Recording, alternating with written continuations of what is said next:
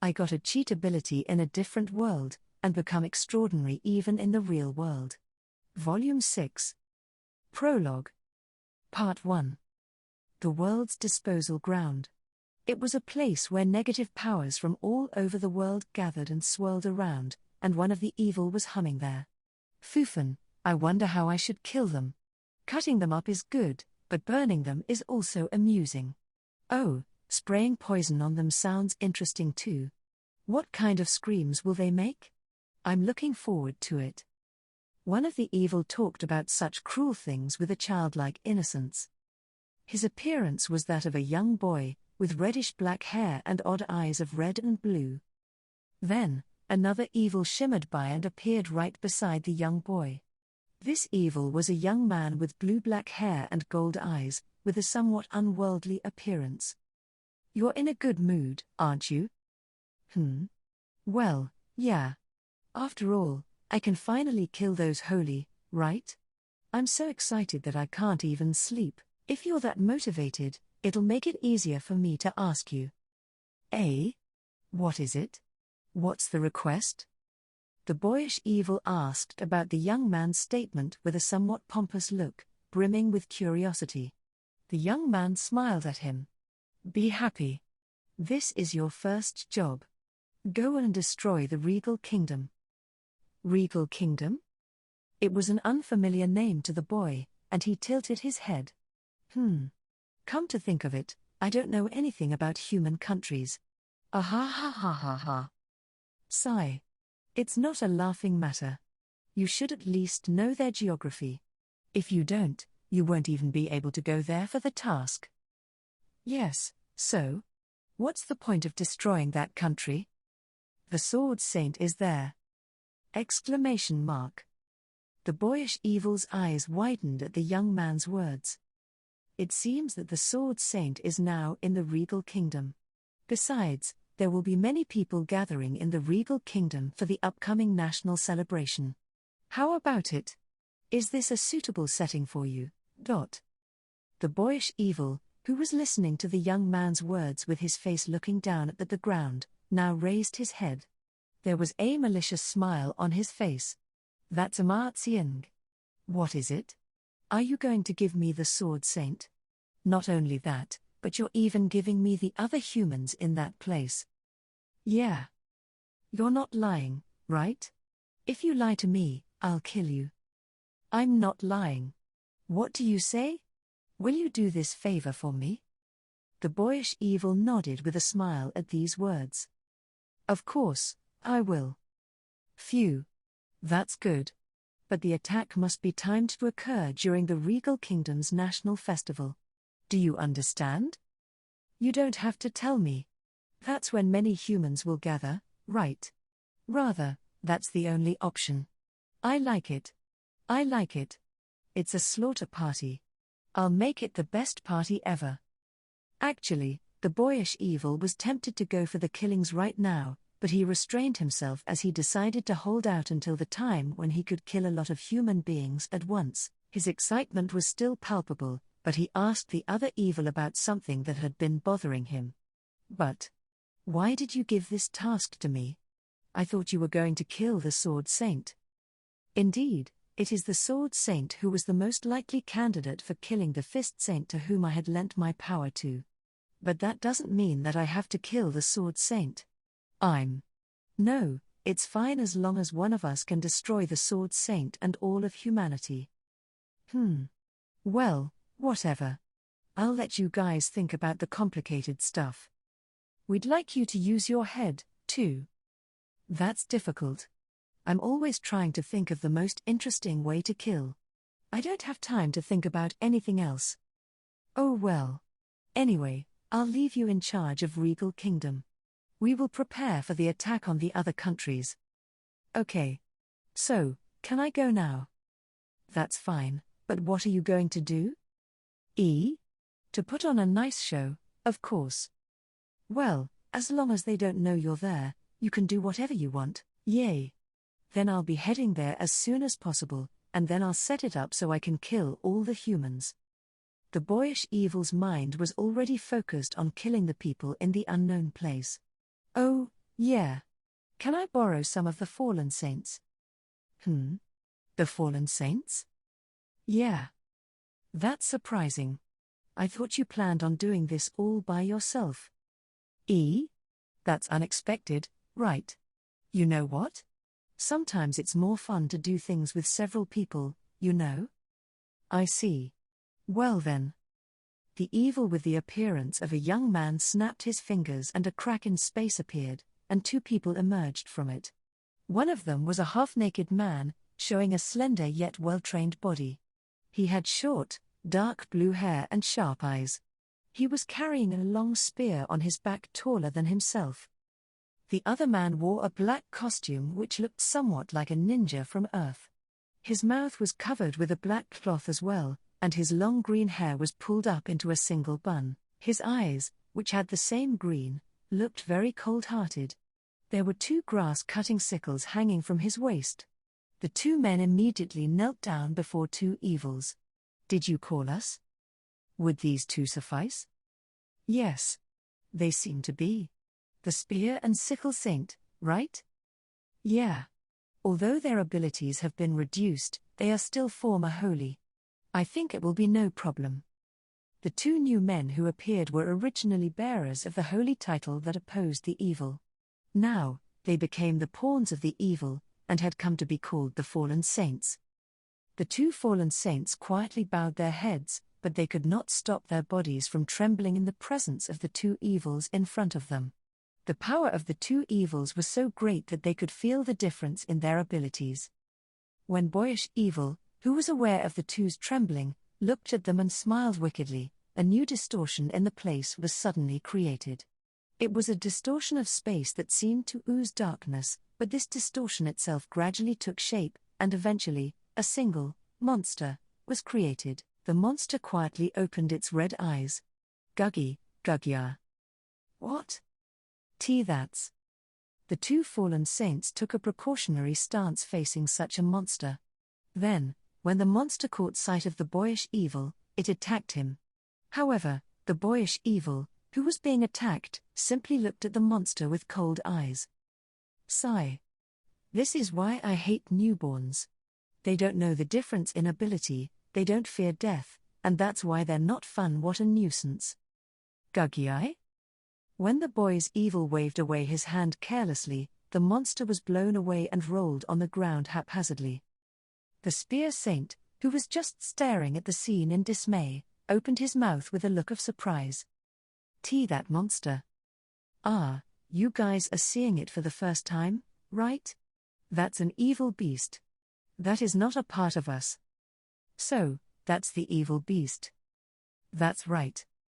Well, they're just the crystallization of our residue. They're not perfect, but they can be used if you train them. There are plenty of them out there, after all. They can be a good fighting force. The two fallen saints could not say anything. Sure, they're nothing like us, but if you fight those things, even you might die. Ah ha ha ha ha ha. The two fallen saints paled at the sight of the boyish evil's innocent laughter. The reason for this was because they were now aware that the evil possessed a large number of these creatures that would probably kill them if they had fought. No matter how they looked at it, they couldn't imagine the holy defeating the evil. But you have to go a little easier on it. Or else it will become useless. Why don't you just heal it? I'd rather kill it than to go through such trouble. But it's also troublesome to kill it. Therefore, I'd just leave it.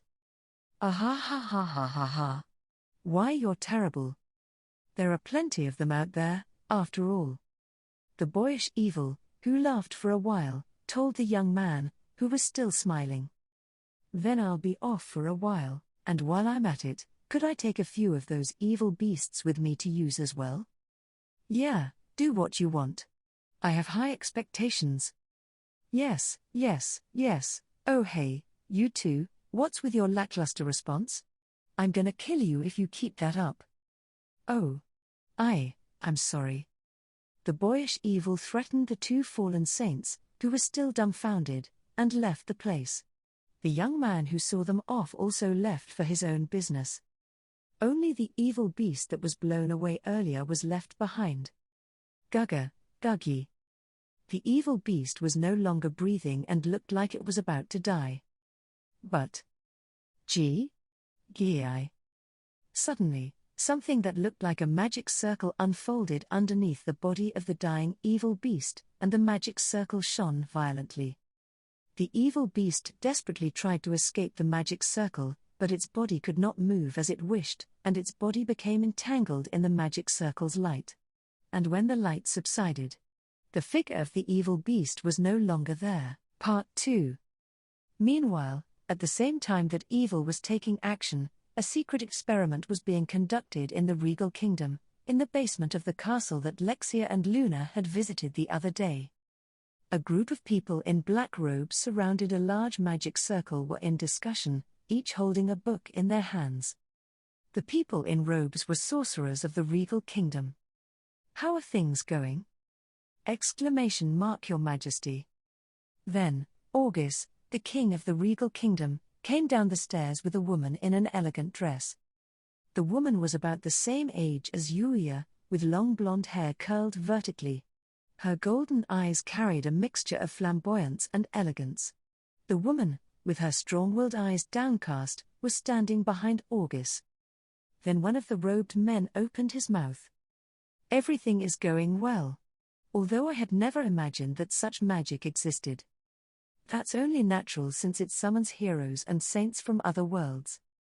The words spoken from August's mouth would not have been missed if Yuya had been present. August then took a book from a nearby sorcerer and gave it a quick look over. A long time ago, in the world of fairy tales where the recently rumored legendary dragons made an appearance, there was another existence in this folklore. This was the only person who reached the level of God the Sage. The sage was said to have created magic based on his experience of wandering into another world once. Yes. The sage recognized the existence of another world and created magic to travel there again. And we've obtained some of his research materials.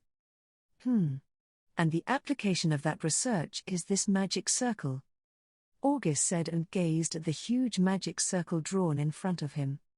For a time, many adventurers traveled the world searching for the lost research of the sage scattered throughout the world, and the many countries fought each other for possession of the knowledge. As time went on, the countries signed a treaty to stop wars to fight over sages' literature, and it was forbidden for adventurers to seek them out. However, the pieces that had already been acquired were treated as the treasures of each country. The countries that possessed them were encouraged to study them. However, the sage's magic was too powerful for ordinary people to control. Moreover, the effects of some of them are unknown until they are activated, and some of them are dangerous.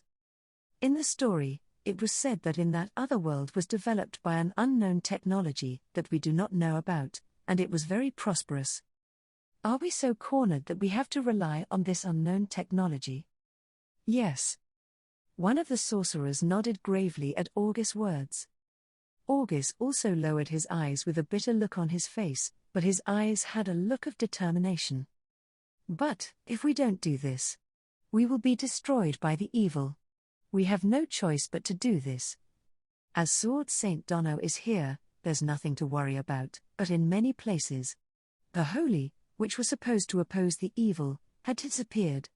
This means that it's possible that they've been defeated by the evil, or perhaps..." August frowned as he imagined the worst-case scenario. From the Sword Saint that he had welcomed to the kingdom, August had heard about the return of the evil as well as the disappearances of an increasing number of the holy. Of course, the Sword Saint knew that many of the holy had fallen to the evil, but it was not disclosed to August because the Sword Saint was aware that it was the holy's role to fight against the evil. After letting out a big sigh, August called out to the woman who was standing behind him. "Layla." The woman called Layla is August's daughter and the first princess of this regal kingdom. With her good looks, high intelligence, and strong personality, she is adored by the people. Just like Lexia in the Alceria kingdom, she is very popular. Layla responded to August's call elegantly. "Yes, father. We will probably be condemned by the whole world when we perform this summoning. We are trying to bring people from other worlds to help us solve our problems. It's no different from a kidnapping. Of course, by bringing them in, we intend to entertain them with the whole country. If a hero is summoned, we will give him all kinds of beautiful women. And you may have to be offered as well. I understand. Layla understood the importance of the magic that was performed here and the cruelty of it. If the summoning fails, there will be no future for the human race in this world, and if it succeeds, people from other worlds will be asked to fight for them. Either way, there was no choice. The reason why they still put their faith in this gamble was that no one in this world could fight against the evil anymore, and they couldn't just sit back and let themselves perish. The only way for humanity to survive and escape from the hands of evil was to rely on a new power, even if it meant sacrificing another. Even if they had to commit the great sin of kidnapping a hero from another world and having the whole world be their enemy, they had to do it in order for humanity to continue to live in a world overflowing with positive power. And Layla had an even more important responsibility. Originally, the Regal Kingdom was known as the world's leading nation in magic, with its active research in magic. As such, it had succeeded in reproducing some of the sage's magic, albeit to a limited extent. And the royal family, who were the leaders of this magic superpower, inherited a high amount of magic power from generation to generation, and Layla, who was said to have the highest amount of magic power, was necessary to activate this magic. This magic can only be activated by you, the most powerful magician in this country. For such a heavy responsibility to be placed on you. Father. I'm fine. So please, don't worry. Layla smiled gracefully while remaining dignified. Not only August, but the sorcerers who were working nearby as well, could not say anything. Layla's determined smile was very powerful and beautiful. In response to that smile, August was taken aback for a while but eventually responded with a bitter smile. Sigh. Really? You are a strong girl. This makes me pity the man who will take you as his wife, of course. It's only natural that the man who marries me should be a strong man. That's why the man who is summoned has to be as strong as a hero. Then, there's no way you're going to find a marriage partner in this world. No, come to think of it. Father? Suddenly, August remembered something, and Layla tilted her head. No, during the meeting with the princess of the Alceria Kingdom the other day. I can hardly believe it, but it seems that there is a person who is followed by the legendary dragon. What? Is that true? Looking at Princess Lexia's reaction, I don't think it's a lie. But it's hard to believe that the legendary dragon exists in the first place.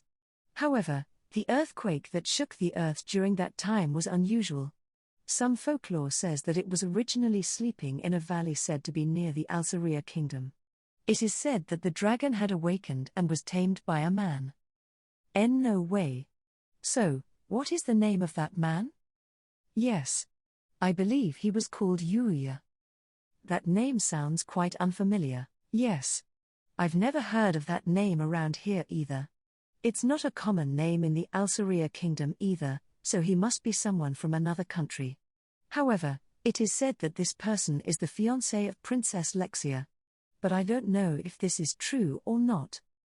Sigh. But if there was such a man, he would be a suitable husband for you, and more importantly, we could count on him in the fight against the evil. Layla, who had been listening to August, shook her head. Father. Certainly, if such a man existed, I would gladly give myself to him. But this is impossible. What? In the first place, the legendary dragon is said to have been defeated by the sage in the sage's mythology, isn't it? I doubt it even existed. But based on sage's research materials, he created magic as such. Perhaps the legendary dragon also existed. That's exactly the reason. This means that the story of the sage who defeated the rampaging legendary dragon in the fairy tale is also true, right? I guess that's true too. Sure, the earthquake and the roar were unusual, but I don't think it was because of the legendary dragon. A legend is still just a legend. So I think it's probably an ancient dragon. I see. But even if it is an ancient dragon, just the thought of having one around is a threat. That's true. But according to what Father said earlier, isn't that man already engaged to Princess Lexia? That's what Princess Lexia said. But judging from the reaction of the girl who was escorting her, it's doubtful that they are really engaged. Most importantly, when the princess of the Alceria kingdom becomes engaged, there should be a big announcement. I guess that's true. He's a mysterious person. But at the national festival, he's going to have a match with the Sword Saint. We should be able to evaluate him there. I'm looking forward to it. Yes. Let's enjoy the national festival to our heart's content. Yes. After that, we'll perform this magic. In the regal kingdom, a great plan was being implemented based on a strong conviction. Part 3.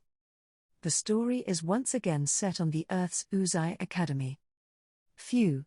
I really studied hard today. Well, studying is what students are supposed to do anyway. The classes were over for the day, and Cade stretched in an exaggerated manner. Looking at her friend, Rin laughed in amusement. Yes, I know that. But for me, it's always better to be moving around. But the test is just around the corner. If you get a failing grade, you won't be able to participate in club activities, will you? No. I don't want to hear about the test. Rin laughed again at Cade, who was covering her ears and shaking her head. Geez. I'll have to look after you more. Thank you very much for your help. Cade, who had always relied on Rin to help her study when a test was approaching, bowed her head honestly. Yes. By the way, is it okay if you don't go to your club activity? Yes. I've got the day off. So I can play as much as I want. Isn't this when you should go home and study? Rin-chan, you're so mean. Cade shivered at Rin's teasing words. Then Rin spotted Yukine, who was about to leave the classroom. Oh, are you going home too, Yukine? Oh, Yukine-chan, if you're going too, let's go home together. Yukine was surprised for a moment but then shook her head. I have a club activity today.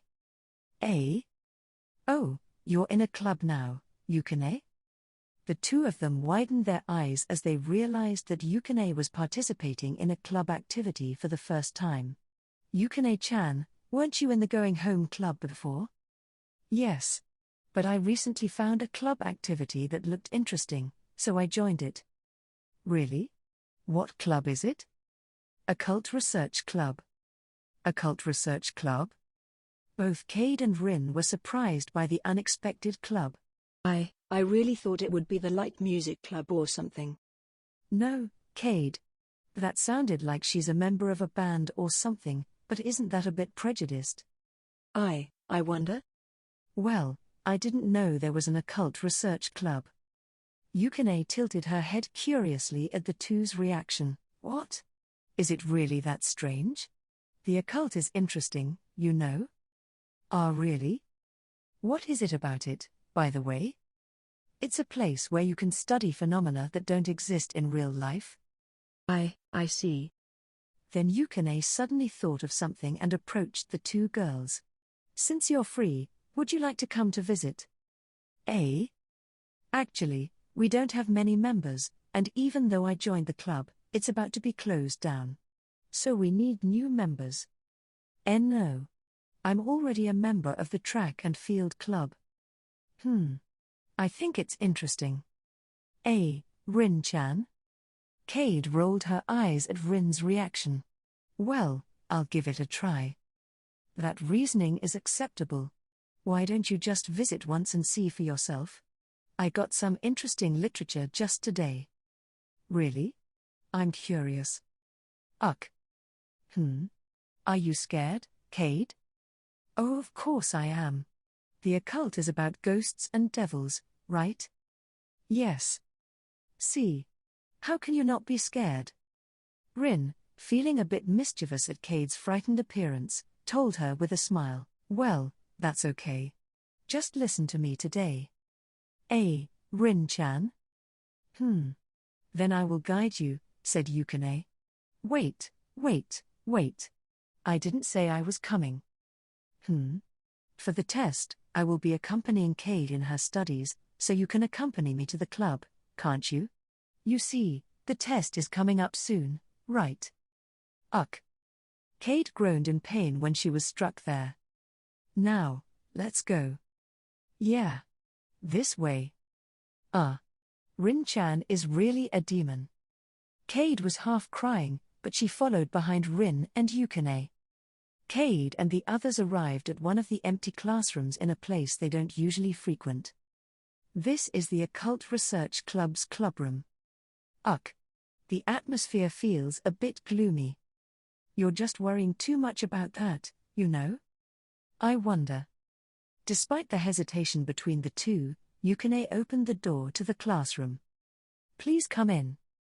When they entered, there was a space with a different atmosphere, with straw dolls, insect specimens, and a large pot filled with a strange-colored liquid. There were also books on the desk, some written in Japanese but also others written in various other languages. Rin looked around the room with admiration, as the atmosphere of the clubroom was more organized than she had expected. It's better than I expected. Rin-chan? Cade, are you afraid? Because of fear, Cade grabbed the hem of Rin's clothes and shivered, but Rin couldn't help but laugh.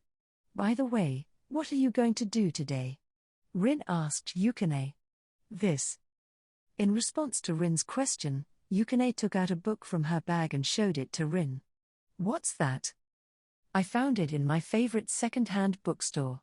It's a book about devil summoning. Devil summoning? That sounds very occult. Rin laughed brightly at Cade, who was about to faint. Yukine opened the book and explained while looking through it. I bought this, did some research at home, and bought some materials today, so I'm going actually to draw a magic circle. Why you're going to draw it? Well, it seemed that there were no senpai or other members of the club around. Is it okay to do that without permission? It's fine.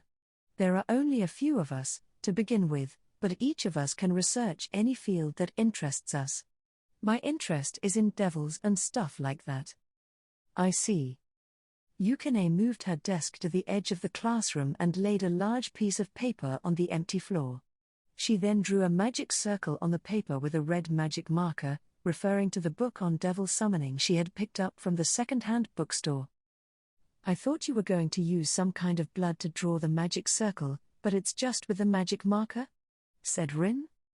Blood? I think it's not a problem. That's very appropriate. Because it doesn't really have to be followed exactly. The world is tough, after all. In Yukine's words, Rin shrugged her shoulders. Cade was so shocked at the idea of using blood to draw magic circles that she stopped thinking. In the meantime, Yukine finally finished drawing the magic circle. It's done, let me see. Well, I have no idea what's drawn here, though. It is really okay, isn't it? It's okay. You just need to calm down. Anyway, once we have this magic circle, all we have to do is read the spell on it. That's pretty simple, huh? Devils need to be summoned by humans to come to this world. So the simpler the process, the easier it is for them to be summoned by humans. Is that so? I think it is. You're just assuming that. Rin was involuntarily taken aback by Yukine's confident assertion. However, Yukine didn't seem to be particularly bothered by this, and stood in front of the magic circle and began to read the spell in the book. Even Cade, who had been scared before, looked at Yukine as she read the spell in a serious expression. And then she opened her eyes and read the spell out loud. No change occurred in the magic circle. Yukine closed the book quietly and nodded her head once. Well, I guess I can't summon it, can I? You're so honest, aren't you? Cade and Rin were amazed and dumbfounded by the fact that Yukine was so straightforward. This kind of thing is good because it's unknown. It's not so romantic when you can figure it out. Then, what's the point of researching it? Anyway, I failed this time. But it was fun, and I enjoyed the atmosphere, so it's okay. I didn't bring any other books to try, so that's it for today's experiment. Huh. It ended so quickly. Is today's club activity over then? Yeah. Well, since we're here, why don't the three of us hang out and then go home? Okay. Rin decided to make plans for the rest of the day, and the three of them decided to go out together, and Cade was finally able to relax. But Yukine-chan, Rin-chan. What's up? That's. Cade, who seemed to have noticed something, pointed in that direction shakily. Rin and Yukine also looked in the direction of the finger pointing. Eh? To their surprise, the magic circle drawn with a red magic marker had begun to emit a mysterious light. What's going on here?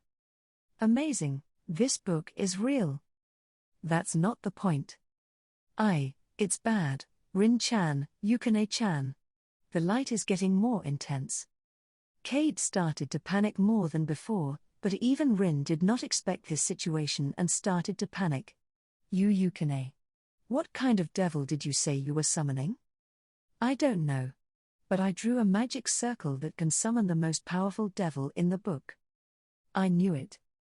Rin's cheeks twitched at Yukine's response. If what Yukine says is true, then the devil that is about to be summoned is a powerful being. Even the mere idea of a devil being summoned is a serious matter, but when it's a powerful devil, it's a disaster. However, ignoring the three of them, the light of the magic circle increased, and finally, the entire classroom was filled with light. Ugh! It's so bright. I wonder what will appear. You have to be more serious, Yukine. When the light finally subsided, Cade and the others fearfully opened their eyes. That? That is. It's strange. There's nothing there. There was nothing, not even a devil-like figure, in the magic circle where the light had settled. Yukine. Can we see the devil properly? We should be. Yukine-chan?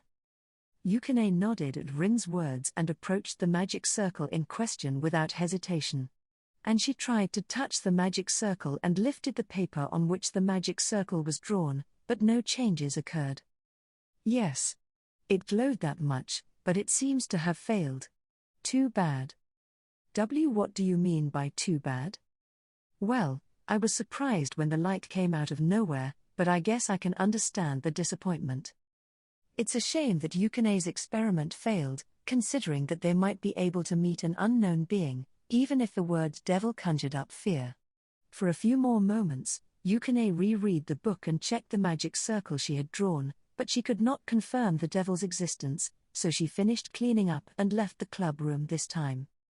I was afraid of what would happen, but this was a unique experience. I was really scared, though. I'm sorry. I'll buy you an ice cream or something now. Ugh. Then I will forgive you. Sorry. You had to wait. No, I didn't mind waiting. Let's go. The three of them had already forgotten what had just happened and were discussing their plans to have fun. At that moment, Yukine felt a vague sense of discomfort that she couldn't put into words and looked around. What's wrong? No, it's nothing. No one noticed that there was something wrong with Yukine's shadow and that her eyes were red. Thus, various incidents were occurring in 3 different places at the same time. Chapter 1, The Sword Saint. Part 1. The Oz Forest was located near the Regal Kingdom. It's a place overflowing with rich nature, and the forest brought a lot of resources and benefits to the Regal Kingdom. At the same time, this forest was known throughout the world as one of the dangerous zones. The danger level was lower than that of the Great Devil's Nest because the Great Devil's Nest, where Yuya lives, had been designated as a super dangerous zone that was even more dangerous than this forest. However, because this, Oz Forest, had valuable resources more accessible than the Great Devil's Nest, many adventurers and others come and go, and the monsters were naturally thinned out, so it was safe for people to live in a city near the forest. Furthermore, there was one reason why the Regal Kingdom was a safer place now than ever before. That is, Ger. Buroa. Buroa. A woman was standing there, surrounded by several monsters. She had a wolf cut of peach-colored hair and slit pink eyes. She was wearing a silver breastplate, a jet-black cloak, and a single sword. This place was too dangerous for a person to be visiting alone, and even now, the woman was surrounded by a pack of black tigers, a B-class monster with black body hair and white stripes. If it's a single tiger, an adventurer of B-class or higher can defeat it, but the number of black tigers surrounding the woman now numbered over a dozen. Normally, a party of A-level adventurers or S-level adventurers would be needed to defeat them. However, the black tigers, despite being such dangerous beasts, showed an unusual degree of caution towards the woman in front of them and were reluctant to attack. Ger. Gar. Then one of the black tigers became impatient and finally attacked the woman. Clank. Gar. But in the next moment, with a clear metallic sound, the head of the black tiger slipped off its body and fell down without knowing the reason. The other black tigers became more cautious because of their companion's death. Still, their anger at the loss of a companion did not subside, and they finally attacked the woman together. Gar. Gar. In spite of the fact that she was being attacked by the deafening roars that would make an ordinary person faint, the woman herself continued to stand there, looking as if nothing had happened. And then. Clank. Gugger. Gar. The black tigers attacked at once, their heads and bodies cut apart in midair, and they fell down. The pack of black tigers turned into particles of light and left a drop item on the spot. The woman who was attacked quietly gazed at it, and before long, she sheathed the sword in her hand. Phew. This isn't gonna be much of a training session then. The woman who said these unbelievable words was the Sword Saint Iris Noblade, who was currently residing in the Regal Kingdom. I mean, it's no good because of the things I say. Iris let out a big sigh, disgusted with her own words, actions, and thoughts. That apostrophe S. Sigh, I'm the only one of my classmates who hasn't married yet. And I can't stop training with my sword. So what am I supposed to do? The strongest and most famous sword saint was worried about her nearing the end of her marriageable age. Iris has been fascinated with swords ever since she can remember and honed her skills to become a knight eventually. However, the House of Noblade, where Iris was born, was a great noble family with the title of Duke, and Iris's father did not allow Iris to become a knight. Therefore, although Iris originally wanted to attend a knight's school, her father forced her to attend a girls' school for the daughters of noble families.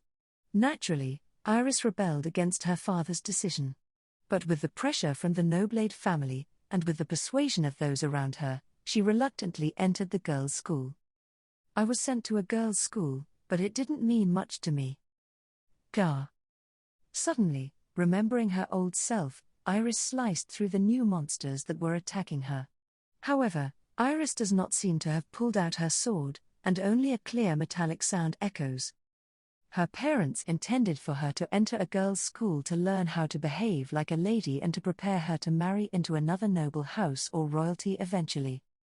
But because she was more interested in swords than romance, and because she hadn't mastered any of the behaviors expected of a noblewoman, her father was unable to find a suitable engagement for his daughter, or even arrange an engagement with any noble family. There were even some offers from noblemen who could be a great connection for the Noblade family, but the Noblade family would lose their dignity and trust if they sent the inexperienced Iris in marriage, so they tearfully turned down the talks of engagement.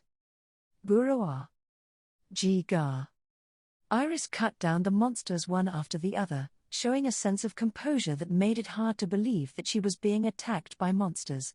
She was so bizarre that even the monsters even tried to run away, but they could not escape from Iris's blade. I wanted to give up the path of the sword, but there was no proposal for an arranged marriage for me. It's strange when I think about it. I wonder what the reason for that was.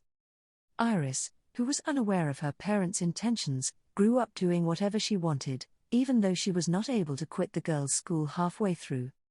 However, Iris never abandoned her sword, regardless of the school she attended. Furthermore, The school she entered was not a normal school, but the prestigious Artemia Girls' Academy, and the headmistress was a legendary witch who had once worked as an S-class adventurer despite being a noblewoman. That's why, even though it's a girls' academy, there were classes to learn how to defend oneself, and Iris didn't neglect to practice voluntarily. As a result, Iris acquired abilities that far exceeded those of her classmates and obtained a power that overwhelmed even the teachers. Then, the headmaster of the school, who was interested in Iris' abilities, introduced a certain person to Iris. That person was the former sword saint, who would become Iris's master. Gu Gua. Guo. When I think about it now, it's because of that encounter that I have become the person I am today. Recalling her predecessor, the former sword saint, Iris cut down the fleeing monsters. Since her predecessor was also a woman, she took an interest in Iris, who also wanted to pursue the path of the sword. Iris had a talent for swordsmanship, so she officially became an apprentice, and from there, she became even more devoted to swordsmanship. However, she could not neglect her studies, so she reluctantly continued to attend the girls' school. Although she devoted herself entirely to the sword, she was blessed with many friends. The other students were all girls who were ladylike and seemed to have a hard time with the self-defense classes, but they were surprisingly compatible with Iris. The girls learned self-defense from Iris, and Iris learned how to act like a lady from them. Gradually, Iris's mindset began to change.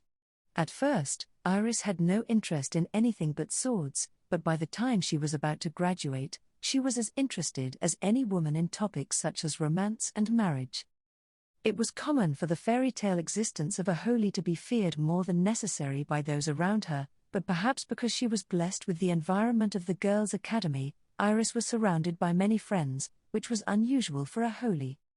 And when Iris finally graduated from the academy, her father could do nothing about it, as she had already surpassed her predecessor and taken over the title of Sword Saint. No matter how much influence the Noblade family had as a duke house, a holy who dealt with the evil enemy of the world was treated with more importance in some countries, so Iris's father no longer had the power or strength to control Iris's life. That's why Iris's father had given up on her. He gave up on the idea of marrying Iris off to another family and decided not to interfere with her. This was exactly what Iris had wanted. However, after graduation, her friends got married one after another, and she became the only single person left in her class. This was when she started to think about marriage for the first time. However, since she had never been in love before marriage, she had to learn about love first. It's not right. It wasn't supposed to be like this. Iris had reached the turn of her 20s. In this world, it was normal for people to be married by their early 20s at the latest. Iris had not married, or had even been in a relationship with a man. I was approached so many times before, but now no one is talking to me. Why? Why has it become like this? Iris stared at the ground in a dark mood. As Iris said, she was often approached by men when she was a girls' school student on the street. Even though she was in her late 20s now, there was no way that Iris, with her overwhelming good looks, would not be approached. But Iris had set conditions for the man she wanted to go out with. He had to be stronger than her, he had to be financially secure, and he had to be good-looking. She had set these conditions. That's why she turned down all the men who picked her up or approached her directly about an engagement, as they didn't meet all the requirements. And as a result, no one talked to her anymore as she was unapproachable. I know I've been very strict with my requirements. So now I've changed my mind. Iris said this in an impatient tone, making excuses to no one in particular. Then, behind such a defenseless Iris, a single monster was quietly creeping up on her. It was a black snake called an assassin's snake, a rank A monster with a massive body of up to 5 meters in length, but its skills had completely shut out the sound and presence as it crept closer. It was difficult to detect because it used skills to hide even its huge body, and many adventurers had fallen victim to its surprise attacks. The assassin snake quietly and calmly aimed at Iris. Shh. I don't need a man to be rich or cool, I just want someone stronger than me. Clank. When the clear metallic sound was heard again, the assassin snake's neck and torso were split apart, and it died. In Iris's hand, she was holding onto a sword again. I wonder if there is anyone stronger than me. Although Iris had completely misjudged which of her conditions should have been loosened, for Iris, wanting someone stronger than herself was unavoidable.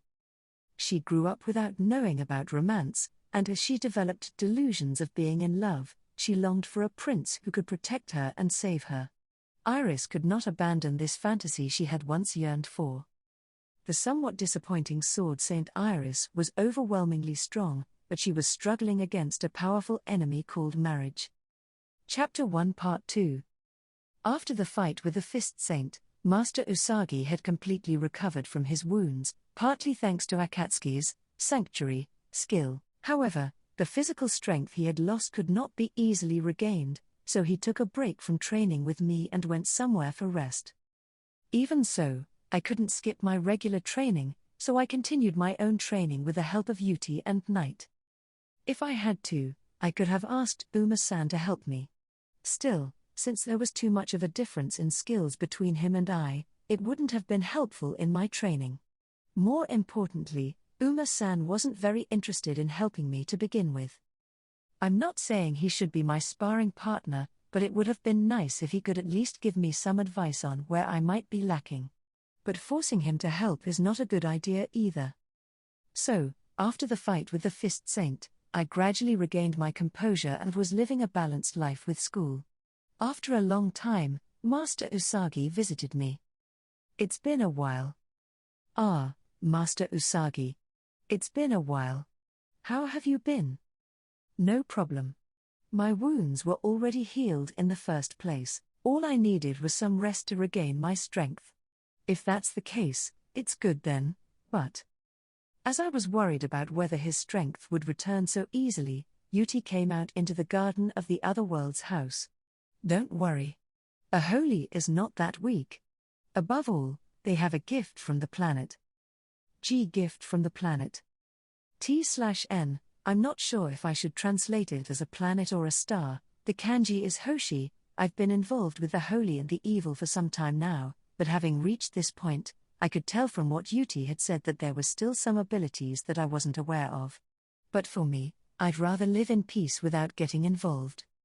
I remembered that when I first met Master Usagi, he explained to me that the title of Holy was granted by the planet.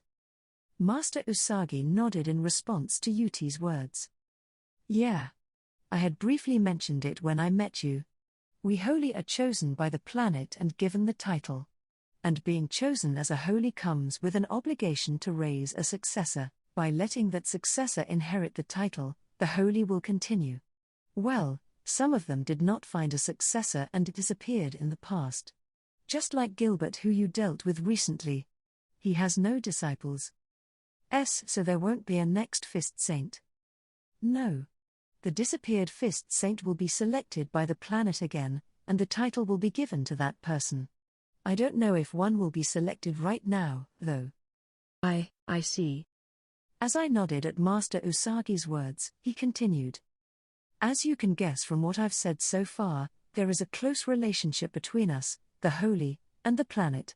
For example, we receive support from the planet, or rather, special benefits. One of these benefits is that we recover our strength faster than other living beings. This is because the planet needs us, the holy, to defeat the evil. So, don't worry about my strength, it's back to normal. I see.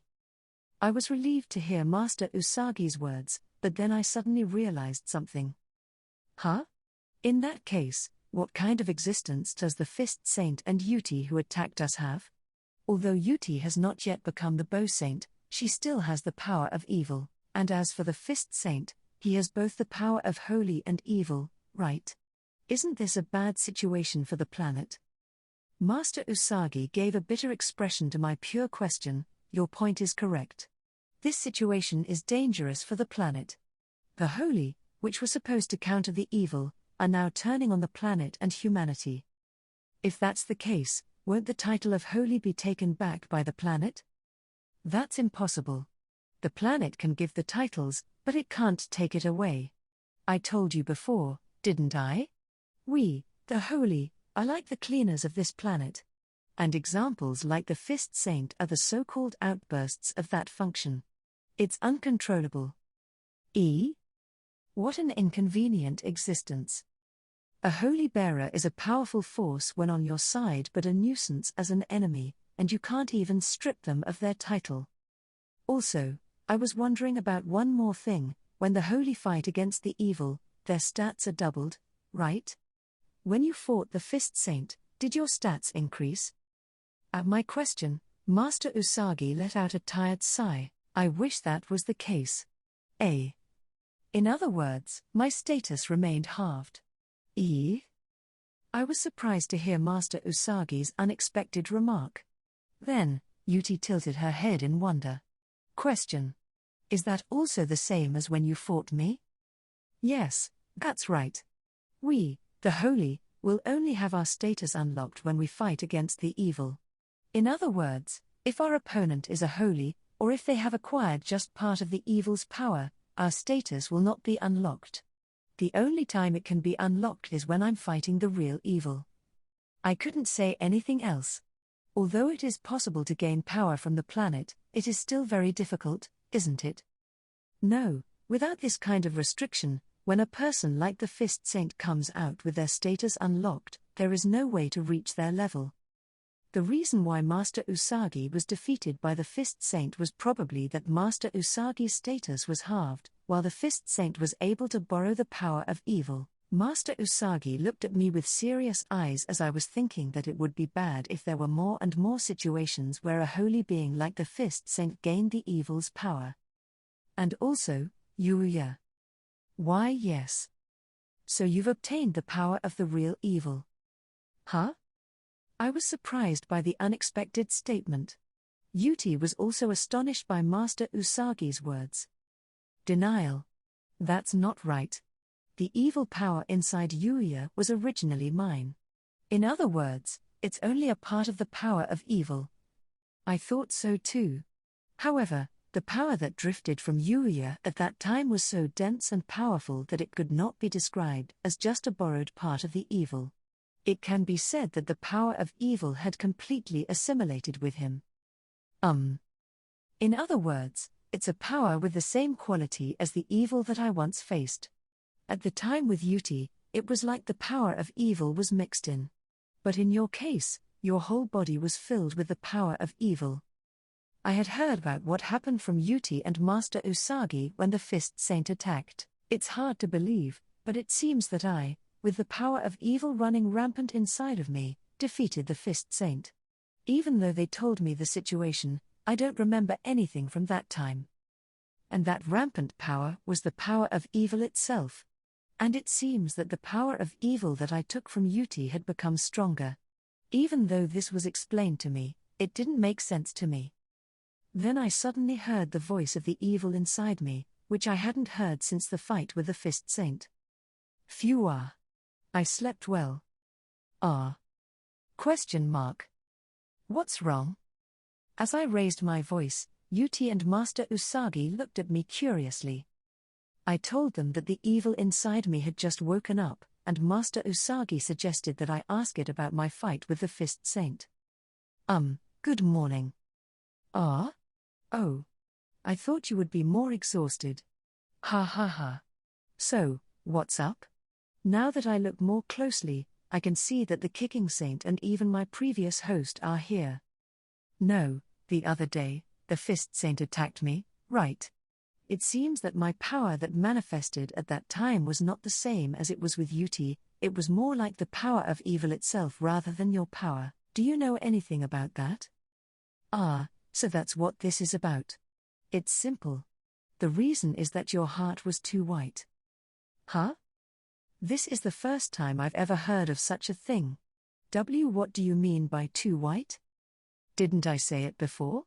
I tried to take over you, but your heart was too white for me to take over. But then you saw that bastard Kicking Saint there getting beaten up by the Fist Saint, and you got mad.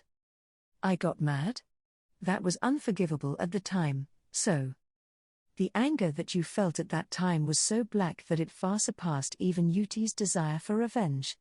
That black heart even bottled me up and had certainly created the power of evil in you. In other words, you are the cause. However, an ordinary person could never create the power of evil with just anger alone. That's where my existence comes in as the catalyst. And it's also great that you have this aptitude for evil. It's uncommon for a person to generate such emotions and be compatible with the evil, you know? In most cases, you would end up having your heart swallowed by the evil as it is. Seriously? Apparently, the power from the evil residing inside of me and my anger caused a chemical reaction that resulted in a complete manifestation of the evil. Also, it seems that I was able to adapt to the evil. But why was I compatible with the evil? When I was thinking about it, I suddenly remembered the endurance skill that I originally had. I wondered if this was an effect of this skill.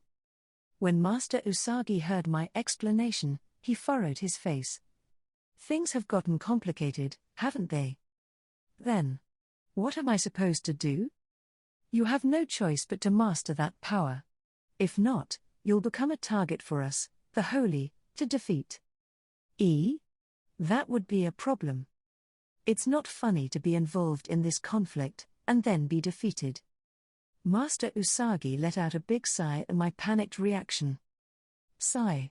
The training from now on will be for you to master this power. One of the tasks is to interact with the evil inside you. But it seems that you can handle that, apparently. Well, yes, I guess so. Right? K. You've been talking all the time to me on your own, haven't you? The evil power, which was called out by me, answered in an indifferent manner. Master Usagi and the others are watching the conversation between me and the evil power. Well, I'm the only one who can hear the voice of the evil power, though. But Master Usagi is right. If I'm going to communicate with you, I need a name for you too, right? Oh? A name? Yes. Well, it's not right to call you the evil power every time, is it? As an entity, it is a piece of the evil power inside me, but as long as we can communicate like this, I think it's better to have a name. It will make it easier to communicate. So, do you mind if I give you a name? K. It's up to you. It continues to be nonchalant, but it doesn't reject me, so maybe it doesn't hate me that much. Now, when it comes to giving a name, it will be that. I had a strong image of it when I first saw it. I was troubled by various things, but I still couldn't get the first image out of my head. How about Kuro? Huh? Kuro? Yes. Because when I first met you, you were a black version of Yuti. When I said that, both Yuti and Master Usagi looked at me in surprise. Huh? Surprise. It's too simple. As expected, that's outrageous. That's just it. No, their reaction is normal. It's too simple, and it's just a color. Sorry, I guess it apostrophe S. That's fine. Kuro, huh? It's easy to understand. Are you sure? It's your decision, not mine. No way, I didn't think that the evil power Kuro would accept it in such a straightforward manner. Then, Kuro said with a dumbfounded look. It's better than being given an ostentatious name. It makes me sick. Is that so? As I tilted my head in confusion, Yuti and Master Usagi opened their mouths. Suggestion. The name should be Toto Schwarzer. That's settled. You don't know what you're talking about, do you, little girl? Of course, I prefer Jiromal. Kuro is a perfect choice, said Kuro immediately. Really? It seems that Kuro did not like the names that Yuti and Master Usagi proposed. I think they're both more elaborate than mine, though. I'm not sure what's the meaning of the name that Yuti gave, though. I'm a little dissatisfied, but it looks like a name has been decided. Yes. Then, let's start training right away. Unleash the power of evil. I made a dumb voice at the unexpected remark from Master Usagi. When I looked closely, I saw that Yuti was also surprised. Warning. Yuuya's power is dangerous. If you release it carelessly, it will. That's why you have to get used to it regularly. It's not just me now, you're here too. The situation is also different from time when the Fist Saint attacked, so it won't go as far as a complete release like that time. Is that so? As I tilted my neck, Kuro complimented me languidly. Don't worry. Unlike that time when you accepted me, you should be able to use some of the evil power to some extent now. At that time, I was the catalyst, and it was as if you had created the evil yourself. If it's a power that you have created yourself, your body will naturally know how to release it. Is that so? And even if you unleash it, you don't have any negative emotions in you right now that could be used as energy for the evil. It will not go out of control. In addition to releasing the power of evil at will, there seems to be no need to worry about it going out of control. In that case, please help me with my training. Leave it to me. I'll go harder than before. Please just go easy on me.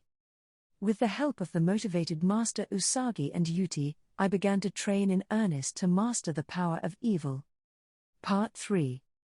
Now, I wonder how long it will take for Yuuya to master the power of evil. When Yuuya began to train with Master Usagi, Uma, who was taking a nap in the house on Earth, opened one eye and muttered, "Geez. Holy, evil, and all that nonsense. That's too much trouble for Yuuya, who has to train to handle the acquired extra power, woof." Knight, who was also resting in the house on Earth, tilted his head in response to Uma's murmur. I'm pitying Yuuya, who is caught up in these things in the other world, even though he belongs to this world called Earth where there is no holy or evil. Woof. Woof. Knight made a small thoughtful gesture and then nodded in affirmation to Uma's words. Don't you think so, Knight? The evil are also troublesome existences. If they are attacking in order to gain control of the world, let's just destroy the entire planet. Woof. As Knight barked strongly as if to say that it is no good, Uma let out a sigh of annoyance. Don't get so angry. It's just a joke. Yuuya wouldn't want that. And more importantly, that guy wouldn't want that either.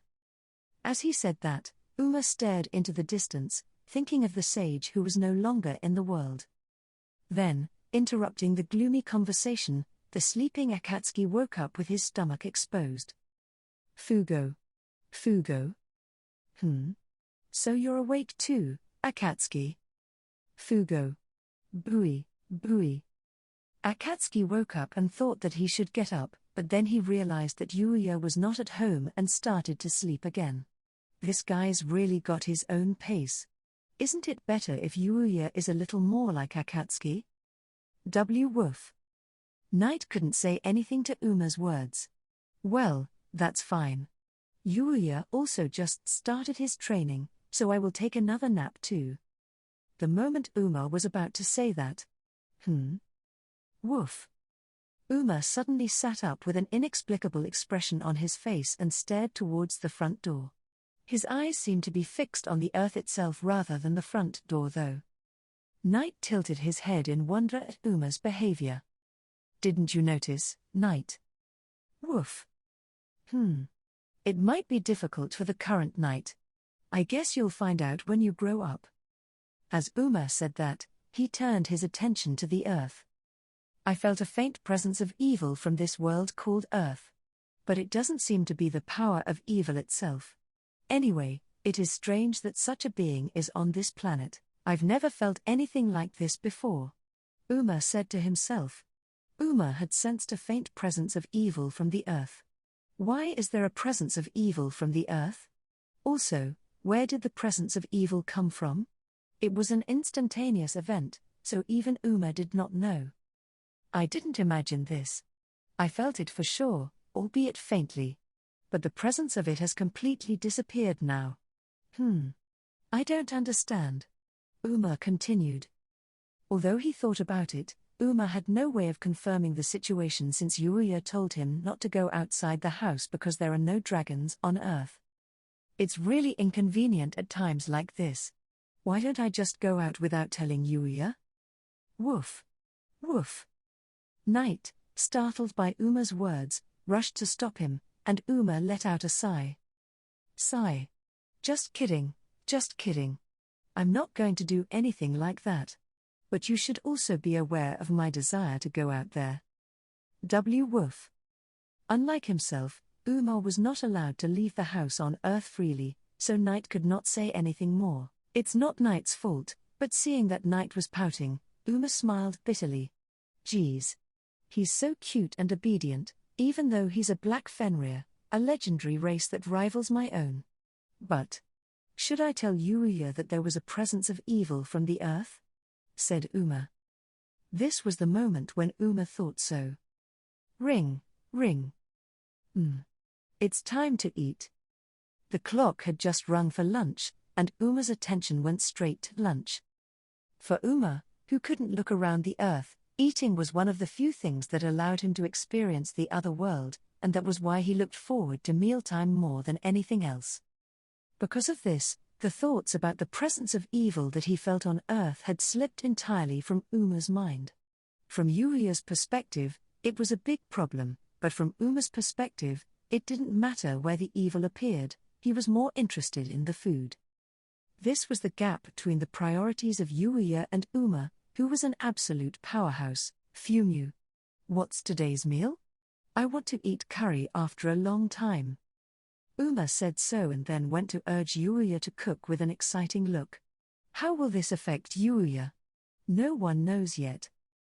It had been a few days since I started to train the power of evil with the help of Master Usagi and Yuti.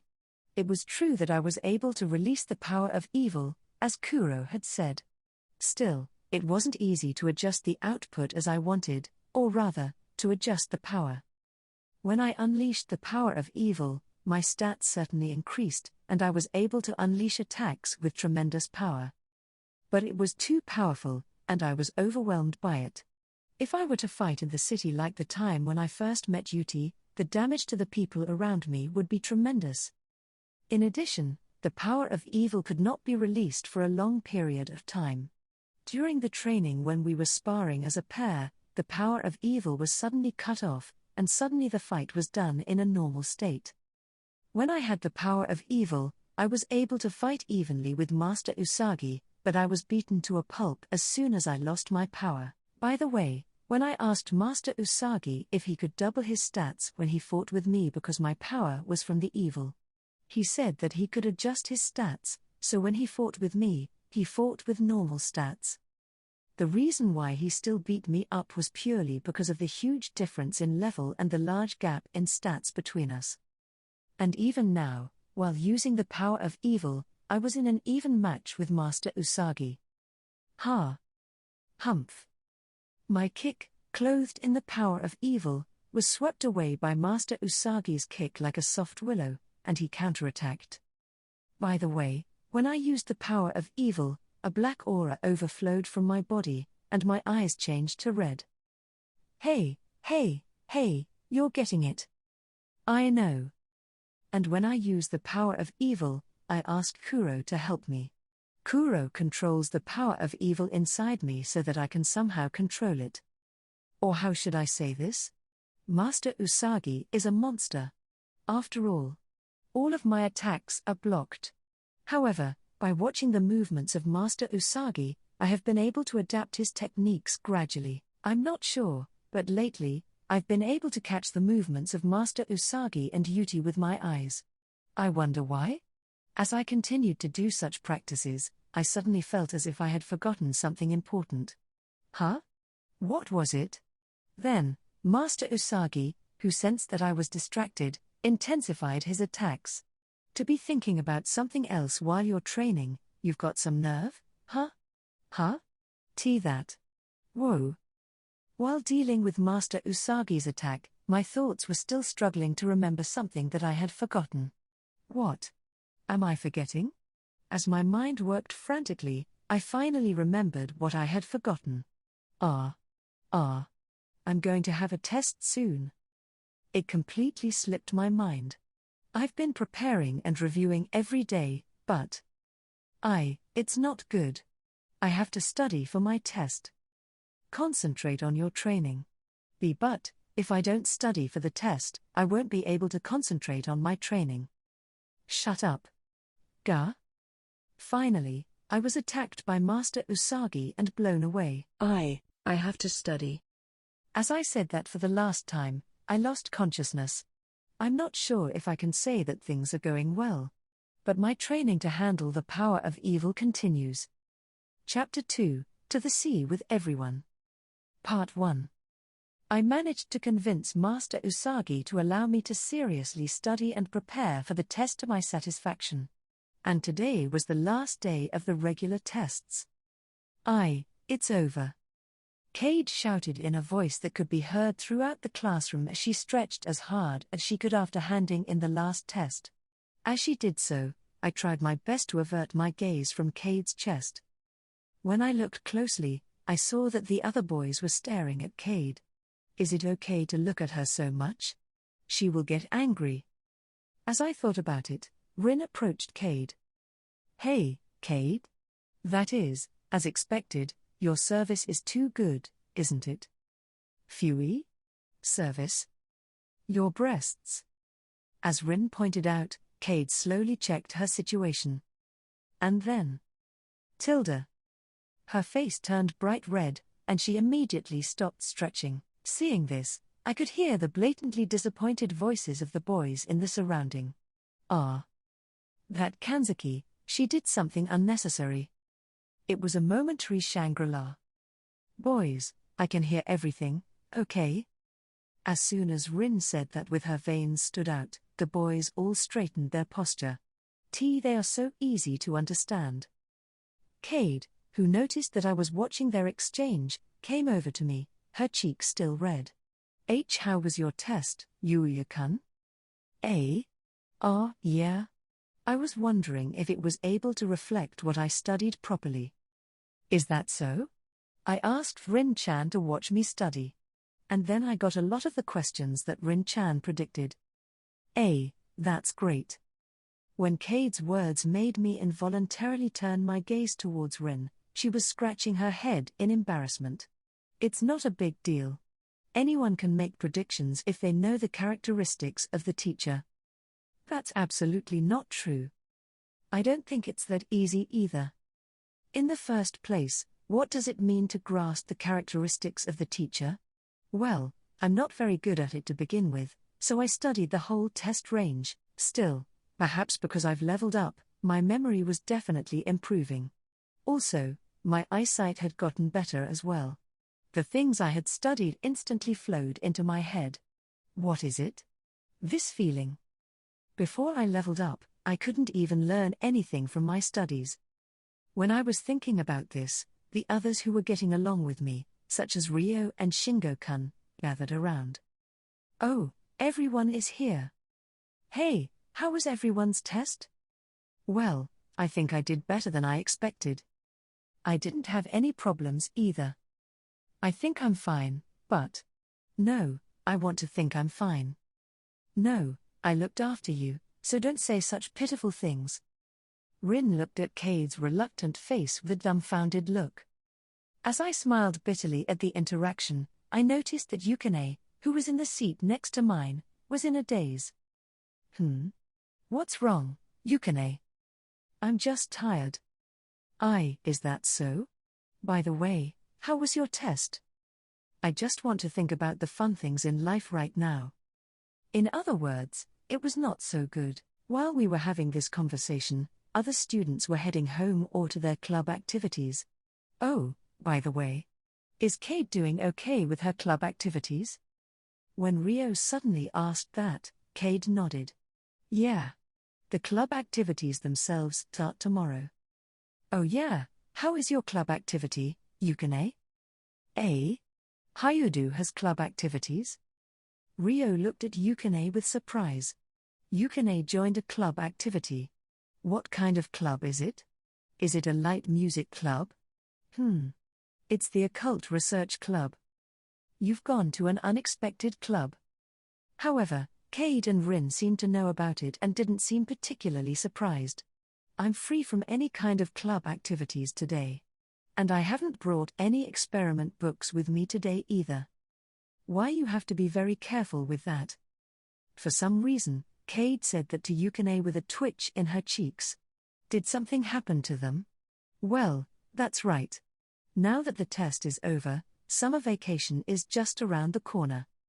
Ah, you're right, I've had my hands full with tests lately. Yeah, that's happened to me too. Cade and Yukine, you should take more time to study. Ha ha.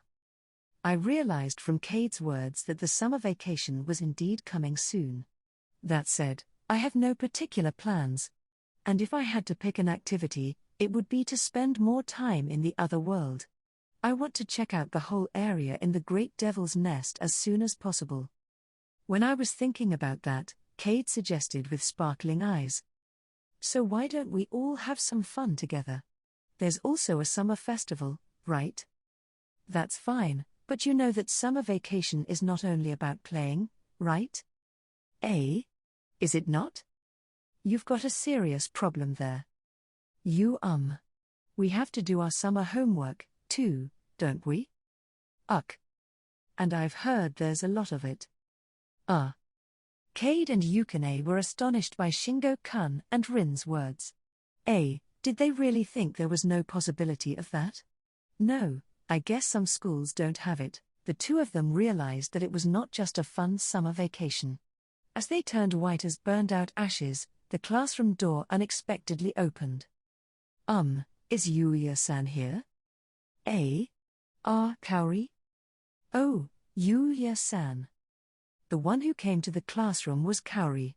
As soon as Kaori noticed my presence, she came straight to me. Thank goodness you haven't left yet. Well, yeah. Did you need me for something? That's right. And since everyone is here, it's just perfect. Everyone seems to be wondering about it. When everyone tilted their heads at Kaori's words, Kaori smiled. Yes. Now that the test is over, summer vacation will soon be coming. So if you don't mind, I thought I'd invite you all to my vacation resort. A vacation resort? Said everyone in unison. We were surprised by the unexpected invitation, raising our voices. The vacation resort, she said. By the way, I've almost forgotten that Kaori's family is wealthy. My family vacation resort has a beach nearby, and I was wondering if you guys would like to join me. Really? Yay. It's a beach. That would be great for us, but... That's right. But, is it okay? Of course. You all have been treating me so well. What do you mean by treating you well? Why, yeah, I don't remember doing anything much for you. Of course not. You all invited me to play with you, and now I want to invite you to play with me too. It's not that Cade and the others had any particular reason for doing so, they were just normal friends and had been inviting people over to play until now. Kaori had never had a chance to hang out with someone her own age, so this was a new experience for her and made her happy. Then Ryo, who was watching Kaori and the others' reaction, scratched his cheek as if he was troubled. Is it okay if we join you too? Of course. We've played together before. So please join us too, Ryo-san and Shingo-san. In response to Kaori's words, Ryo and Shingo were also invited. So, I'll let you know when we decide on the details. Kaori said and left the classroom. When Cade saw her off, she shouted with joy. Tilda. Yay! We can all go to the beach together. Right? Well, I didn't expect Kaori-san to invite me too. That's true, but since we're here, let's have some fun. Yeah. While Cade was excited by Ryo's words, Rin grinned. But you have to do your homework before you can play. Rin's words seemed to have an effect on Yukine too, and she groaned along with Cade. After being invited to Kaori's vacation resort, we decided on a date that would work for all of us, and we finally entered the summer vacation. And now we were in front of Kaori's vacation resort. So big. No, I could only imagine it as the same size as the school. Why, yeah.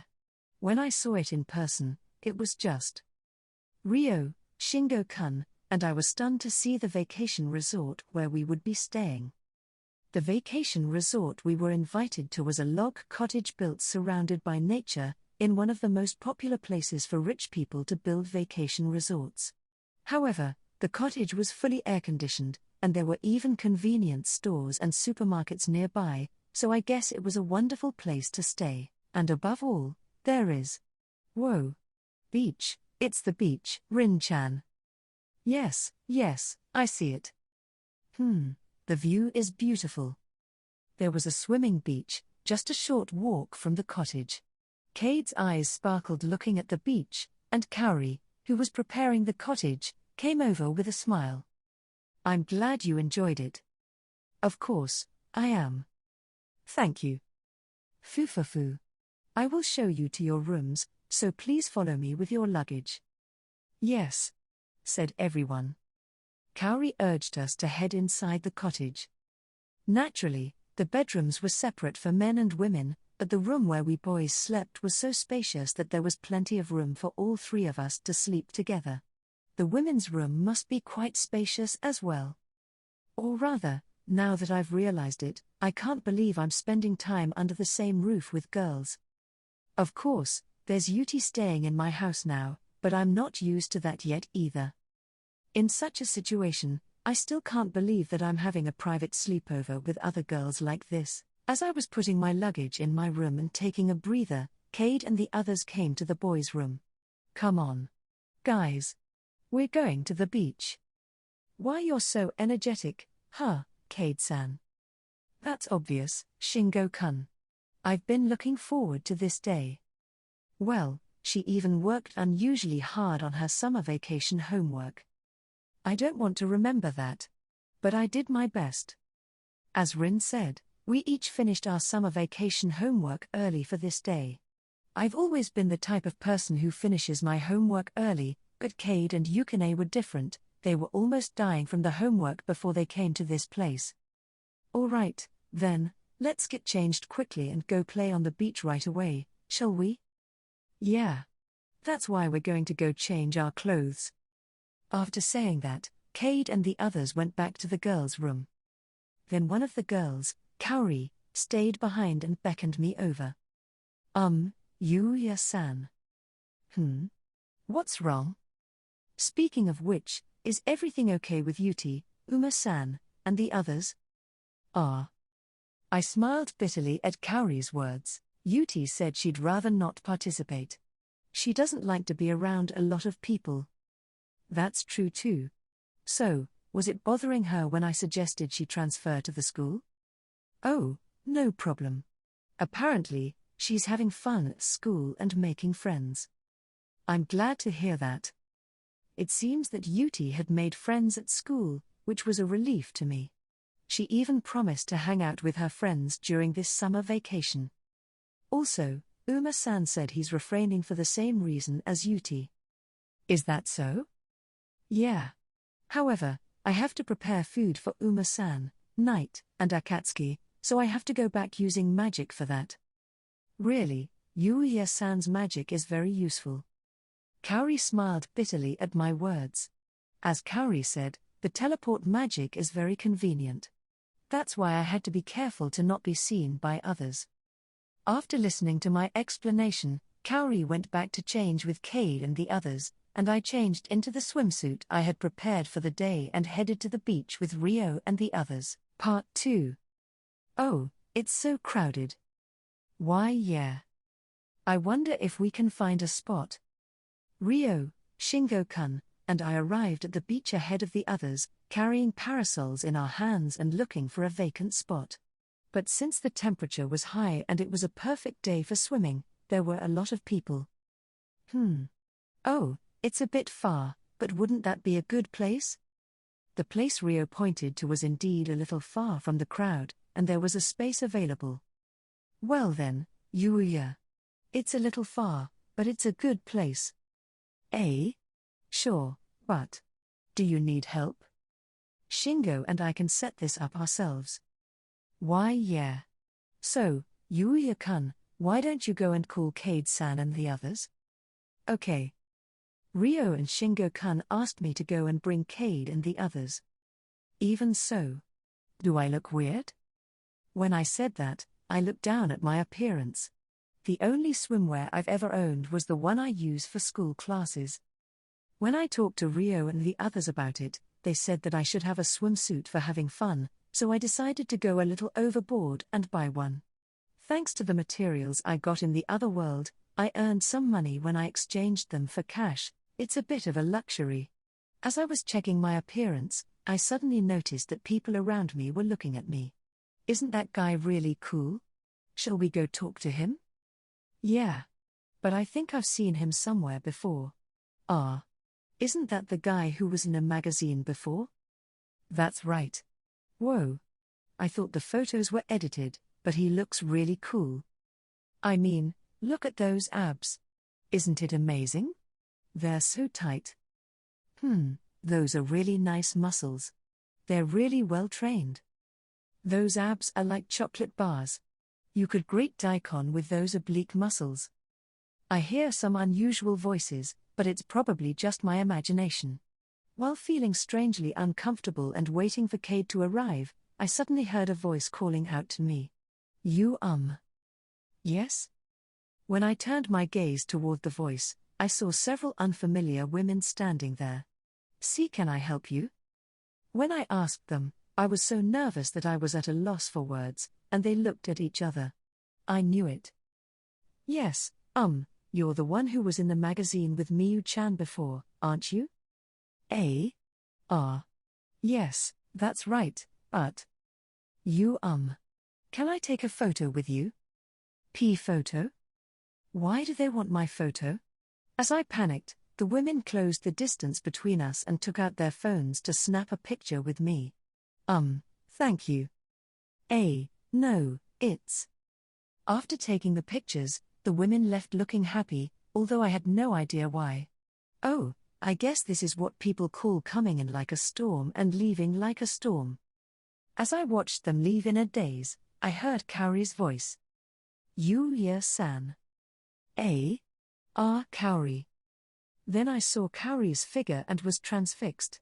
She was wearing a cute white swimsuit and a hoodie, and when she noticed me, she shyly averted her gaze.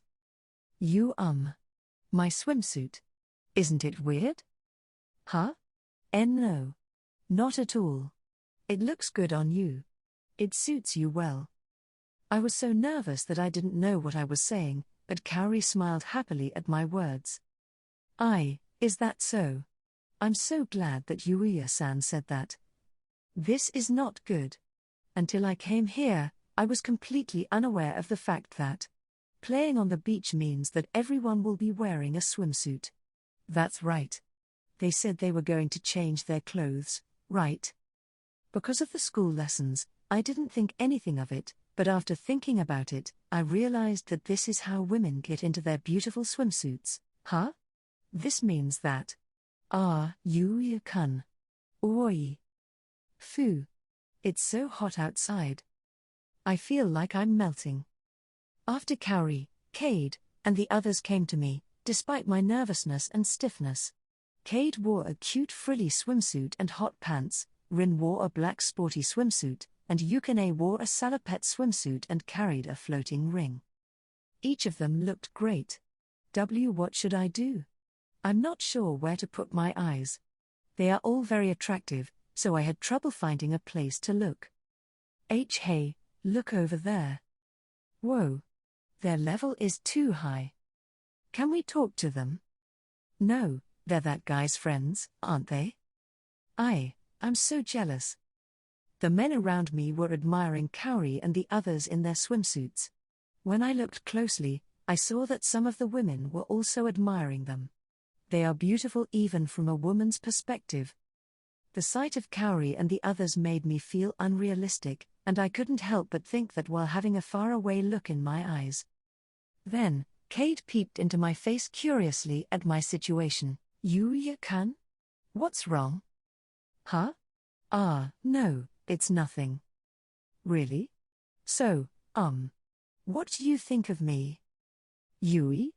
It looks good on you. Why, yeah. When Cade asked me that, my cheeks flushed red. I replied in a hoarse voice. Is that right? I see. Hey. I didn't know what the right response would be, as I had only recently been able to have a proper conversation with the opposite sex. However, there was no indication that Cade was unhappy with the answer, so I think I didn't make a fatal mistake. Yuya. What about me? I didn't know anything about this topic, but as if chasing after me, Yukine continued the conversation by asking me something like that. I'm not sure what to say in this situation. Is it enough to say that she looks good as well? What does Yukine want from me in the first place? When I was confused about how to answer, Yukine put her hand on her chest and looked at Cade for some reason. As expected, it's the breasts. How did you come to that conclusion?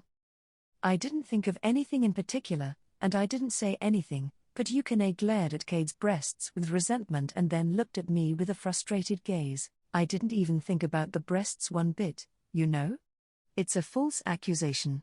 While I was puzzled about the opinions of Cade and Yukine regarding their swimsuits following Kaori's, I was so flustered and I didn't notice that Kaori's cheeks were puffed up.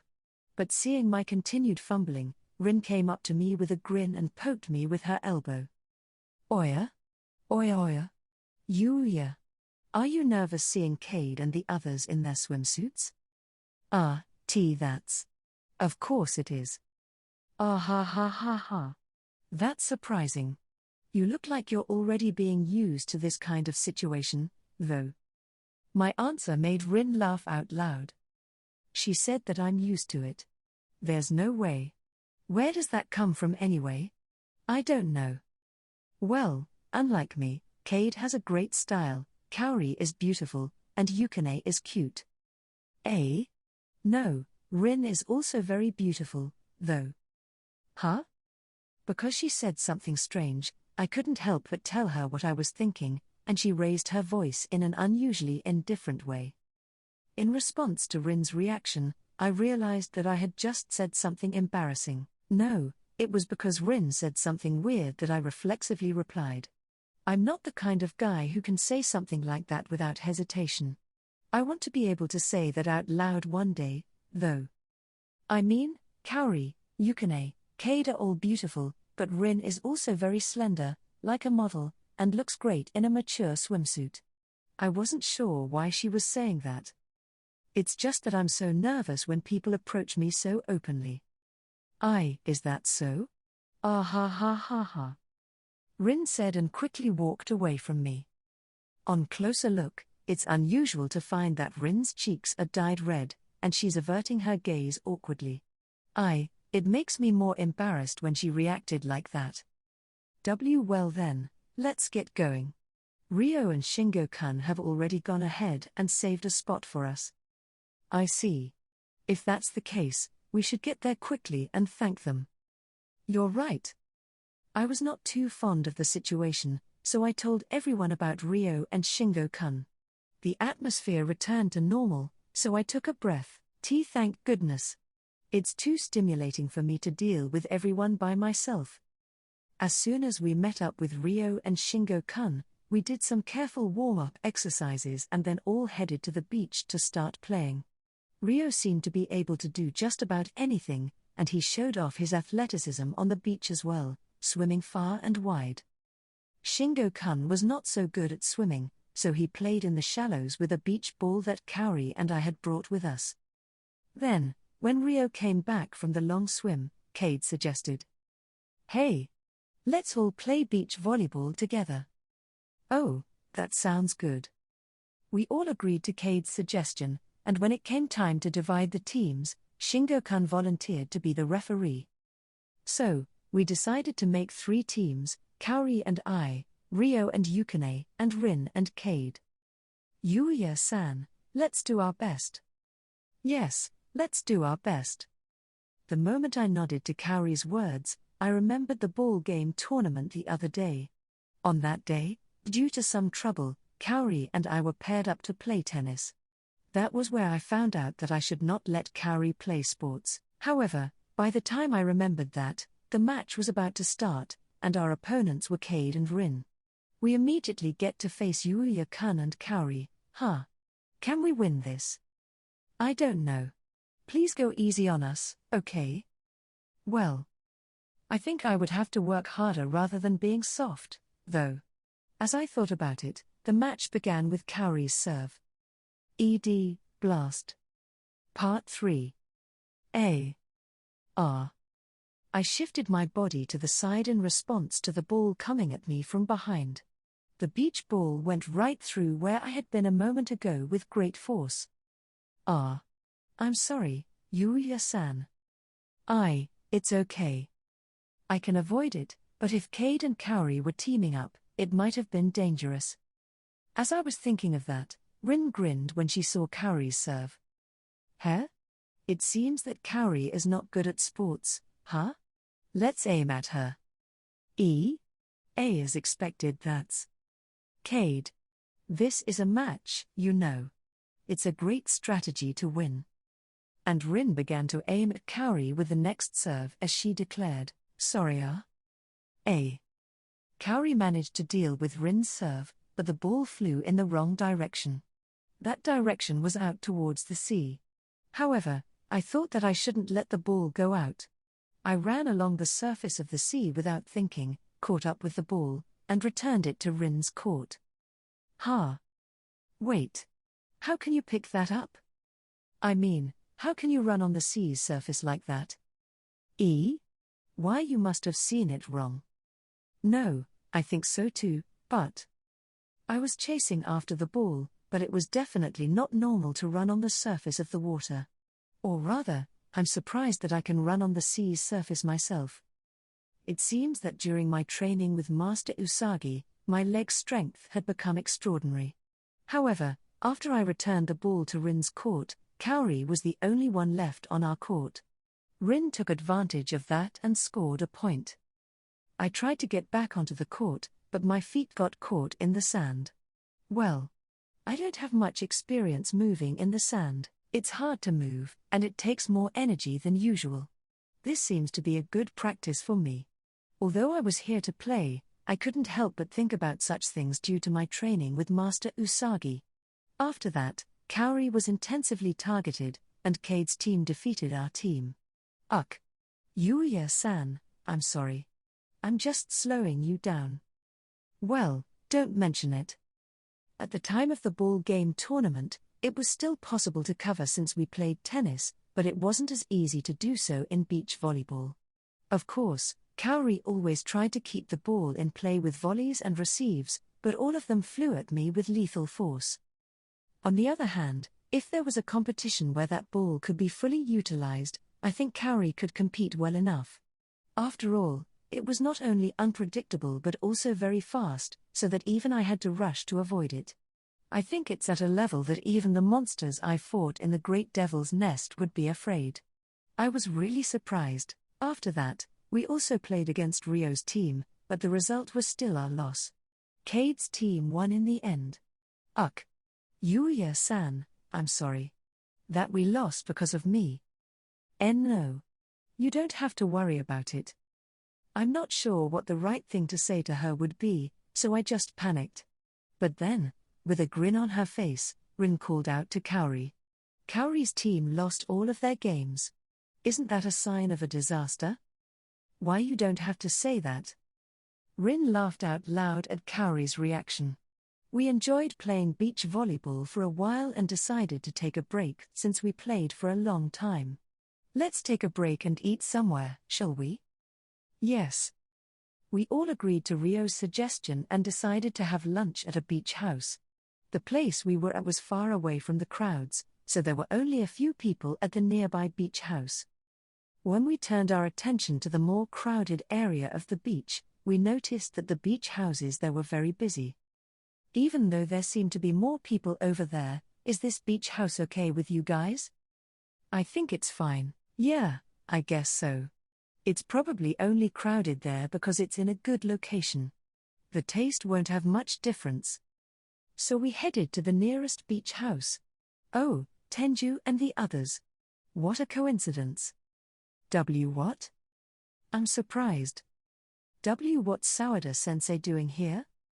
Our homeroom teacher, Sawada-sensei, acted as a waitress at the beach house we were headed to. What's more, she was wearing an apron over a black bikini. Unlike her usual loose shirt and lab coat. I don't know where to look. No, I always have trouble looking at her. We were surprised, but Ryo, who came to his senses quickly, hurriedly asked. Sensei, what are you doing here? You're a teacher, aren't you? Huh? Is it okay to have a second job? If you ask me that. Of course, I was surprised because I hadn't expected to meet her in such a place. She had an image as someone who didn't go out much and might be doing experiments at some facility aside from being a teacher, but now when seeing that she was working as a clerk, I thought it would be unsuitable for her profession to have a second job. Moreover, Kaori, the daughter of Tsukasa-san, the chairman of the board of directors, was also here right now, and I felt like Sawada-sensei couldn't make any excuses for it. Then, Sawada-sensei replied in a tone with no particular agitation and without hesitation. It's not a side job. Because this is my parents' house. Eh? When I was surprised again by the unexpected answer, a stern man came out from the beach house. The man was wearing the same apron as Sawada-sensei, but he had a very tough expression on his face, which was somewhat mismatched. He also had a large scar on his face, and with his body being large and muscular, he was quite intimidating. He didn't look like an average person. Hey, Ria. Don't slack off. The man probably called Sawada-sensei by her first name and yelled at her. His loud voice, coupled with his appearance, was quite intimidating. We froze, but Sawada-sensei didn't seem to mind and replied in her usual tone. No, Dad. These are my students. Your students? Dad? We and the man Sawada-sensei's father overlapped our surprised voices. He is her father? Even though I knew it was rude, I couldn't help but compare the two of them. Do they even resemble each other? We were dumbfounded, but as soon as the surprise subsided, the man's expression changed, and he spoke to us with a smile. It can't be helped if you kids are Ria's students. Since this girl is like this, you kids must be having a hard time, right? Is she a good teacher?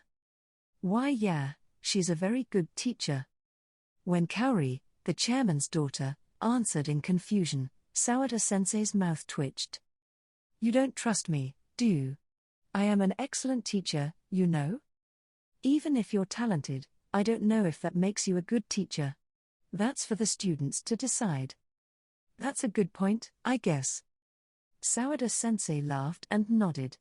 Sawada-sensei's father looked at us in amazement. Oh! When I looked closely, I realized that all of the girls were beautiful. And the guys are handsome, too. What's this? Are all the kids at your school like this? All the students are like this. What kind of monster school is that? No, Father-san. I think so too. There are a lot of students with good personalities and have appearances that are beautiful or cool like Kaori and Ryo. Well, as you may have figured out from the conversation, I'm Ria's father, Ginji. Since you're here, I'm going to treat you all to lunch. No. We're sorry for the trouble. Don't worry about it. Hey, Ria. You're not busy anyway, right? Show them to the tatami room while I'm making the food. I'm not busy, but that's because there are no customers. Shut up. See, certainly, there are a lot of people on the beach, but there are no customers here. Is it possible that being just a little bit farther away from the beach can make such a difference? Sawada-sensei's father. Ginji-san shouted at her, but Sawada-sensei walked out of the reception area and came over to us.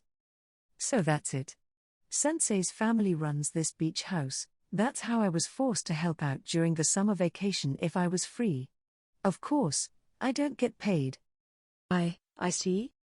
In other words, it doesn't pay as it's an extension of helping out at home, so it's not a side job. I don't know if that's really true, but it's not something we can talk about. Kaori might be able to say something, though. Sawada-sensei led us to the tatami room, and after waiting for a while, Ginji-san brought us some food. Hey, you're all still growing up, right? Eat a lot, eat a lot. Yeah. What came out in front of us was a large bowl of yakisoba, the aroma of the sauce stimulating our appetite. When we took advantage of Ginji-san's kindness and tried the yakisoba, we were surprised at the taste. Delicious. Amazing. I think I've never had such delicious yakisoba before. Munch munch. The yakisoba we were served was delicious. Of course, eating yakisoba at a beach house, combined with the situation, might have made it taste better than usual. However, the yakisoba made by Ginji-san was even better than that. As everyone was absorbed in eating the yakisoba, Kade muttered to herself. Why are there so few customers when it's so good? Kade. I'm sorry. Kade hurriedly apologized when Rin warned her in a dumbfounded manner. But Ginji-san didn't get angry about it as he smiled bitterly. It's okay, it's okay. It's the truth anyway. Well, the location is bad. It's located at the edge of the beach, and when you compare it to the most crowded part of the beach, there are far fewer people here. That's why we don't get many customers. Besides, I'm pretty sure the store over there has a better variety of food than this one. I see. Indeed, when I looked at the menu for Ginji-san's beach house, there were only curry and beer on the menu aside from yakisoba. It's such a shame when the food is so good. It's a pity.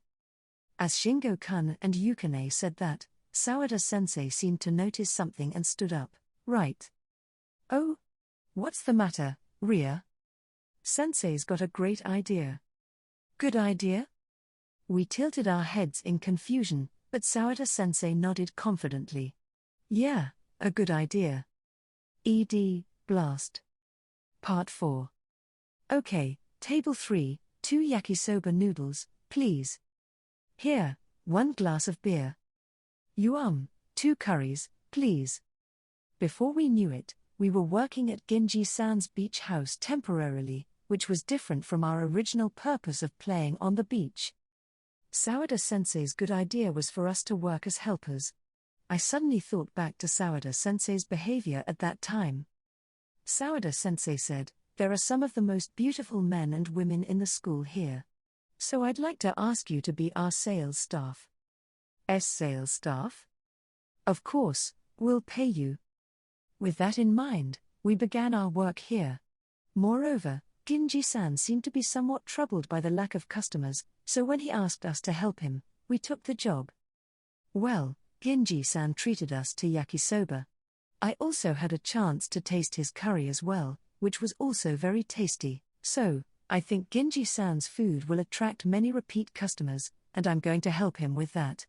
As soon as we started working as wait staff, many male customers came to see the beautiful Kaori and the others, and thanks to the handsome Ryo and the cute little animal like Shingo-kun, many female customers came as well.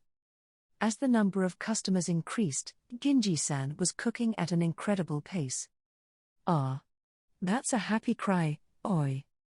Oh, Dad, keep up the good work. Ria, you should at least be able to cook as well. However, since Sawada-sensei couldn't cook, she couldn't help Ginji-san. Instead, she was doing her best to wash the dishes. Ryo and I offered to help with the dishes, but Ginji-san said he would take care of that himself, so we put all our effort into carrying the food out. 2 yakisoba and 2 beers, correct? You Please shake my hand. Yes? Oh, that's not fair. Please take a picture with me. I got some weird orders like this quite often, but I think things were generally going well. As the number of customers increased, word of mouth seemed to spread, and eventually, enough customers came to fill Ginji-san's beach house. Aren't all the waitresses here high level? The girls are super cute. and the boys are amazing too. I mean, is this some sort of event? The yakisoba is delicious, though. The curry is good too. I could hear the various customers' voices, and it seemed that they didn't have anything bad to say. Ginji-san's food was delicious, wasn't it? Now I not only had to carry out the food, but also clean up the dishes after the customers left, and it was getting too much for me to handle. So I increased the number of dishes I carried at a time. Hey, that's amazing. How many could he carry? I put trays on my hands and arms, placed dishes on top of them, as well as stacked them on my head, and carried a considerable amount of after-dinner dishes. It's a lot of work, but my improved body had the balance and strength to carry it without difficulty. I'm glad that I'm useful in these areas. Tenju, I need your help. Yes? What's the matter? We're about to run out of food, so I need your help to buy more. You seem to have the most strength. Is that so? What are you talking about? You're the guy who wrestled a bear on the field trip, aren't you? That's right. So, while Sawada-sensei was taking me to buy food, an incident happened. You please don't. Come on, let's have some fun together. Yes, we'll show you how to have fun. A group of male customers with tan skin were grabbing Kaori's arms. Seeing that, Cade, who was nearby, called out to them. Can't you stop doing that? You're troubling her. Oh, you're cute, too. Yes, you can hang out with us, too. Come on, let's bring your other friends. Please stop. Hey, you guys. Ryo, who was nearby, tried to stop them, but one of the male customers, a muscular man, stood in his way. Don't get in our way. I'm not interfering, I'm telling you to stop. If you want me to stop, go ahead and try. What can you do, you skinny bastard? Huh? Coo. When one of the men surrounding Kaori and Cade pushed Ryo away, he staggered heavily. Ryo was good at sports, and he was by no means frail. However, all of the men surrounding Kaori and the others were much more muscular and taller than Ryo, making them quite intimidating. In terms of the number of people, the situation was not good, and the atmosphere in the whole store was getting worse. Oh, excuse me, I need to pass by. Yuya-san. Yuya, who was just coming back from shopping for groceries, came back with both hands full of shopping bags. However, having just returned from shopping, Yuya couldn't grasp the situation and headed to Kaori and the others without hesitation, as he had something to do. Excuse me. Please excuse me for a moment. Huh? One of the men furrowed his eyebrows in displeasure at the unabashedly approaching Yuya. Hey you, can't you see that? We are having a nice conversation with these girls right now, get lost. Huh? Oh, I'm sorry. But we're a little short-staffed, so we need these two to help us out. Huh? You don't understand the situation, do you? Even if you say so. Since Sawada-sensei, who returned earlier with more ingredients, the orders that had been stopped began to move and the store became hectic again. For the time being, the two of them have work to do, so I'll take them with me. I'll listen to what you have to say instead. You just. In order to stop Yuya from taking Kaori and Cade away, the man grabbed Yuya's arm, but he didn't falter. Then, Kaori and Cade were freed from the man's hands and immediately went into Ginji's store. Seeing this, Yuya felt relieved for a moment, took a breath, and tried to head back as well to put down the bags in his hands. However, the men moved into a position to surround Yuya. Hey, are you fucking kidding with us? Huh? What apostrophe S? Shut the fuck up. Kia. The other female customers shouted at the man who suddenly attacked Yuya, but Yuya, who was attacked by the man, was in a panic about something else entirely. To suddenly attack me. It's dangerous for the other customers and it will destroy the store's property too. Not understanding the reason at all, Yuya was just as confused about being attacked, but he was more worried about the customers around him than about being attacked, as the men went on a rampage. As he avoided one man's attack while thinking about that, the other men attacked Yuya one after another. In order to do something, Yuya tried to move but remembered that he still had the shopping bag in his hand. Realizing that he would not be able to move properly, he threw the shopping bag into the air and gently caught the men's fists and kicks, then straightened them all into an upright position and held them there. Just then, the shopping bag came back to Yuya's hand. Huh? Oh? The men didn't know what had happened and, for some reason, cocked their heads at the fact that they were standing upright. When Yuya confirmed that there was no damage to the surrounding objects or customers and that the men were not injured, he took a breath. Please don't get violent. There are customers here. The men came to their senses when Yuya told the bewildered men and tried to attack him again, but... Oh oi, you. I thought it was so noisy when I was concentrating on cooking in the kitchen. You people, what are you doing? Huh? Hi. Ginji was glaring at the men with anger on his stern face. His expression was so terrifying that all of the men who had been so energetic earlier were scared out of their wits. You've got some nerve there. I wonder if you're ready to be chopped up and used as a filling for yakisoba. Huh? I'm sorry Yi. The men ran out of the beach house with tears in their eyes because of Ginji, who did not look like a regular person. All of them, including the surrounding guests, were stunned by the scene, and Yuya immediately bowed his head. I'm sorry, Ginji-san. Thank you very much. I didn't do anything. Are you guys okay? Why yes.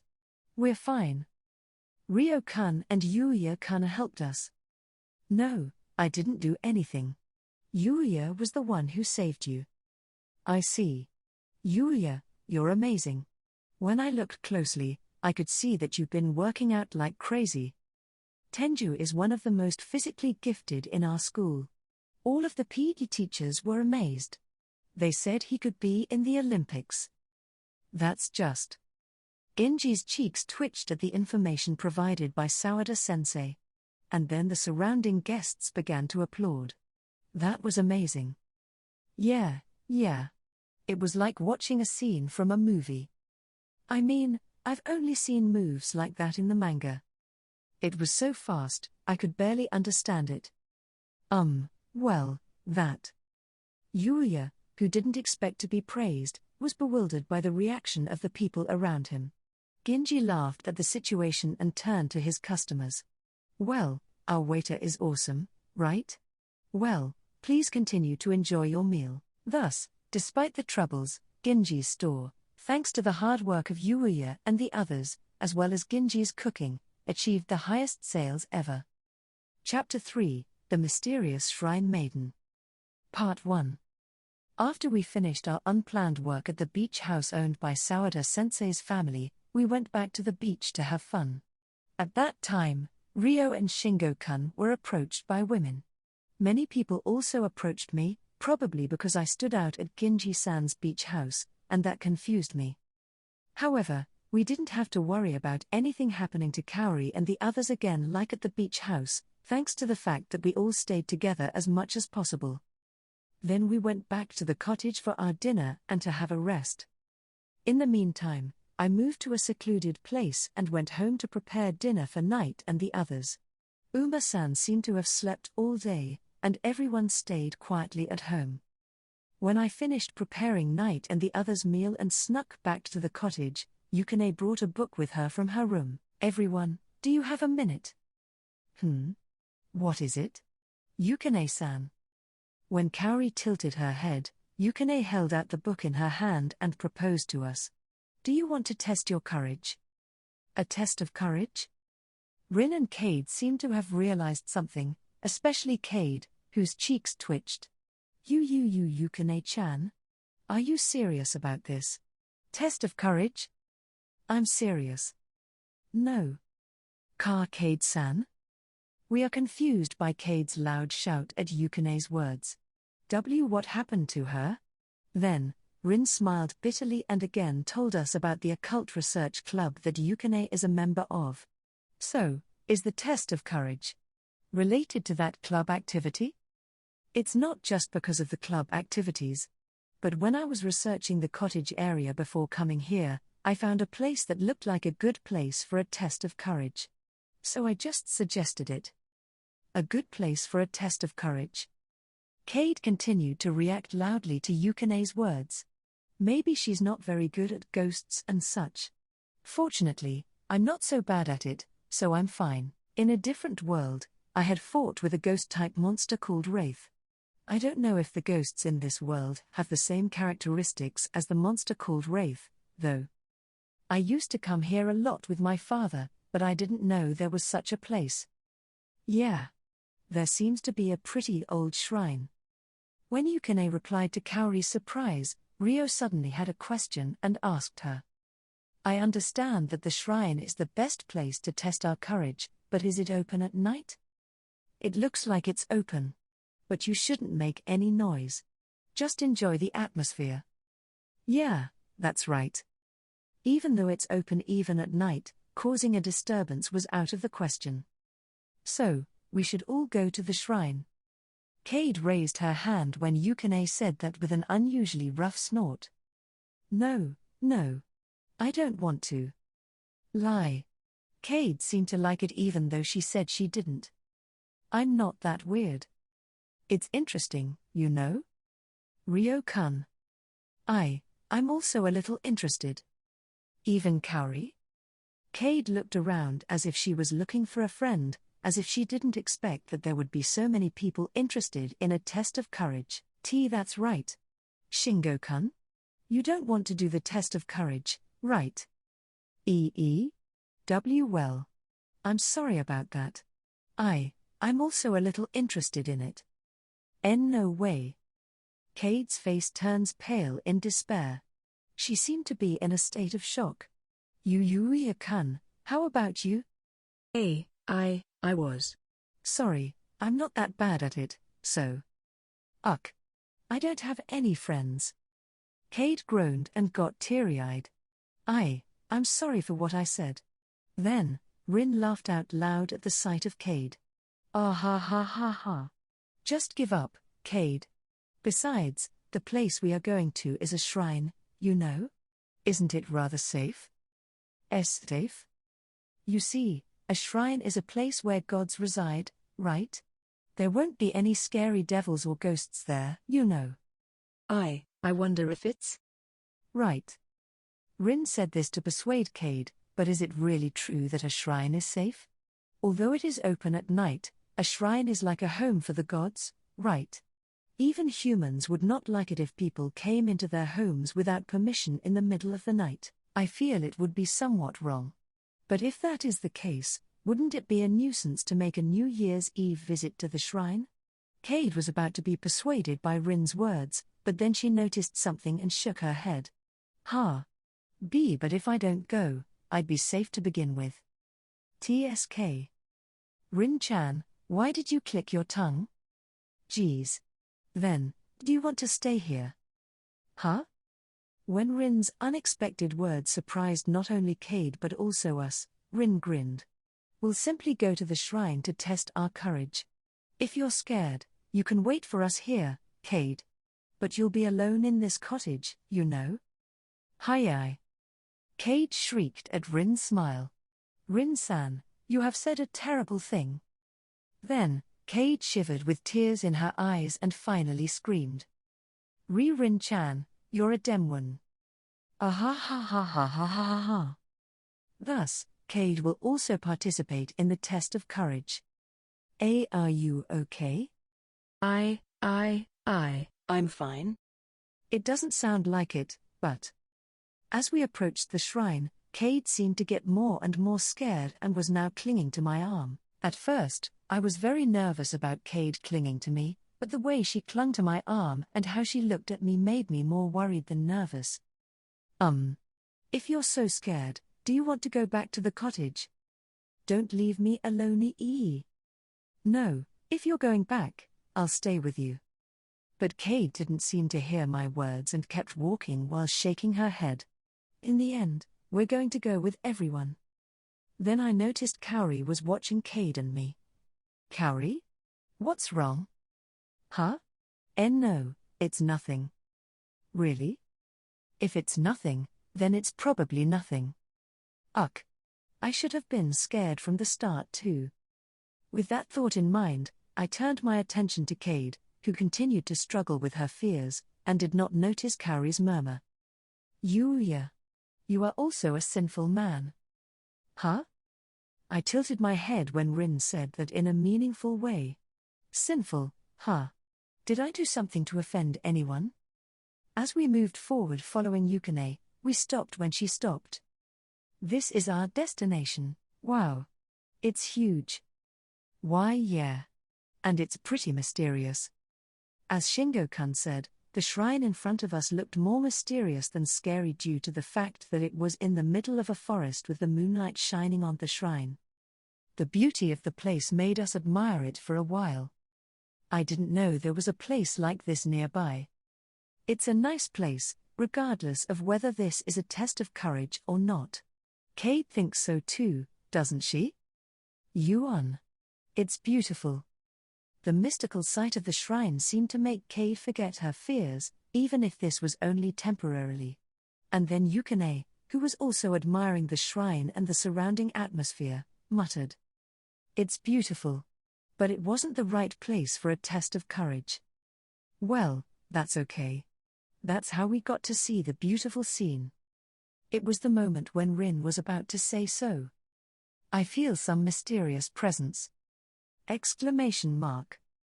Suddenly, a woman slowly appeared from the shrine.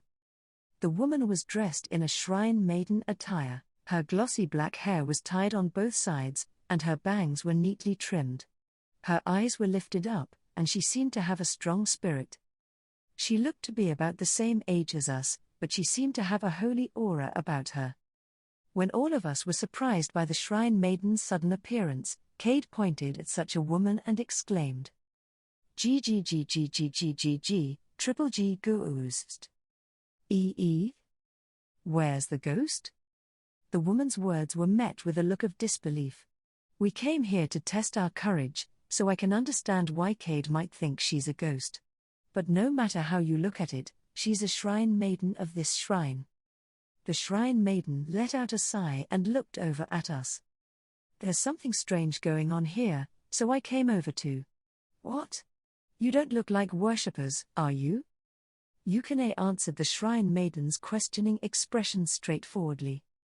We came here to test our courage. Test your courage. Your. What is it? As soon as the shrine maiden gave Yukine a sharp look, she moved away from Yukine with an astonishing speed. Exclamation mark. You're possessed by something outrageous. Something outrageous? How could you not notice? Oh, geez. I'll exorcise you right now. The shrine maiden then pulled out what looked like a talisman from out of nowhere. Then, chanting something in a voice we couldn't hear, she threw the talisman at Yukine's shadow. What the hell are you? Gu Gugya, Gai. Exclamation mark. Then, Yukine's shadow suddenly swelled, and a black mist appeared. What the heck is this? This is not a different world. Yuya-san, what is that? Kaori, who also knows about the different worlds, had her eyes wide open, not expecting to see such a monster on Earth. Kaori and I were so surprised, but Cade's surprise was probably even greater. WR. No way? Hi AI. Yukine. Have you done something again? While Cade and the others are pale and trembling, Yukine doesn't seem to be too frightened. Is it a daily occurrence in the Occult Research Club? I looked at Yukine, but she kept a straight face and nodded quietly. It surprised me. Don't you understand it? Rin immediately tsukamied her. I'm glad to hear that. I was wondering what I would do if someone told me that this was the norm. With that in mind, the shrine maiden who threw the talisman that may have caused the monster to appear in front of her paled as she faced the monster. What on earth is this thing? It is neither an evil spirit nor a yokai. I've never seen such an evil being. It seems that this monster was unexpected even for the Shrine Maiden. Then the black mist began to change its shape as it looked around. The creature now stood on two legs, its entire body heaving with muscles. The claws and fangs were sharp, and the skin was black as if the shadows and darkness had become flesh. This is Guggy. Ggeei. What? Ku. Everyone? The moment the monster screamed a cry that cut through the air, Kaori and the others fell to their knees. I tried to pick up everyone in a hurry, but the monster threatened me, and I couldn't move as I wanted. What the heck is this thing? Then, the Shrine Maiden, who was the only one to get down on one knee, looked up at me in pain, and opened her eyes. How can you, in this situation, still remain unaffected? Or rather, there's also a hint of wickedness in you too. What do you mean by that? I don't know what. Kujigigigi.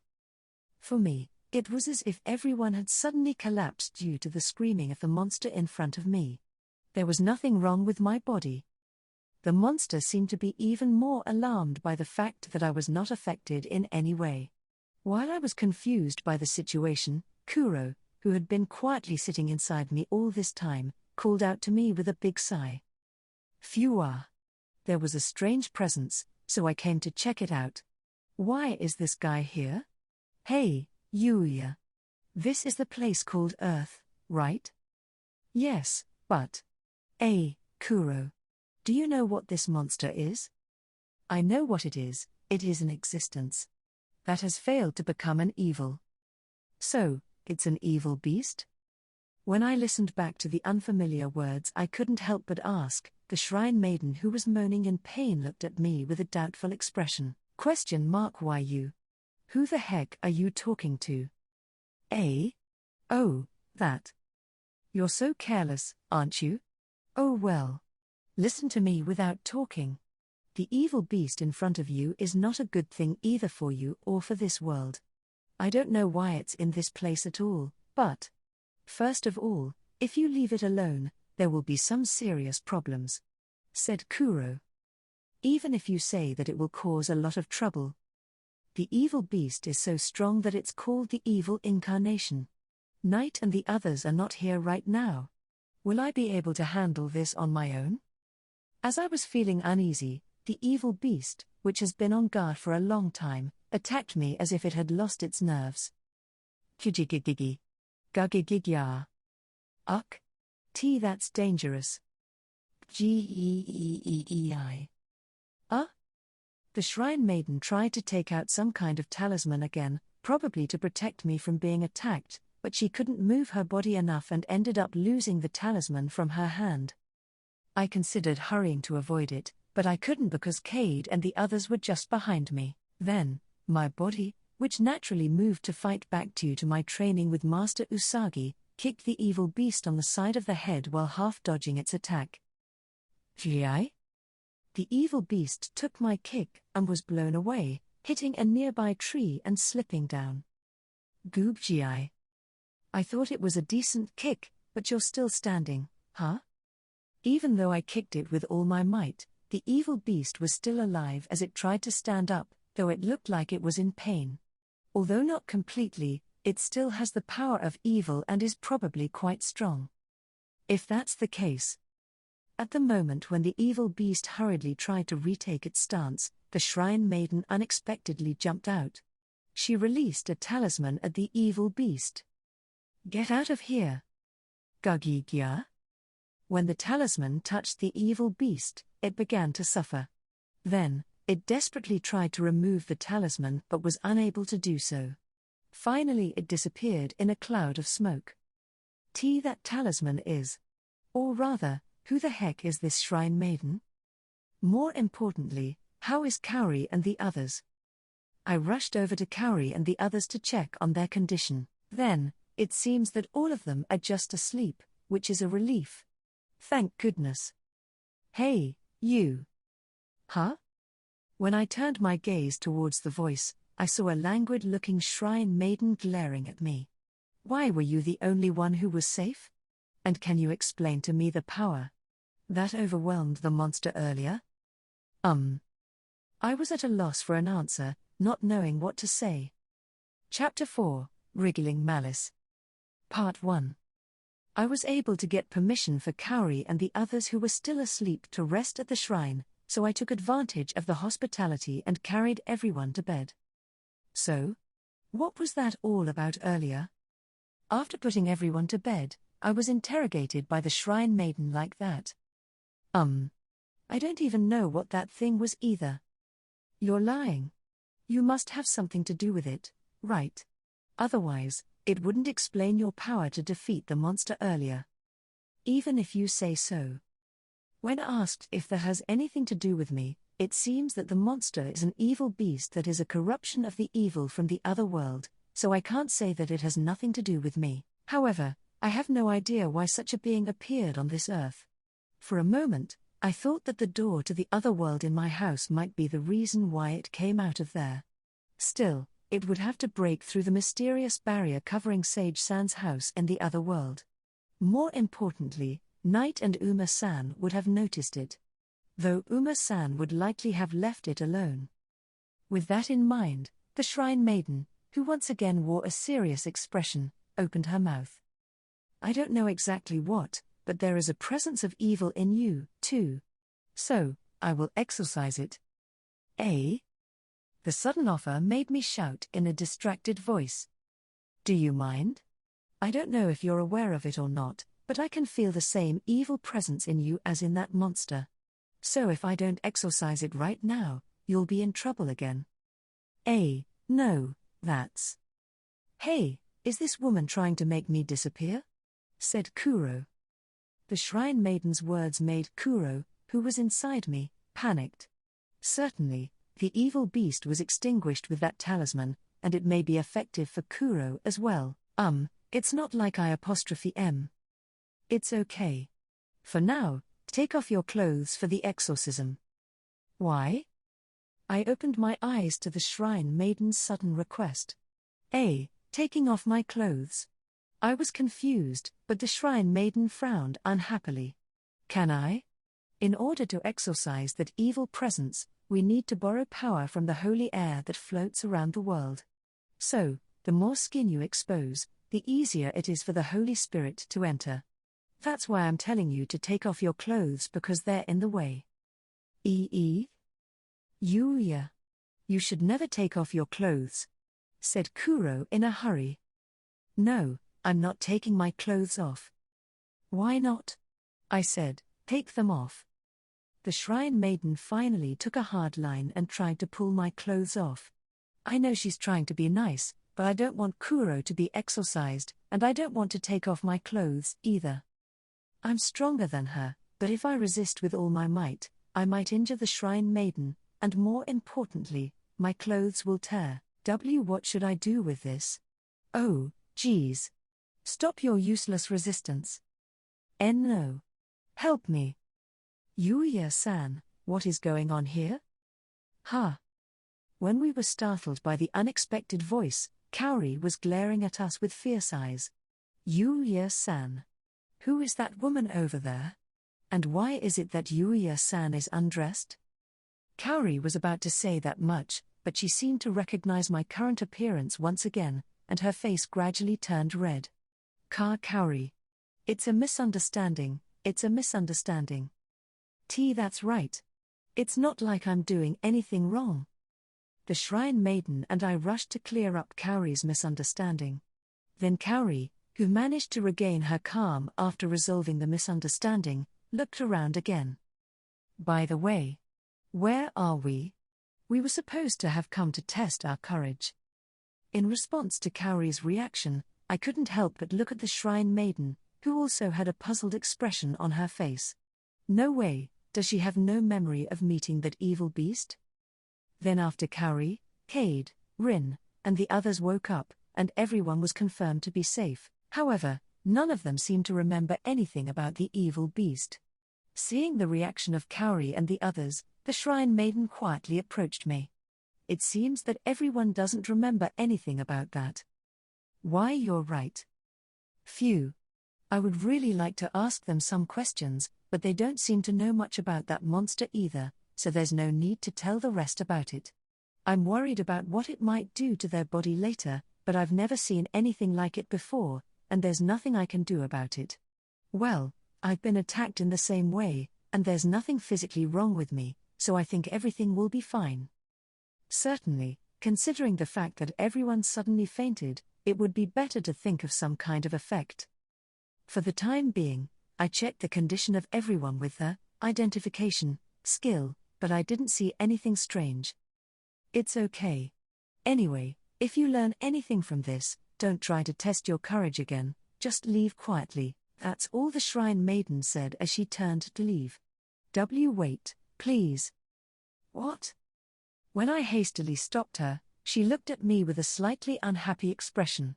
But, undaunted by such a gaze, I opened my mouth. I'm sorry about this. And thank you for letting Kaori and the others rest here. I don't mind, that's about right. But next time, you should be a little more careful. Yes. We'll be careful. As we were about to leave, the Shrine Maiden unexpectedly called out to us. You. Huh? Is it me? Yes. The Shrine Maiden looked at me closely and asked quietly. What's your name? Oh, I'm Yuya Tenju. Fumyu. Tenju, right. As the Shrine Maiden muttered that to confirm, I couldn't help but ask her. And you are? My Kagurazuka. Shrine Maiden-san, or Kagurazuka-san said and turned her back on us once again. And then. I have a feeling I'll be seeing you again at some point. Huh? Well then. That was all Kagurazuka-san said, and this time she left. After that, we went back to the cottage quietly and went to bed immediately. The next day, we made it back to our hometown safely. Well, the beach was fun. Why, yeah. It was fun to play with everyone. Though we were a bit confused when we were suddenly asked to help Sawada-sensei's family. That's true. I was more surprised about meeting Sawada-sensei at the beach. She was boing. You Yukine-chan? Rin murmurs with a wry smile as she recalls her memories of the beach. Even so. The fun time flies by so fast. That's right. I had a lot of fun playing with you guys too. Thank you very much. That should be our line, you know. Yeah. Thanks to Hojo-san, we were able to play with all our might like this. Ah, really? If you say so, it's worth inviting everyone. But now that the beach is over, the summer vacation will continue for a while. Can we go out again somewhere?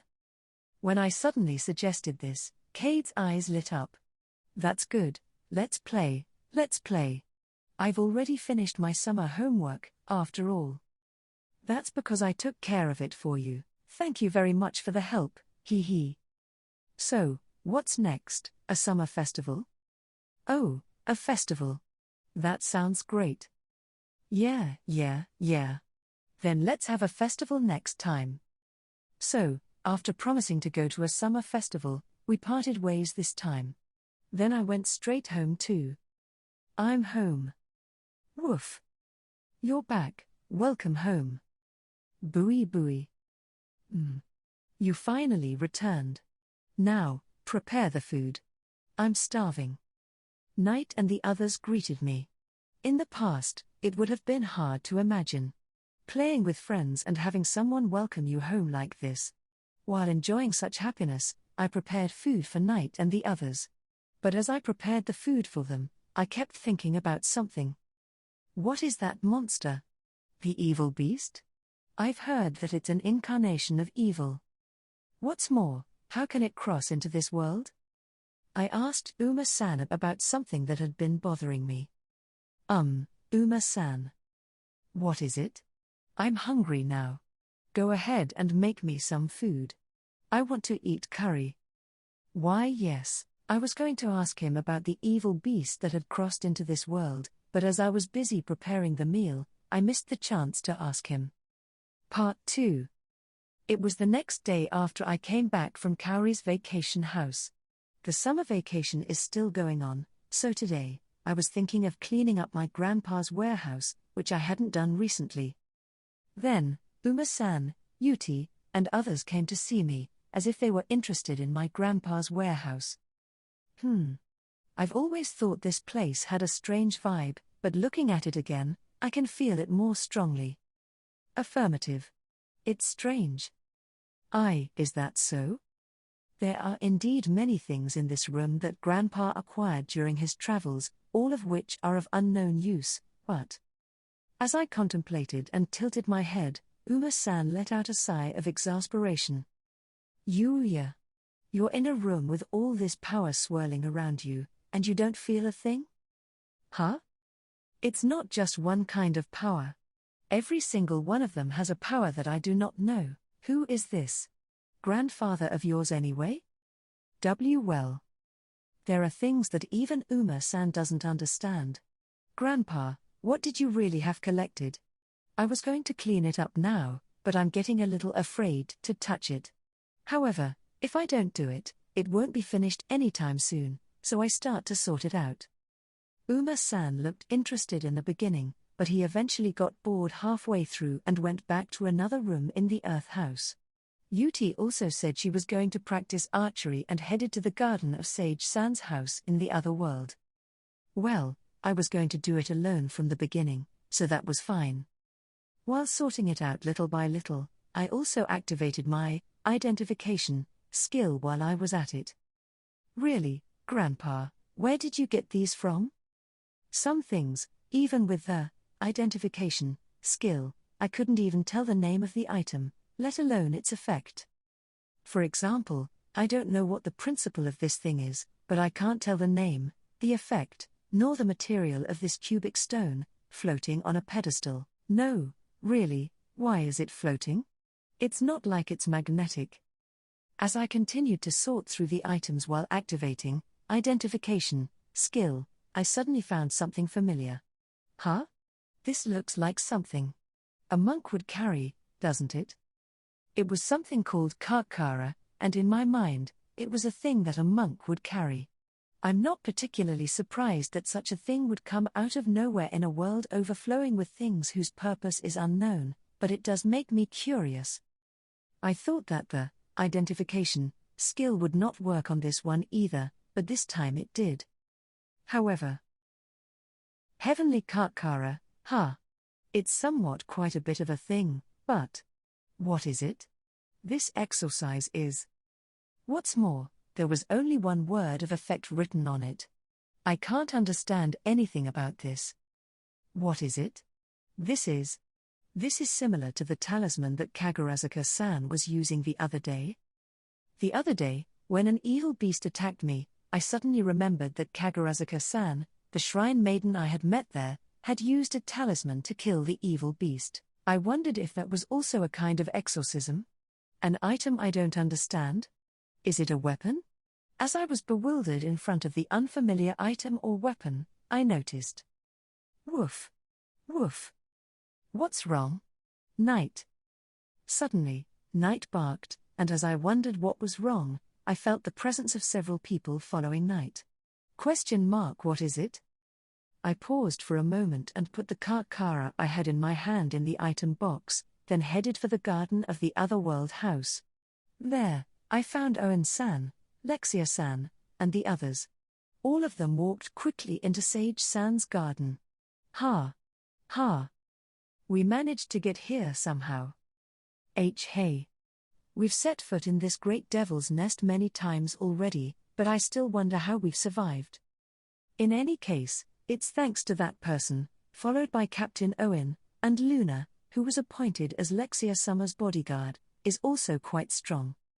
Rather, except for that person and the two of them, we do not have the ability to enter the great devil's nest properly. The soldiers already have wounds on their bodies, and Owen-san and Luna are also out of breath. Although I looked around to see if anyone was hurt, fortunately, no one was fully injured, and I didn't need Akatsuki to lend me a hand. I don't know why Lexia-san and the others came to this place, but I think they had something to do with me, so I told Knight and the others to rest at the Earth House for the time being. But I wondered who was that person the soldiers were talking about earlier. In the midst of all this, Lexia-san, the only one in good spirits, spotted me, and her eyes sparkled. Yuya Summer. I came to see you. Wait. Who is that girl? Huh? Question mark. Yuti, who Lexia-san pointed out, tilted her head in wonder. Luna also nodded several times as she caught her breath at the sight of Lexia-san. Speaking of which, when capturing the first prince of Alceria, Rhaegar-sama, I mentioned that we were attacked, but I didn't tell Lexia-san or Luna who the attacker was. Even so, I had already explained this to Owen-san and Arnold-sama when we were discussing Uma-san's case the other day. Owen-san already knows about it, so when I explained to Lexia-san straightforwardly, including the introduction of Yuti, Lexia-san and others were troubled in their minds. Such a girl is a member of the Dark Guild that conspired with my brother. Are there only girls in the Dark Guild? No, not really. But I've never seen this girl before either. And I'm also surprised that she's a disciple of the Bow Saint. Certainly. I thought that the holy was only in fairy tales.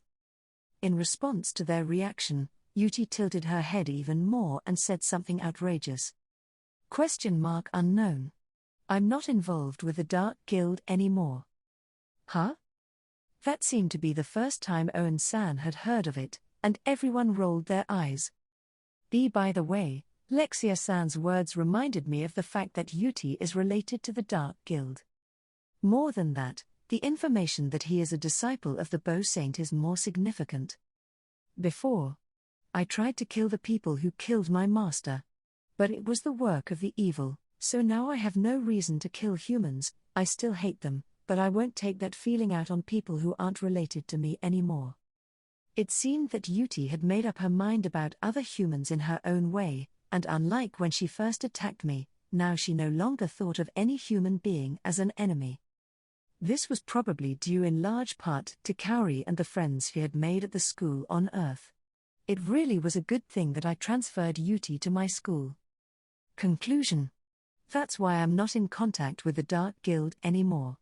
There's no need for it. Why you mean you don't need them? What was your role in the Dark Guild anyway? A bouncer. I don't know why you made that as a question. But the Dark Guild even hired bouncers, huh?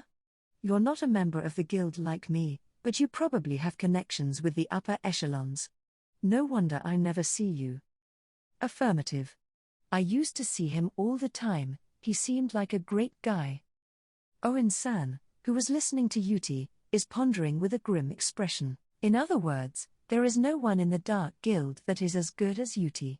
At the time, it was right after I found out that Yuti was a member of the Dark Guild, so I thought it would be very difficult to get rid of the Dark Guild. This is something that I will have to tell His Majesty as soon as I get back to the royal capital. By the way, what brings you all here? I believe the road was dangerous. According to Owen-san and the others, the place where this house is located is called the Great Devil's Nest, and the people of this world rarely go near it, and it is not a place where you can come and go very easily.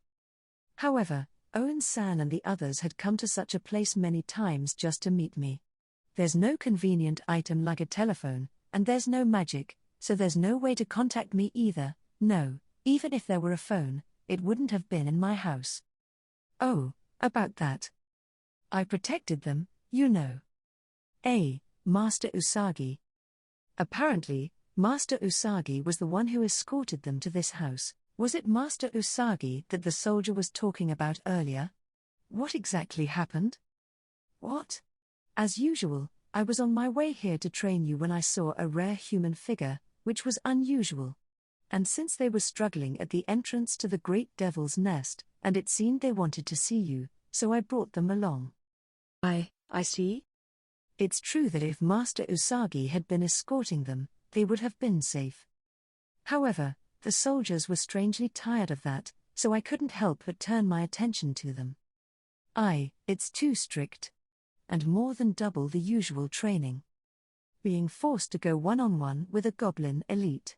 What kind of nightmare is that? If we try to escape, we'll get one hell of a kick in the ass. Yeah. It's good that we're still alive. Master Usagi? What? I'm just giving them a little workout, that's all. Is this normal in the great devil's nest?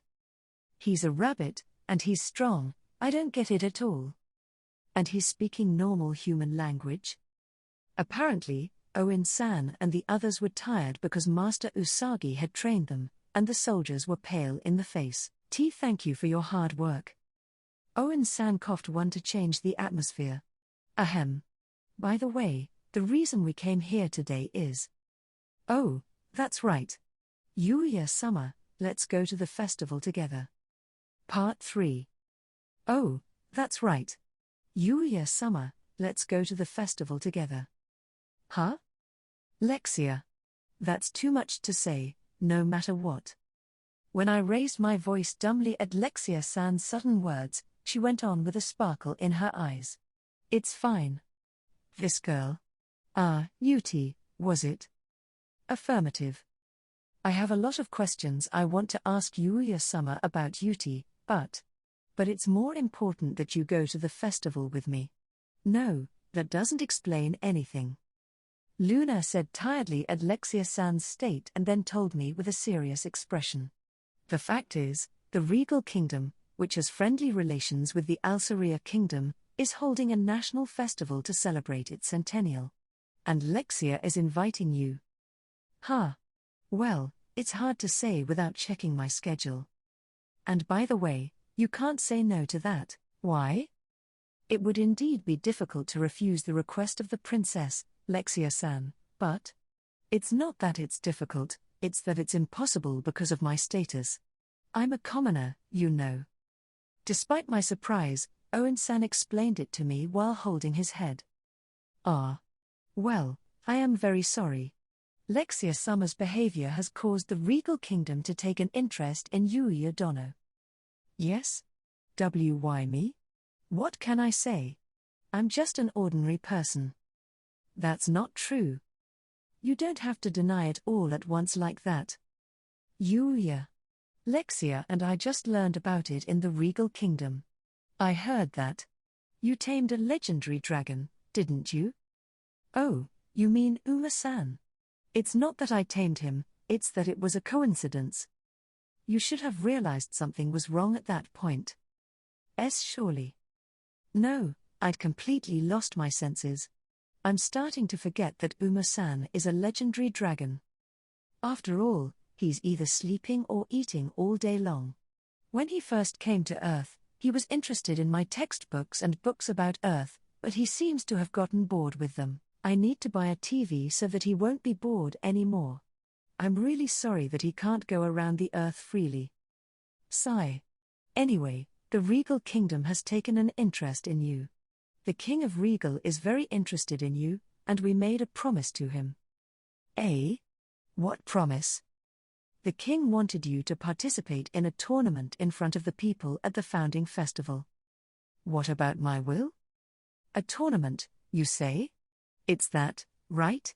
It's where martial artists show off their skills in front of important people. And they will fight each other, right?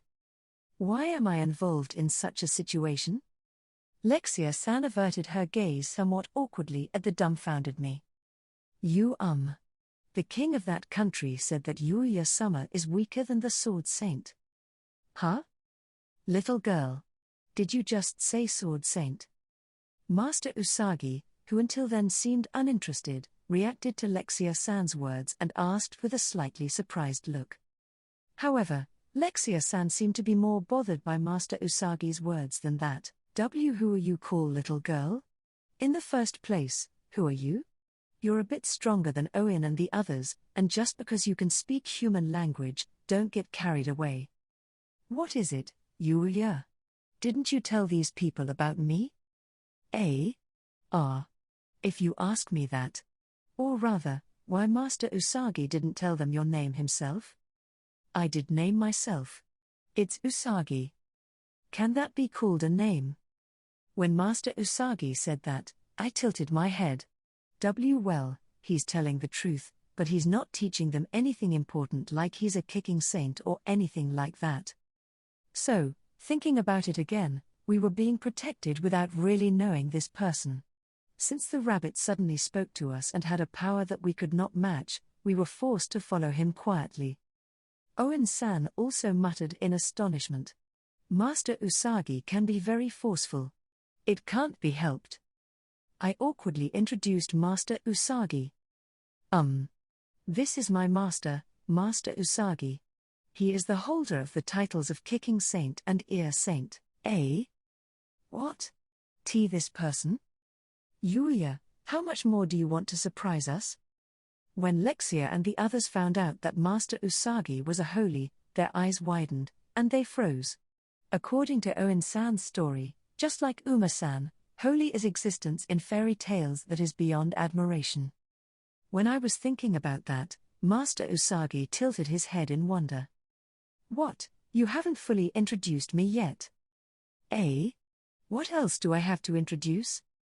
It's true that I'm teaching Yuya the art of fighting, but at the same time, I'm also learning magic from Yuya. In other words, we are both master and apprentice, are we not? Empathy. I agree. Yuya is quite crazy.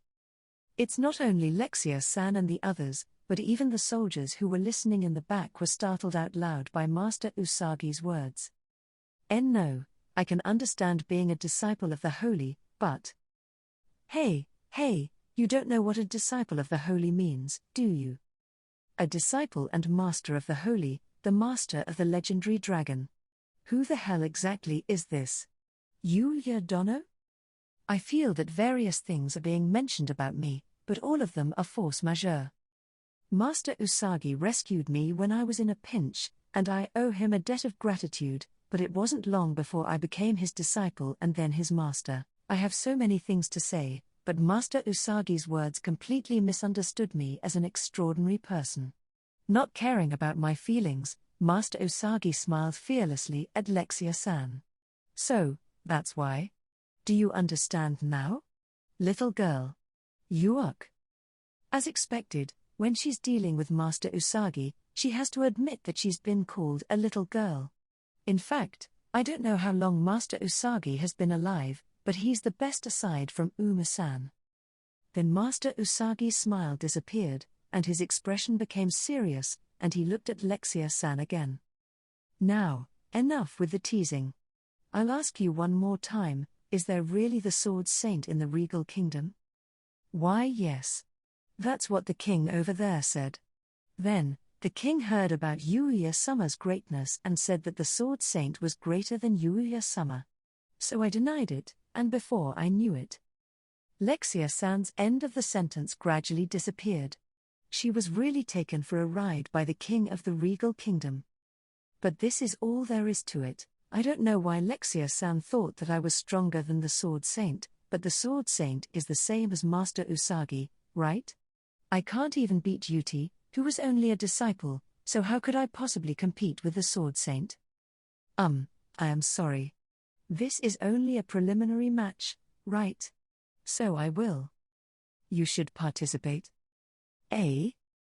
I couldn't help but stare at Master Usagi. Master Usagi? What did you just say? I broke out in a cold sweat and asked him again, thinking he was just kidding. What did you say? Didn't you hear me? I told you to participate. You can't refuse it. It's Master's order. Isn't that too arrogant? I couldn't help but exclaim when he said that to me.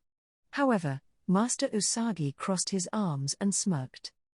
If there really is the Sword Saint in that country, it's convenient for me as well. I also need to consult with her about the evil. But more than that, it's perfect for your training. Eh? I can teach you how to kick, but I can't teach you how to use a sword. Your fighting style is a mixture of hand-to-hand fighting and a variety of weapons such as swords and spears. So you need to learn to use a sword, right? That's, well. As Master Usagi said, if anything, I mainly fight using the weapons left behind by Sage-san, such as the Omni Sword and the absolute spear. Of course, I also do some fighting, including kicking, which I learned from Master Usagi. At my slurred speech, Master Usagi gave me a serious look. No matter what you think, evil will no longer let you go. I feel bad that I got you involved in the battle with the evil, as you are not officially the heir to the holy. But there's nothing I can do about it. That's why it's my mission to train you so that you can survive as long as possible. Master Usagi. As I thought during the attack on Yuti, I really don't have enough power to live safely in this world. I still regret that when the Fist Saint attacked Master Usagi, I couldn't move properly with my own strength. According to Master Usagi and Yuti, the power of Kuro. The evil inside of me could have defeated him, but the reality is that I couldn't even handle it properly. If I were to become a danger not only to Master Usagi, Yuti, Knight, and the others but also to Kaori and the others on Earth, I would never be able to forgive myself. So I have no choice but to get the power so that I can stay safe in this world without relying on evil's power. Are they talking about something outrageous? Let's pretend we didn't hear that. Then, behind me, Lexia-san and the others talked about something, but I didn't pay attention to them now, and finally, I nodded once. I understand. Fortunately, I have some time now, and I don't know how far this will go, but I will accept it. Ah, really? That's great. Right, Luna? Why, yeah. But are you sure you want to do this? Yes.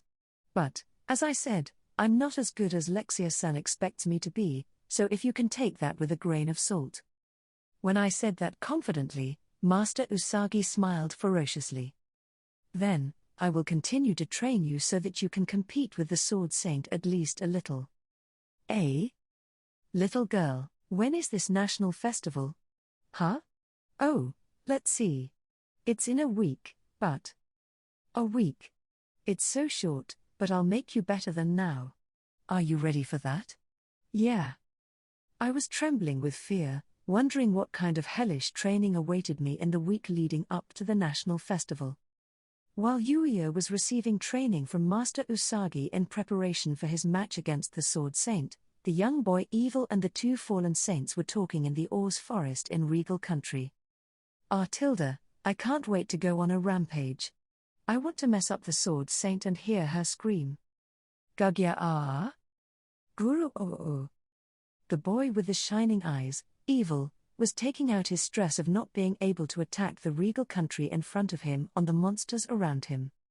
All of them were A-class or S-class monsters, and they were not the kind that could be easily defeated. However, to the boy's Evil, there was no difference in the monsters' existence, and he recognized them all as equally weak. Hey. You have to help me pass the time. Ji-ga. Ji-gje. As soon as a black mist seemed to erupt from the boy's evil body, it turned into countless sharp blades that pierced the monster's body or sliced through its flesh. Because the monsters were classified as A-class or S-class, their defenses were not ordinary. Still, the boy's evil attacks easily penetrated the monsters' defenses and reaped their lives. The corpses of some of the monsters had already been killed and were being cut up for comfort, and before the boy knew it, a pile of monster corpses had formed around him, and the smell of blood filled the air around him. Then, while the boy's evil was killing and playing with the monsters, the fallen spear saint called out to the boy's evil. Can I have your attention for a moment, sir? Tilda? What's the matter? I've heard that when I went to check on the situation in the Regal Kingdom a while ago. It seems that the Sword Saint is also thinning out the monsters in this forest. Tilda. Is that so? So, if you move too flamboyantly, there is a risk that our movements will be detected. It was the spear's fallen saint who almost said that much, but he couldn't come up with the next word. Suddenly, the overwhelming killing intent that came from the boy's evil made his body unable to move. Hey, why are you the one telling me what to do? Although he desperately tried to move his mouth to say something, the spear's fallen saint was unable to speak. Originally, if holy is against the evil, not only will their status be fully released, but they will be able to fight evil with double stats. However, even if the two of them were to attack the boy in front of him, he was sure that neither of them would be able to inflict a single scratch on him.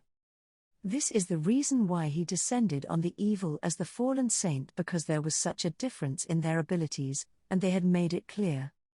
Not only the spear's fallen saint but also the scythe's fallen saint are stiffened by the killing intent emitted by the boy's evil. It looked like you're getting carried away, but you're just pawns for us. You are a slave. Do you understand? A slave expressing their opinion to their master is just disgusting. As the boy's evil waved his arm irritably, a jet-black surge shot out from his arm, wiping out a large portion of the Oz forest. A huge crater was created there. Suddenly, the boy's evil softened the atmosphere as the fallen saint's bodies stiffened more and more from the sheer magnitude. Well, I don't care if the sword saint finds me here and we fight, but that wouldn't be much fun, would it? I've done it again, but as you said, I'll be quiet from now on. As for me, I want to hear the best screams in the most fun scenes. The boy's evil smiled innocently and thought about the upcoming national festival. Thus, a variety of thoughts were converging on the regal kingdom. Chapter 5, A Match in a Present of a King. Part 1. This is the regal kingdom. Oh. It's lively. Woof. Fugo tilde. It's noisy. A week later, I met up with Lexia-san and the others who had come to pick me up again at the entrance of the Great Devil's Nest, and we now arrived at the regal kingdom, which was in a festive mood for its 100th anniversary. In this trip, the distance was not as short as the one to the royal capital of the Alceria kingdom, which could be reached in a day. We had to camp and pass through several villages along the way. That alone was a rare experience and was very refreshing. Of course, I could get home with teleport magic instead of camping out, but it's very dangerous for anyone aside from Lexia-san and Luna to find out about my teleportation magic, so I camped out like everyone else and made it safely into the regal kingdom. The city was still as lively as the Alceria kingdom, but the atmosphere was very different. The biggest difference would be the large number of people in robes. There was a large number of people doing business using magic. For example, there were people who used magic for street performances, such as manipulating many fireballs at once, or people who were shopping and their purchases were floating in the air carried by some kind of membrane of wind. I got the impression that magic was used a lot in daily life. When I asked Lexia-san, she explained to me that magic research was overwhelmingly active in the regal kingdom compared to other countries, which was apparent from the city. That makes sense. By the way, when I toured the Alceria kingdom with Lexia-san and the others before, she was dressed inconspicuously to hide from the public, but now she was properly dressed in luxurious clothes fitting of a princess. The people in town looked at her from a distance, but they didn't call out to her, nor did they give her an unnecessarily welcoming mood. Perhaps, they don't realize that she was the princess of the Alceria kingdom. I don't know for sure, but unless you go out officially, is this how people in town react? I'm grateful for that now. So many people. Woof. Fugo. Noisy. As I looked around unconsciously at my surroundings, Lexia-san asked me in wonder. Speaking of which, where is your master, Yuya-sama? Eh? Oh, that reminds me. He said he was going to see the Sword Saint. Uma-san said this while staring depressingly at the crowd. Then, seeing the situation, Lexia-san and Luna twitched their cheeks. Thinking about it again, it's hard to believe that. This little dragon is the legendary dragon.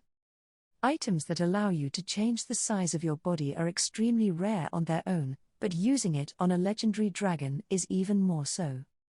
When they came to tell me about today's match in the regal kingdom, Lexia-san and the others did not meet Uma-san, so just before we headed for this country, they met him for the first time. When they looked at the small Uma-san, it seemed that they couldn't believe that he was the legendary dragon, so there was a bit of an argument right before we left, which ended with Uma-san getting annoyed and tried to enlarge himself. Anyway, according to Uma-san's story, Master Usagi seems to have left to meet the Sword Saint first. But is it possible to meet the Sword Saint without being guided by anyone? Or perhaps, since they are both holy, they can recognize each other when they are nearby? As I was thinking about that, Lexia-san suddenly held me by the arm. Lexia-san? More importantly, since we've come all this way, let's take a look around the royal capital. It's okay, but your chest is. I hit it. You hit it? I didn't think it would be said so openly by such a dignified person, so I just retort on it. Then, Luna rebuked Lexia-san for that. Hey, Lexia. You're a princess, aren't you? Don't be so loose. Ara, I'm a woman before I'm a princess, you know? Or maybe, Luna, are you jealous of me?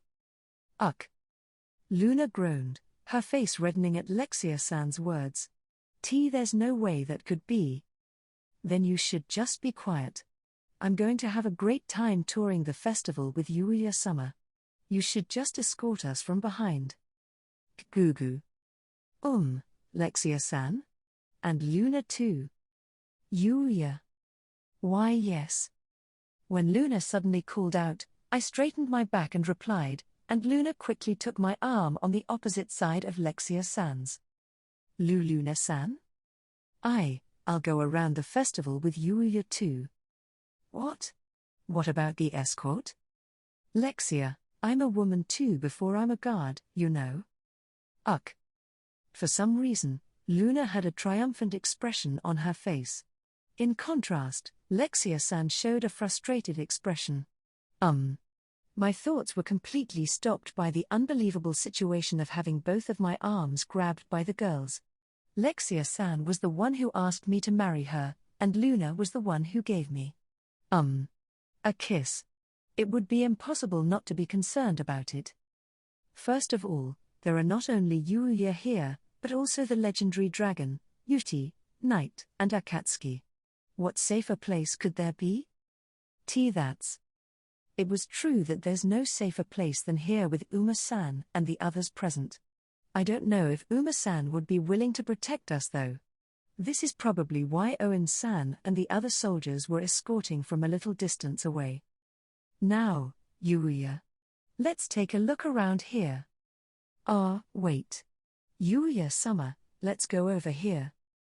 Whoa. I was pulled by both arms and led around by Lexia-san and Luna. Looking at me like that, Uma-san muttered in a dumbfounded manner. Unexpectedly, his greatest enemy may not be the evil, but women. Question. Then how could he beat me? It's not about biological things like that. Even the sage was not good with this kind of situation. He also had a hard time with women. When I think about it, he and Yuya are looking more and more alike. I had no way of knowing that such a conversation was taking place behind me. A match in front of a king, huh? In a distinguished guest room in the regal kingdom, the Sword Saint Iris was resting with a sigh. The work of thinning out the monsters in the Oz forest was over, and now the king, August, had requested for her to take a rest in preparation for the match. Why should I participate in the match? But maybe I can meet a man who is stronger than me? As a condition of her marriage, Iris was looking for a man who was stronger than her. Her eyes lit up, but soon a gloomy expression returned. No, it's a vain hope. I've been looking all over for a man, and I've never met one. It's not going to be this easy to find one. Sigh. It's rare to see the Sword Saint sighing. Usagi. When Iris was suddenly called to, she turned her gaze in that direction and saw a rabbit standing quietly on the balcony of the guest room. It's been a while, Iris. Yes, it's been a while. It's unusual for you to come to a place where there are so many people. Is there something wrong? Well, yes. I had some business to attend to in this country. First of all, I came to your place to exchange information as well as to give you a brief update. I see. Okay, come on in. I will prepare a cup of tea for you now. The rabbit was invited in and looked around the guest room curiously. Is there no servant for such a luxurious room? I turned that down. I can take care of myself, and more than anything, they distract me. I see. More importantly, was it okay to invite me in without permission? Just come in now. It's okay. Above all, you are also an existence that bears the name Holy, so I think you are rather welcomed, don't you?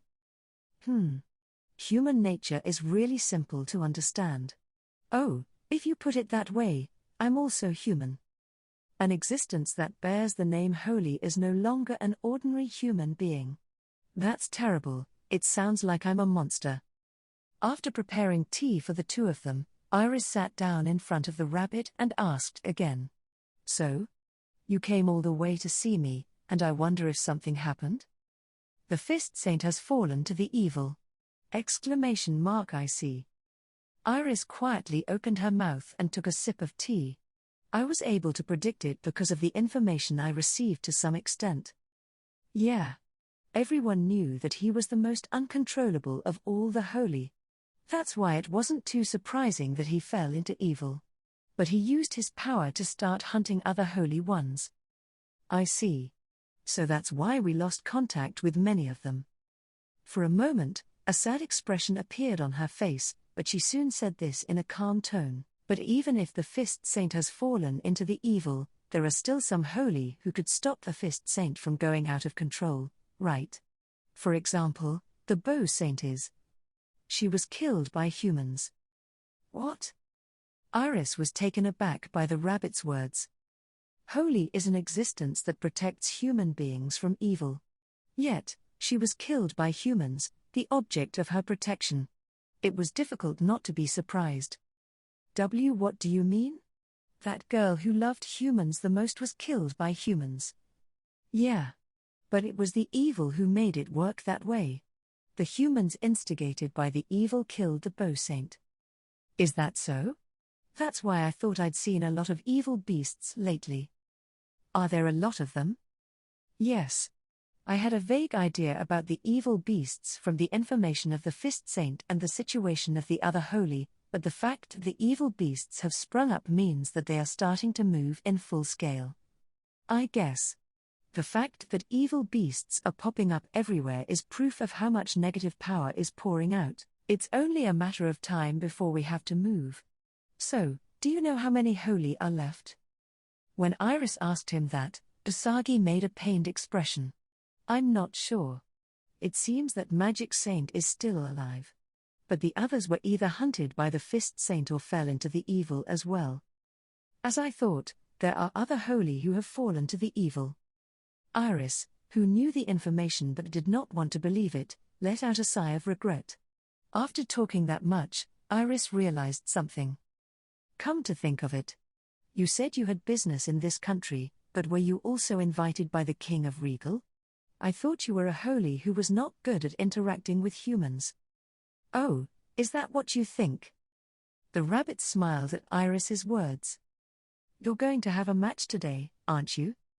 Eh? But how do you know that? What? No way, that opponent is you? No. Unfortunately not.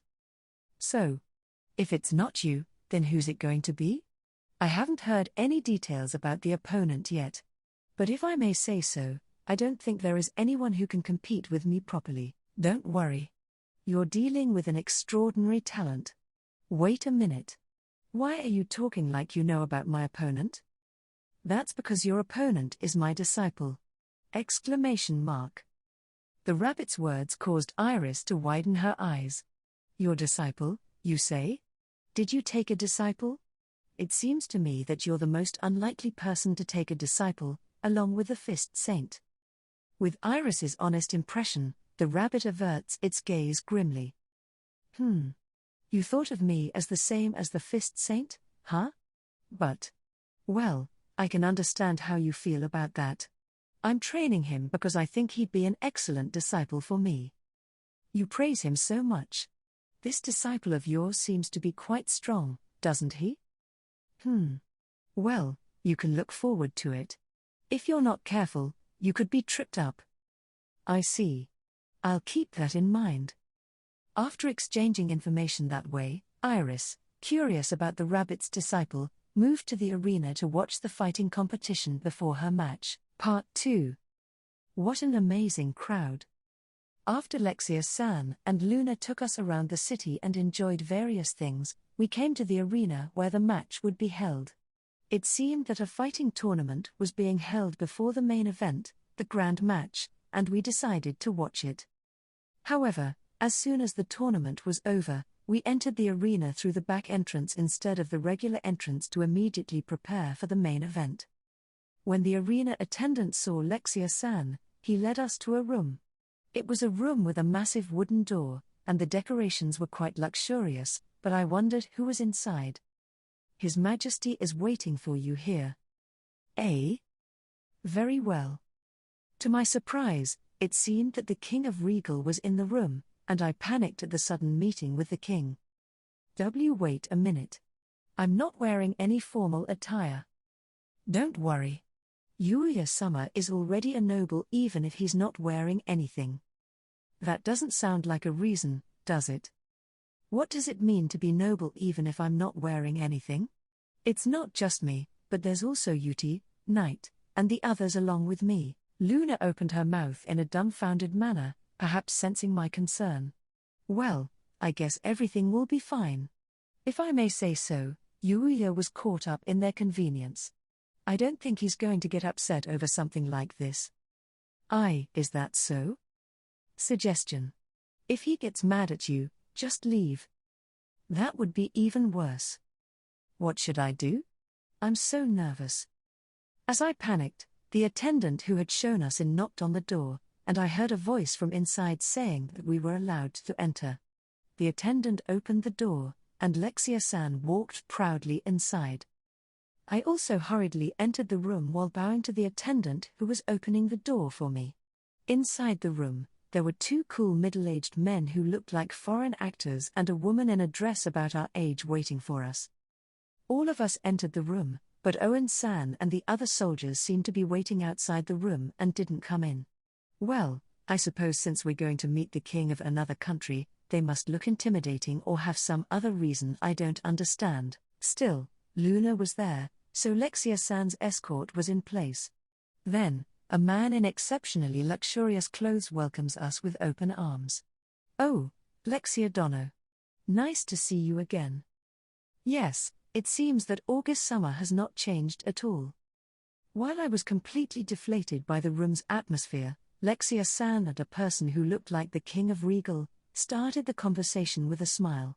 However, although the conversation seemed to be friendly, I felt a sense of dread. Luna, as Lexia-san's bodyguard, was standing in the rear, and Knight was quiet as usual. Akatsuki and Uma-san were the only ones who looked bored and were sighing.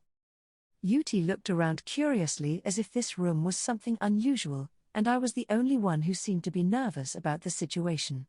Oh, that's strange. Is it weird that I'm this nervous?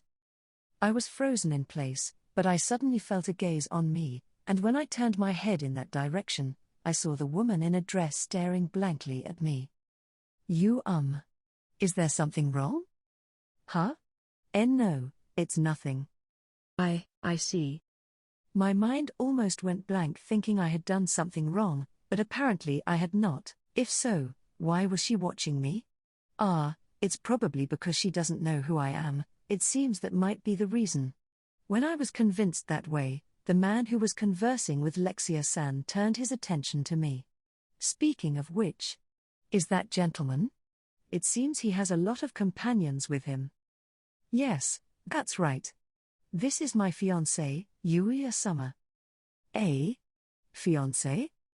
It was true that she had asked me to marry her, but I refused before. Luna then opened her mouth with a dumbfounded look. Lexia, don't annoy Yuya too much. That's fine. You win when you say it. That's just a pity. I'm sorry, Lexia-san. I think Luna is right, too. I bowed my head and introduced myself to the man who was stunned by Lexia-san's words. I'm Yuya Tenju. Introduction. I'm Yuti. After me, Yuti said briefly.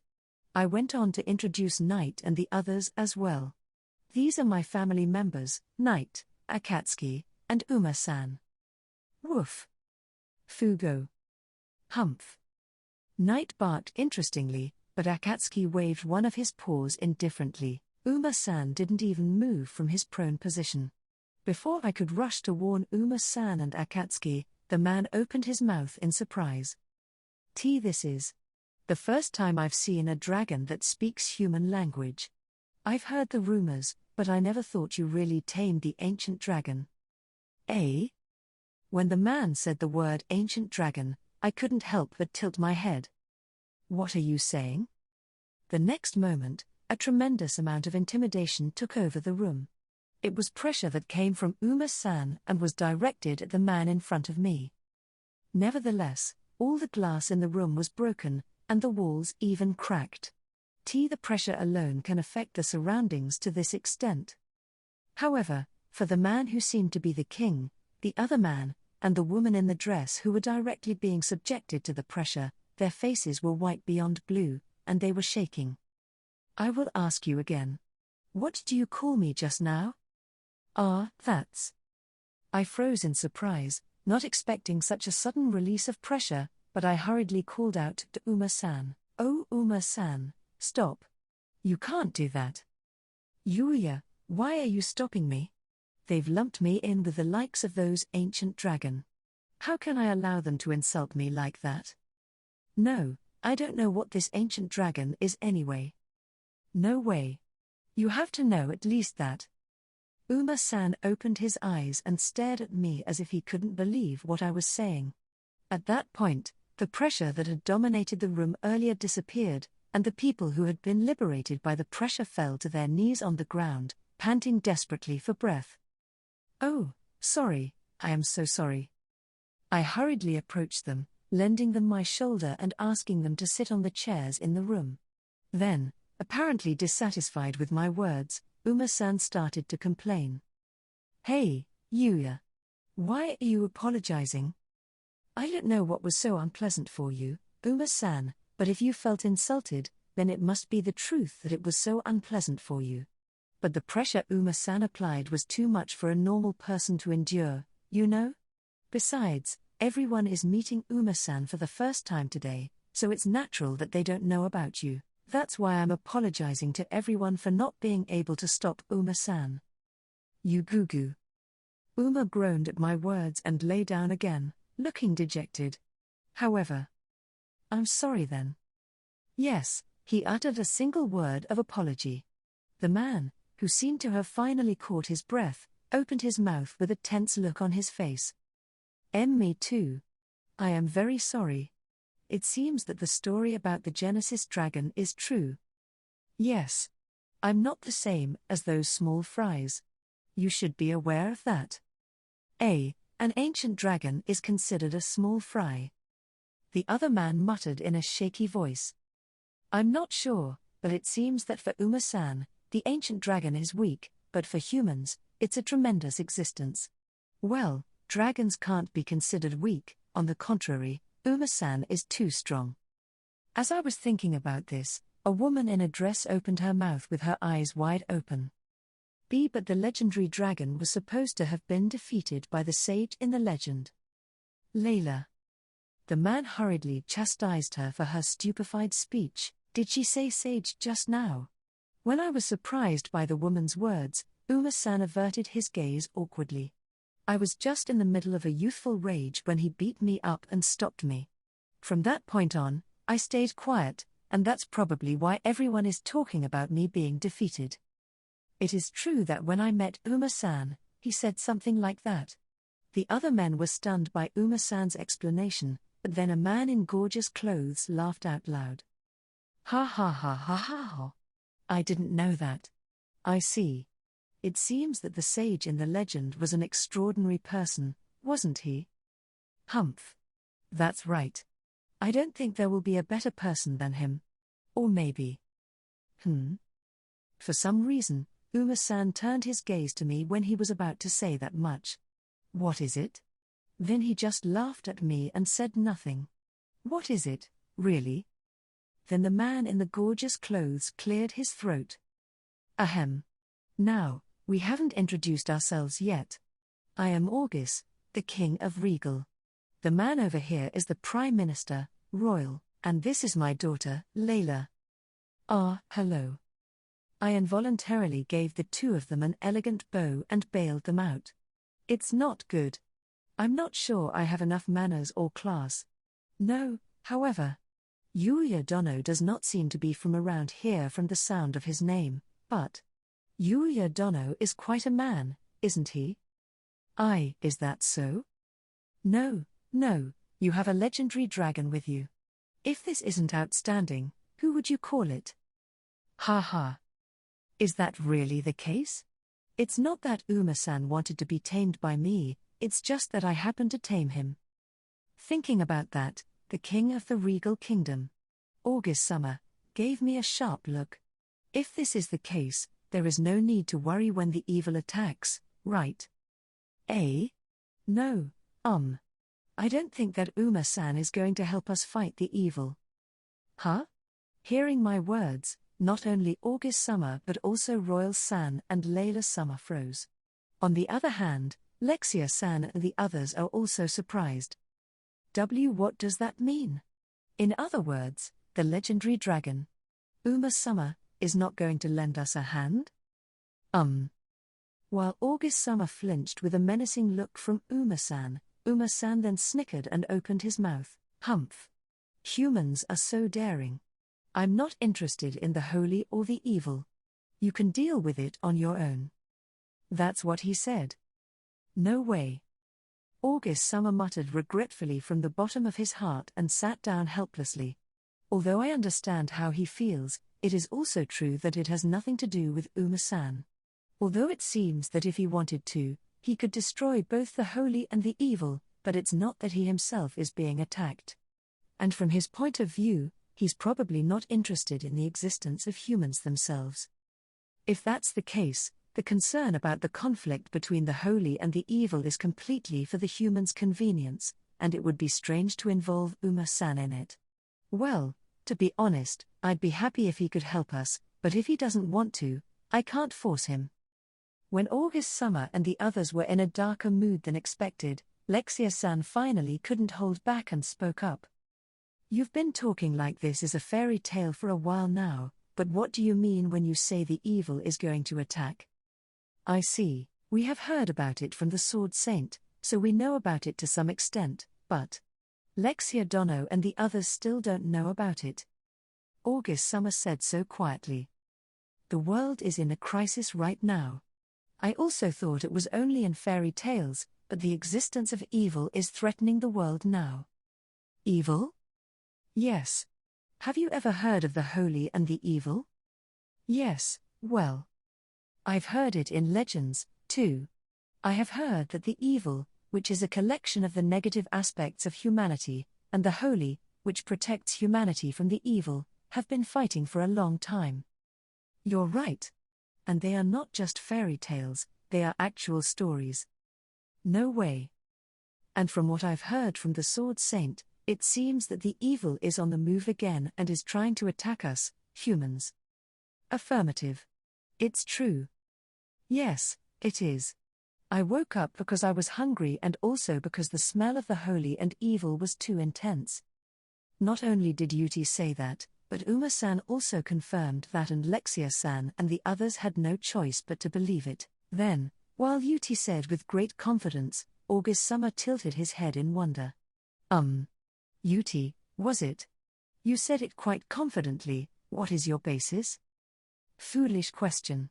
I'm a disciple of the Bow Saint. So I know. What?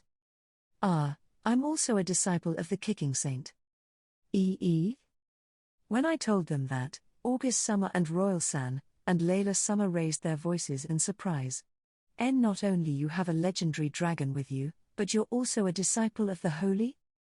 What an extraordinary person. While everyone was staring at me, Lexia-san, for some reason, was the only one who seemed to be proud. That's right. Yuya Summer is amazing. No, why are you so proud? Because I'm his wife. No, you're not. She's been promoted herself from my fiancée to my wife. I could only be amazed at how flexible Lexia-san was. I see. If he's this good, it's no wonder that Yuya Dono is as powerful as Sword Saint Dono. Right? But, the Sword Saint is also a monster, you know? Well, Yuya Dono is a disciple of the Kicking Saint, and I think I don't need to tell you how powerful the Holy is. Ha ha ha. Master Usagi is powerful. That's because I can't fight properly without using the power of evil, which I've recently been able to handle a bit. Well, if I use the power of evil, Master Usagi's status as a holy will be forced to be released and doubled. But the fact that evil's power can be used to fight even such a holy means that evil's power is that powerful as well. Recalling Kuro, who has been sleeping more often since the Fist Saint's attack, I once again recognized the danger of evil. Well, okay. I would have liked to talk about such difficult topics, but today is our country's national festival. Let's forget about that and just enjoy today. Why, yes. Oh, yes. We have a good view of the upcoming tournament. Would you like to watch it from here? Yes, let's do that. Lexia-san nodded to August Summer's suggestion, and we decided to watch from this special seat. This room is located high up in the arena and overlooks the entire arena, so you can clearly see the battle. Then, Lexia-san pulled my arm. Yuya Summer, let's watch together. Yes. I sat down next to Lexia-san while she pulled my arm, and on the opposite side of Lexia-san, Layla Summer, the princess of the Regal Kingdom, sat down. Yuya Summer. May I sit next to you as well? Yes, it's fine. I looked around, but the seat in this special room was still empty. On the contrary, there is a seat available next to the king of this country, August Summer, but is it okay for Layla Summer to watch with us? Rather, because her country is hosting this kind of event that it is necessary to entertain the princess of other countries such as Lexia-san. Mumu. As Layla Summer's actions convinced me, I suddenly heard such a groan from Lexia-san next to me. What's wrong, Lexia-san? No, nothing. Huh? It doesn't feel any different, but I think it's better not to touch. In contrast to Lexia-san, Layla Summer smiled and put her hand on my hand. Layla Summer? Ara, you don't have to call me with an honorific. Please feel free just to call me Layla. No, that's just. That's right. Why on earth did you hold his hand in the middle of all this? Yuya Summer is my fiancé. That's a bit of a misstatement.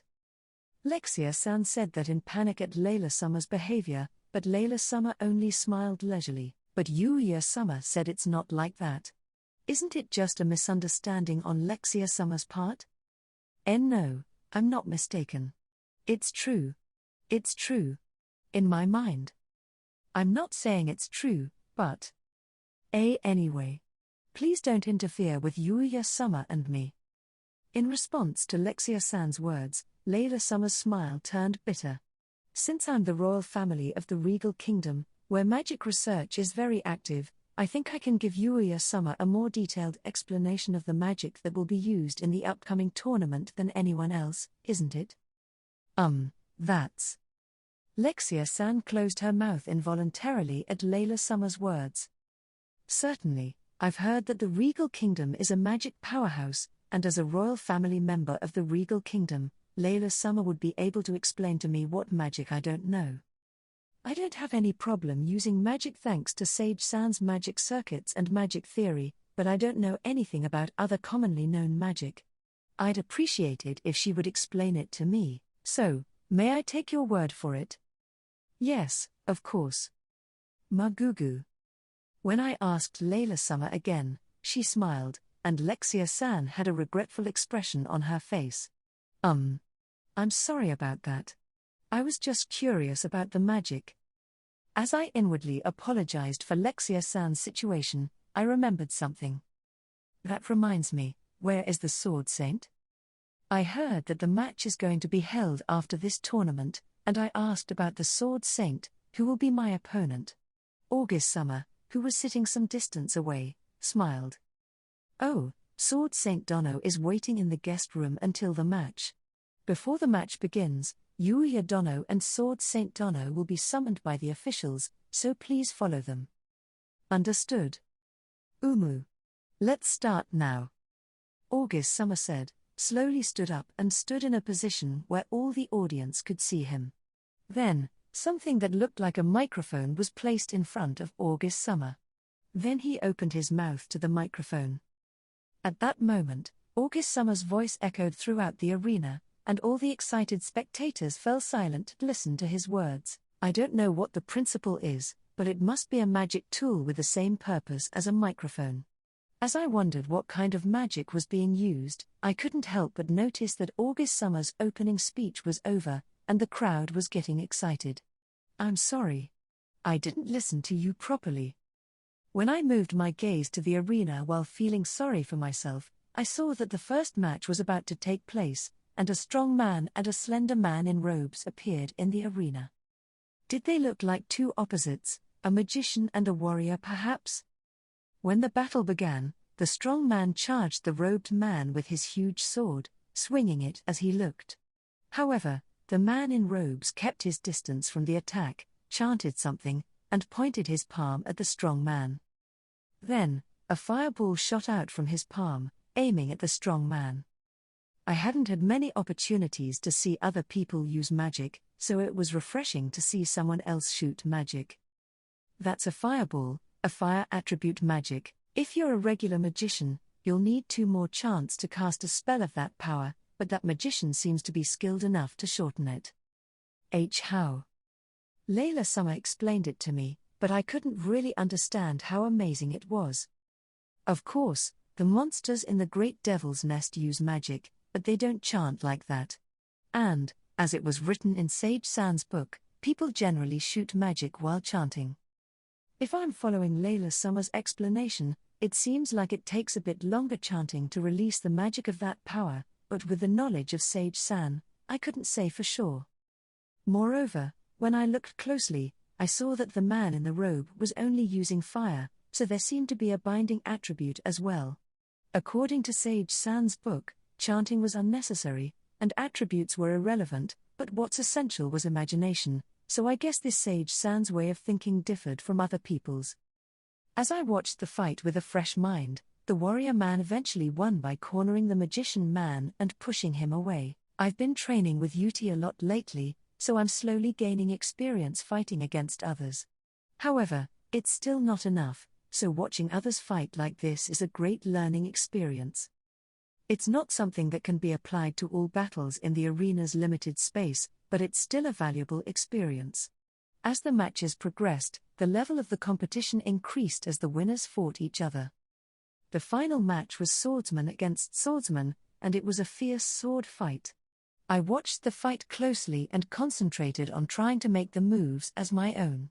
In the past, it was not easy to watch and learn the moves of those who were stronger than a certain level or to steal their techniques.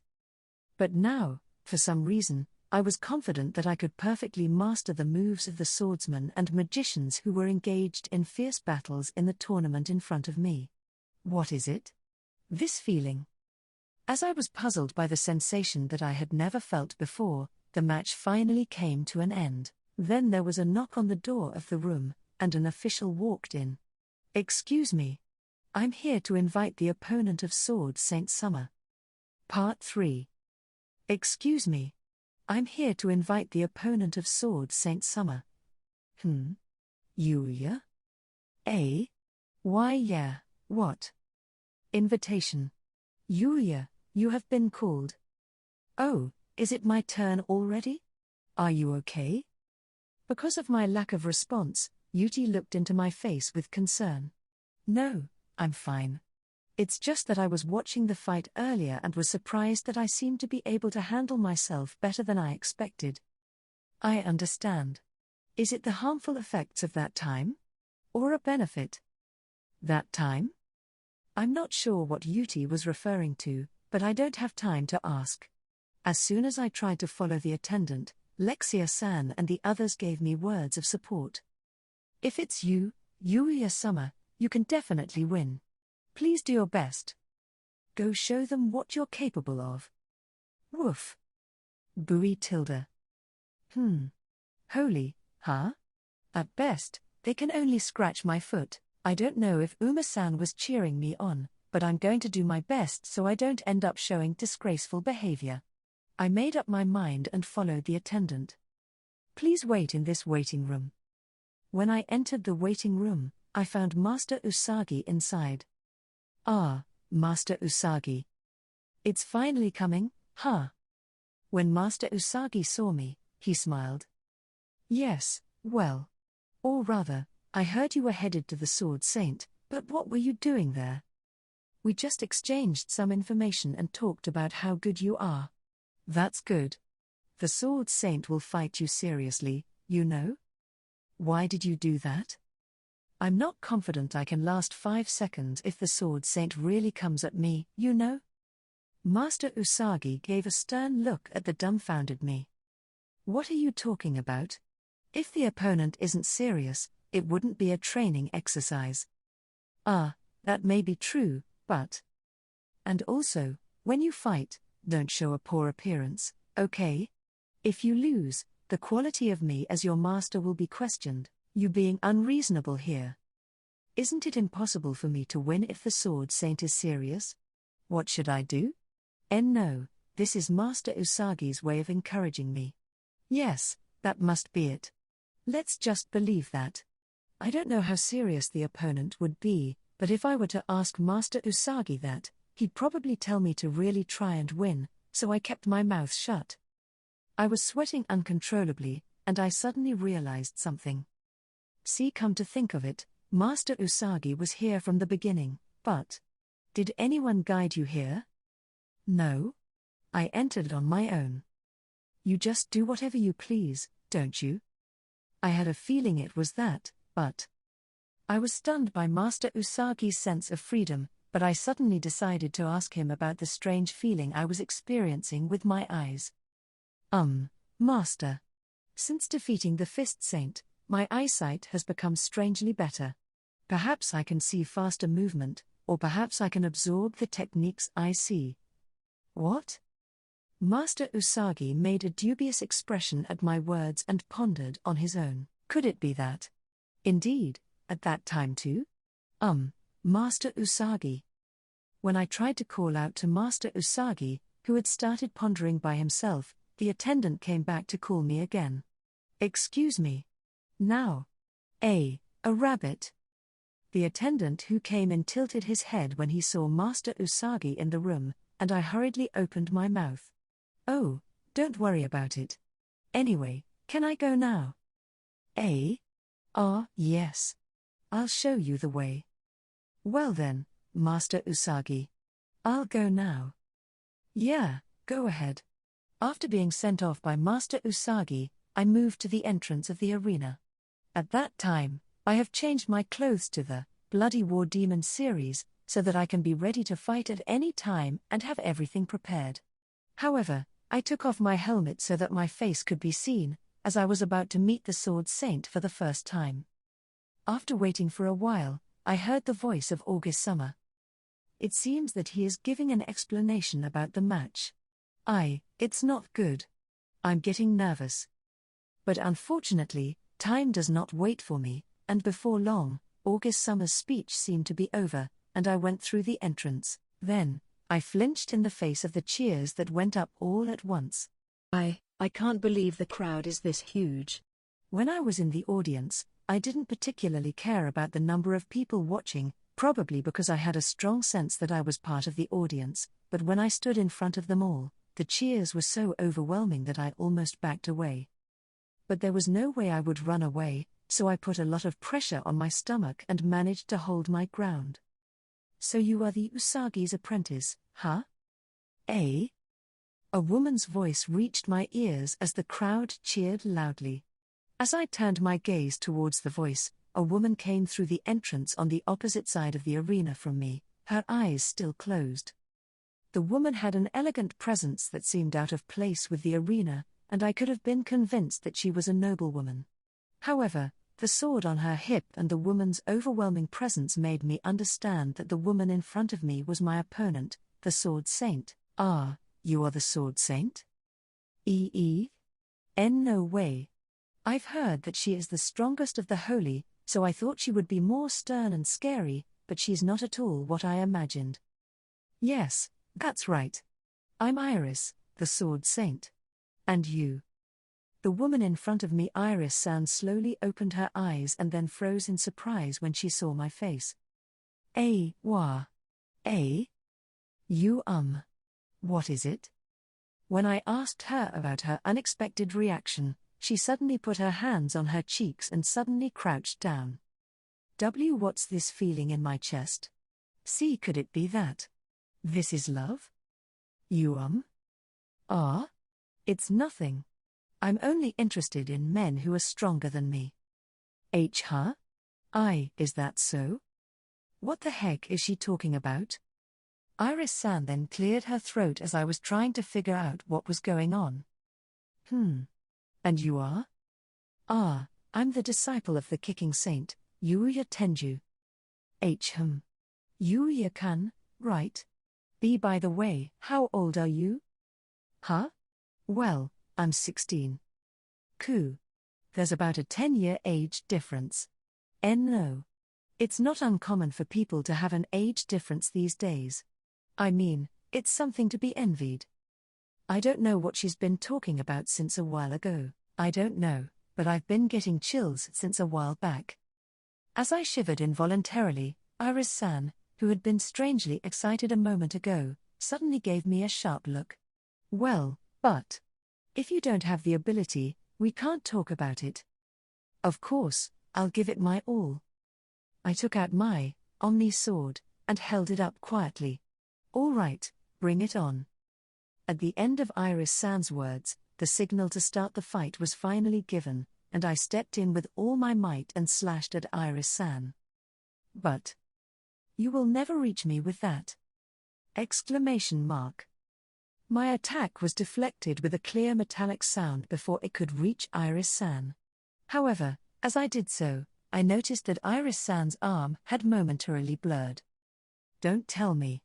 You swung your sword in that instant? You can see it clearly, It usually ends up that no one can recognize it. Seeing Iris-san smiling amusingly, I cannot stop my cold sweat. No, isn't that too outrageous? What should I do against a sword that was swung at an almost unrecognizable speed? Moreover, looking at Iris-san now, her sword is properly sheathed. It's not a move that can be done in an instant. Then, Iris-san smiled provocatively at the stunned me. By any chance, you're not going to say that this is the end, are you? Of course, I wouldn't say that this was the end, but it was definitely my best effort. But Iris-san easily blocked the attack. What's more, it's not as if it's been enhanced by any particular magic. I already knew that, but the difference is so great that I can only smile bitterly. Looking at me like that, Iris-san made a suspicious expression on her face. You don't seem to be in too much of a hurry, are you? No, it's not. I was in such a hurry that I became calm. I see. So, do you want to give up? No way. It was obvious to me that my power would not work. Then I had to do what I could. When I ran forward again, I put away my Omni sword and took out my Absolute spear from my item box. A spear? Aiming at Iris-san, who tilted her head, I threw the Absolute spear, in all seriousness. However, with a clear metallic sound again, the spear was easily repelled. What do you think you're doing? Such an attack. Phew. What? Immediately after I threw the Absolute spear, I already had a new weapon in my hand. It was the formless bow, and then I shot several invisible arrows. Iris-san didn't seem to understand what I was doing for a moment, but it seems that she sensed the invisible arrows I shot, and a metallic sound rang out again, and all of my arrows were flicked off. I'm surprised. My sword can be slashed at a speed that can't be tracked by the eyes, but I didn't think it would really be an invisible arrow. There's more.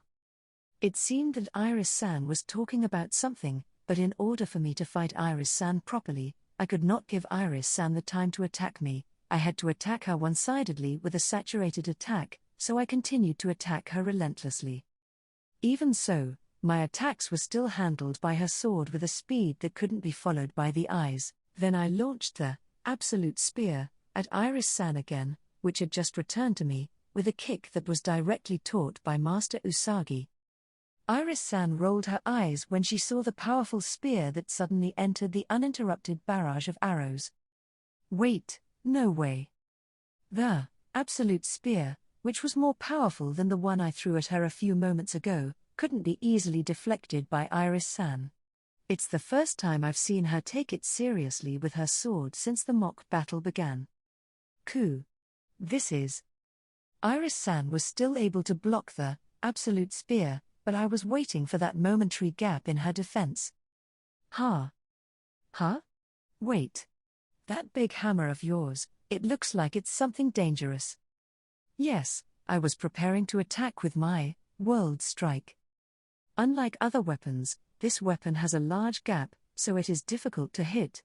However, if I could hit it, it would be powerful enough to defeat any opponent. After all, it carries mass equal to that of the world in the attack. In addition, in order to increase the certainty, I also deploy the magic attire for the first time here.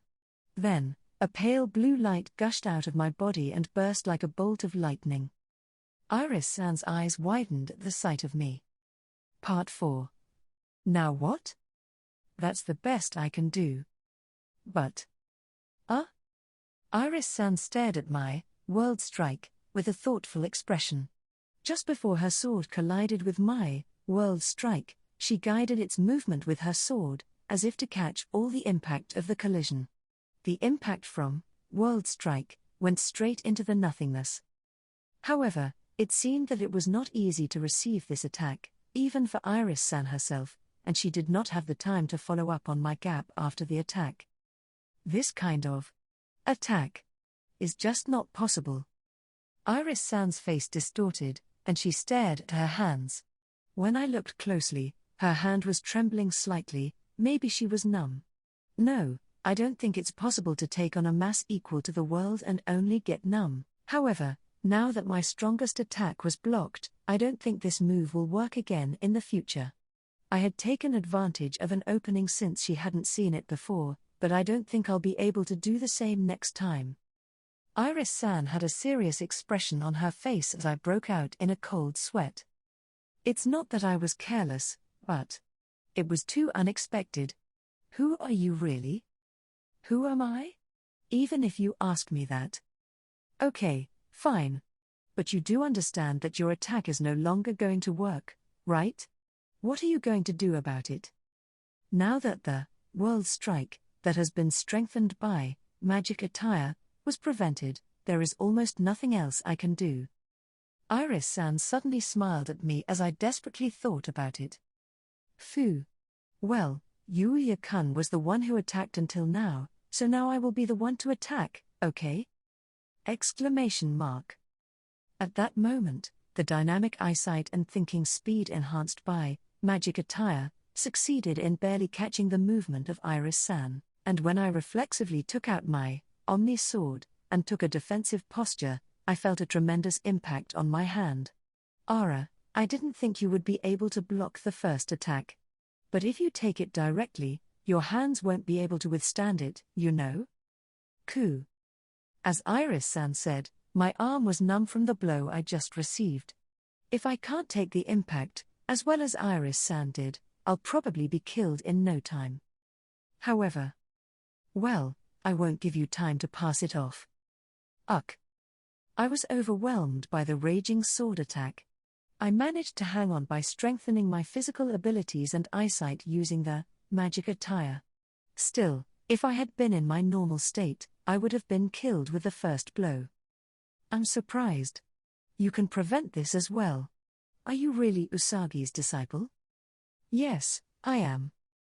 That's a formidable talent, considering you've just learned to use a sword.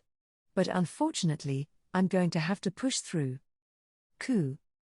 Iris-san's attack speed gradually increased, and even my enhanced dynamic eyesight could no longer track her, but... Question mark. Iris-san noticed a strange feeling and tilted her head. I also noticed the discomfort later. Huh? How come I can't follow it with my eyes, but I can react to it? Yes, Iris-san was swinging her sword at a speed that I could not possibly handle, but somehow I could block her attack. Iris-san tilted her head and increased her speed to push through, but my body still reacted and stopped the attack. In the end, Iris-san rolled her eyes at this situation. No way. How can you still react? I gave up on following it with my eyes and let my body react for some reason, but it seemed to be able to respond to the point where Iris-san was surprised. What is it? I was puzzled because I myself didn't know why my body was able to react to such a degree. It was as if my body had experienced combat at this level before. Since I could handle all of her attacks, Iris-san once again took distance. Ha. It's weird. I'm not sure why you're reacting when you can't keep up with my movements. What on earth did you do? I have no idea either.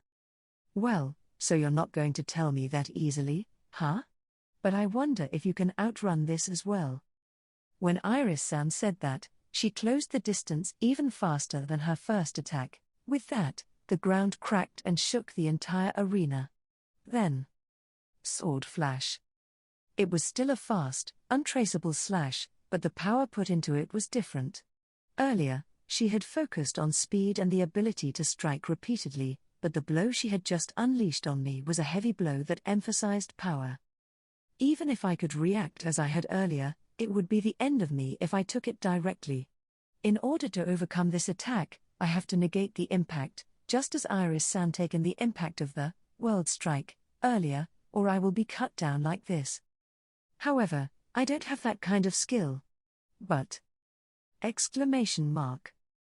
The moment I received Iris-san's sword with my Omni Sword, I turned my body around and received the impact while closing in on Iris-san. Coup. Although Iris-san swung her sword down with all her might, she did not feel it as she drew back her sword and prevented the attack of my sudden approach, and then pushed me away. Are you really Usagi's disciple?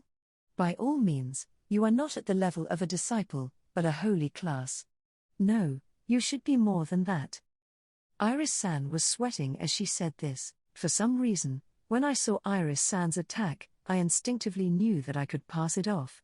So, I was able to replicate the movements of Iris-san as she dodged my attack earlier. I not only evaded but also launch a counterattack. However, I thought it was perfectly decided just now. I thought my counterattack was surprisingly clean, but as it turned out, it was blocked. It's still not possible to win against Master Usagi, and it's no surprise that my attack didn't work against Iris-san either, who is the Sword Saint, but I think I'm going to lose confidence if I'm blocked this easily. In order to counter such Master Usagi, I need to release the evil power, but is it really okay to release it now? For the time being, I was able to control the evil power for a very period, but I was more afraid that by releasing the evil power, Iris-san would mistake me for the real evil.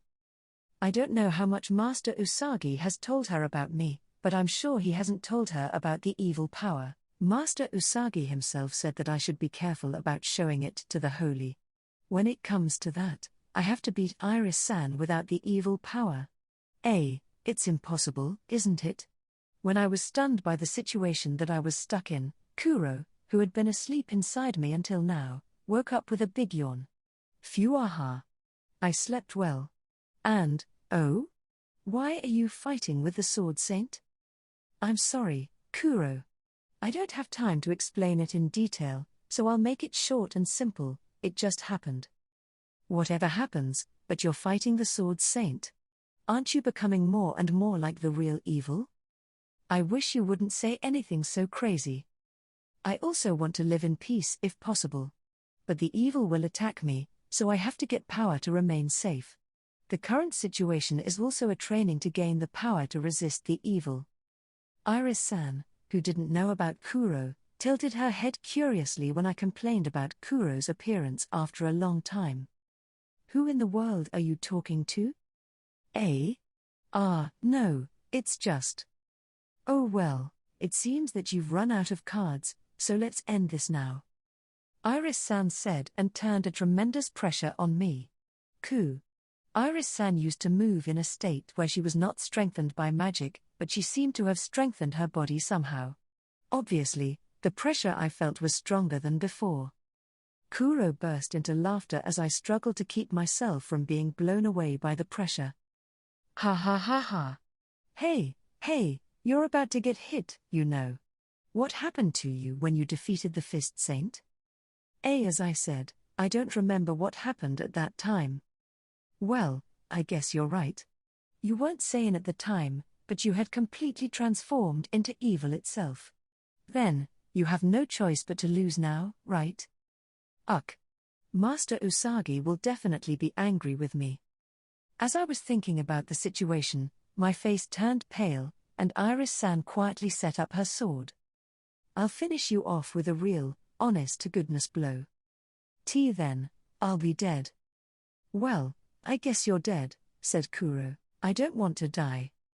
This is just like a mock battle, isn't it? It's not like anyone died or was seriously injured in the fighting tournament, right? Iris-san smiled at me as if she was enjoying this battle while I was trembling even more. I also enjoyed fighting for the first time in a long time. Well, I wish you were stronger than me, though. Huh? Sacred heaven / When Iris-san stepped forward, she moved in front of me in an instant. The speed was so instantaneous that I thought it was really an instantaneous movement, and I didn't even realize that she had moved until she appeared in front of me. And just as she was about to swing her sword down at me, my eyes, enhanced by my magic attire, noticed a black something approaching from behind Iris-san at an unbelievable speed. Then, not only me but also Kuro seemed to have noticed it and shouted in panic. Avoid it, Yuya. Huh? I realized that Iris-san didn't recognize the black something, so I pulled Iris-san's arm in front of me and hugged her, and then we fell down together. What? The next moment, Iris-san's face turned red, and she panicked as she was hugged by me. The next moment, the black something pierced the position where Iris-san and I were standing in an instant. Huh? That was close. Iris-san stared dumbly at the ground where the black something had pierced. When the audience began to rustle at the sudden attack from outside the arena, a voice came from the sky. Aka, it's been avoided. Well, it wouldn't be much fun if you died now, would it? Wah. That appearance. Shinigami. And why are you with them? Iris-san's eyes widened as she looked up into the sky. I also looked up at the sky and saw a boy, a half-naked man with a long spear on his back, and a ninja-like man with 2 grass-cutting scythes on his hips, standing there leisurely. Chapter 6, Attack. Part 1. Spear Saint. Scythe Saint. The unexpected words made me involuntarily turn my gaze back to Iris-san, and the half-naked man in the sky and the man in the ninja costume quietly shook their heads. I do regret to inform you that we no longer hold that title. We are the Fallen Saints. Far Fallen Saints? As I was tilting my head at the unfamiliar words, a boy with a different presence laughed in amusement. Hey Tilda, that's terrible that you ignored me. Besides, unfortunately they're no longer the holy that you know. They are the ones who have fallen to us and taken on new powers. Fallen? Could it be? While Iris-san made a startled expression as she realized something, the boy in the sky deepened his smile. Did you finally notice it? Then let's get started. Tilda the destruction. The moment the boy's eyes glittered, the jet-black haze that I had seen in the past when I confronted Yuti and the Fist Saint erupted from the boy's body. Then, a loud sound of destruction could be heard from far away. The sound of destruction gradually got closer and closer, and finally, the identity of the sound appeared in the arena. What is that? Eee. The sight made me stare in horror. What? This looks the same as what I saw at the shrine the other day? A large number of what were known as evil beasts had rushed into the arena. The audience screamed and ran away from the sudden intruders, but the evil beasts attacked them without mercy. Ah ha ha ha ha ha. The screams are wonderful. The boy who was probably the one who orchestrated this tragedy looked at the carnage around him with an ecstatic expression on his face. Stop it right now. Immediately, Iris-san unleashed a slash with divine speed towards the boy floating in the sky, but the slash was blocked by the black darkness overflowing from the boy's body. Don't be so impatient, let me at least introduce myself, Tilda. He laughed like a fool and bowed condescendingly. I'm Quoro, the Shinigami, and I'm one of the evil. It's nice to meet you, Tilda. Exclamation mark. The boy who smiled in front of me, Quoro, told us that he is one of the evil, the sworn enemy of Master Usagi, Iris-san, and Yuti.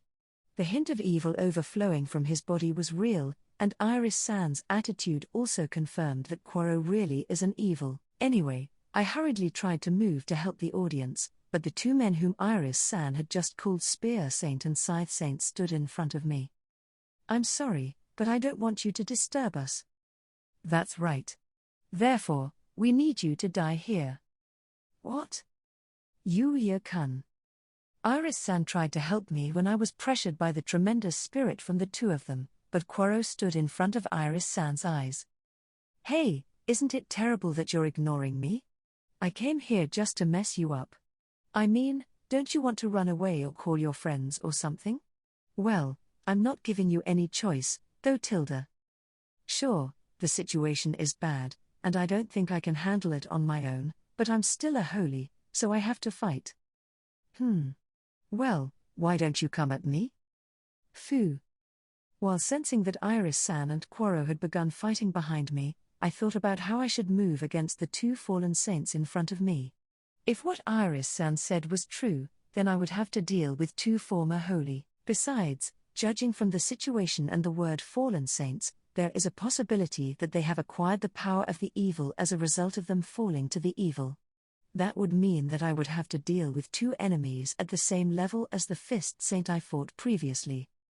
Even Master Usagi couldn't defeat the evil fallen Fist Saint, so how can I, in my normal state, win? When one problem is over, another appears. You really have a lot of troubles, don't you? It's not that I like having them, but... Kuro was also awake, and even though I don't remember, if I use the evil's full power, as I did when I defeated the Fist Saint, I might be able to defeat them. However, suppose I used this power, it was still unstable and cannot be perfectly controlled. In that case, I will fall and become an evil, just like Quoro, and I would become a target for the holy to defeat as well. But even now, as I'm struggling with this, the evil beasts were. At that moment when I thought about it. Gigi? G. Gigi. Gigia. I saw countless arrows piercing through the evil beasts. This arrow. Yuti? Also, following Yuti's arrows, I heard the voices of my dependable family members. Grr. Woof. Bui Tilda. Knight and Akatsuki defeated the evil beasts one after another and healed the injured audience. In such a scene, the men of the fallen saints opened their eyes. What's with that little wolf? It's not just the little wolf. That pig is also using a strange skill. Then, I noticed that Knight, who was destroying the evil beast, looked at me for a moment. He seemed to be saying, "Leave this to me," and so I nodded. Now I can fight you guys with peace of mind. Huh? Don't say anything crazy. Do you really think that you alone can win against the two of us? That's why I'm also fighting you too. Huh? Master Usagi. Master Usagi appeared out of nowhere next to me and quietly looked at the men in front of us. Humph. I thought that some of the holy had fallen to the evil, but I didn't expect it to be you two. Spear Saint Ronus, and Scythe Saint Shin. Hearing Master Usagi's words, The half-naked man with a spear on his back, who was probably Ronus, frowned slightly. The weak will be eliminated. I'm just following that law of nature. How? So, as a result of that, you became a servant of evil? Fallen saints, is it? How dare you call yourself that? You're just a slave to evil, aren't you? Say what you want. We gained new powers by submitting to the evil. Those of the holy who were eliminated were even weaker than us. Ronus and the Scythe Saint, Jin, each quietly raised their weapons. Seeing this, Master Usagi opened his mouth to direct me as he, too, entered a battle stance. Yuya. Huh? For the moment, I've given a brief explanation of the current situation to Knight, Yuti, and the others. The king of this country is probably planning some sort of countermeasure as well. As for the safety of that little girl, Yuti and the one who was with her as her escort are enough to handle it. So for now, just concentrate on defeating the people in front of you. Why, yes. It seemed that Master Usagi had made a move, and one of my concerns had been resolved. However, I was wondering what Uma-san is doing. Well, Uma-san seemed to be sleeping without a care in this situation, so there's no need to worry. I mean, he's so strong that it's ridiculous to worry about him. Rather, I should be worried about myself, and I quickly redeployed my magic attire. Seeing me like that, Ronus swung his spear lightly and laughed with a snort. Humph. Did you finish your private conversation? If so, let's go this way. Yuya. I'll leave that Ronus to you. Yes. I immediately took out my absolute spear and clashed with Ronus' spear. Ha! It seems that you want to die so badly that you are challenging me with a spear. If so, I will kill you as you wish. Whirlwind drill. Ronus pulled back his spear and thrust it out with great force. A whirlwind of air swirled around the spear as it pushed forward, cutting the ground. It was deflected by absolute spear, with a narrow margin in the same way that I had deflected Iris-san's attack. What? How can you deflect it? What was deflected was not only the spear but also the sharp whirlwind that was gathering on the tip of the spear, which made Ronus surprised. I didn't think I'd be able to catch the wind myself, so I was secretly surprised. Ku. Don't you dare make light of me. Then Ronus unleashed a raging wave of thrusts, piercing everywhere. However, I took a good look at them and carefully handled them one by one. What are you? You're not even a holy, you're just a human being. How can you keep up with my techniques? Humph. You can't compare him to any other human being. He's my disciple, after all. Usagi's disciple? Hearing Master Usagi's words, Ronus widened his eyes, while Jin took advantage of the opportunity to attack Master Usagi. It's a good thing you have the guts to look the other way. I can win even if I'm looking elsewhere. Ha! Can you say the same when you see this power? At that moment, a black mist overflows from Jin's body, and he unleashes a powerful swing with his grass-cutting scythe at Master Usagi. However, Master Usagi calmly assessed the attack and delivered a kick to his temple, causing the attack to be deflected. However, Jin had another grass-cutting scythe in his hand, which he swung to follow up. Master Usagi moved out of the way as a reaction to the first deflected blow. As I unintentionally followed his movements with my eyes, I received a reprimand from Master Usagi. Yuya. If you have time to look at me, take him down quickly. Ah? Why yes. When I hurriedly readied my spear again, Ronus was trembling tremendously. You. Even though you are Usagi's disciple, you don't use his technique. Instead, you fight with a spear? Eh? I'm not just fighting him with a spear, I'm using it now because I can't find an opening to attack Ronus with a kick.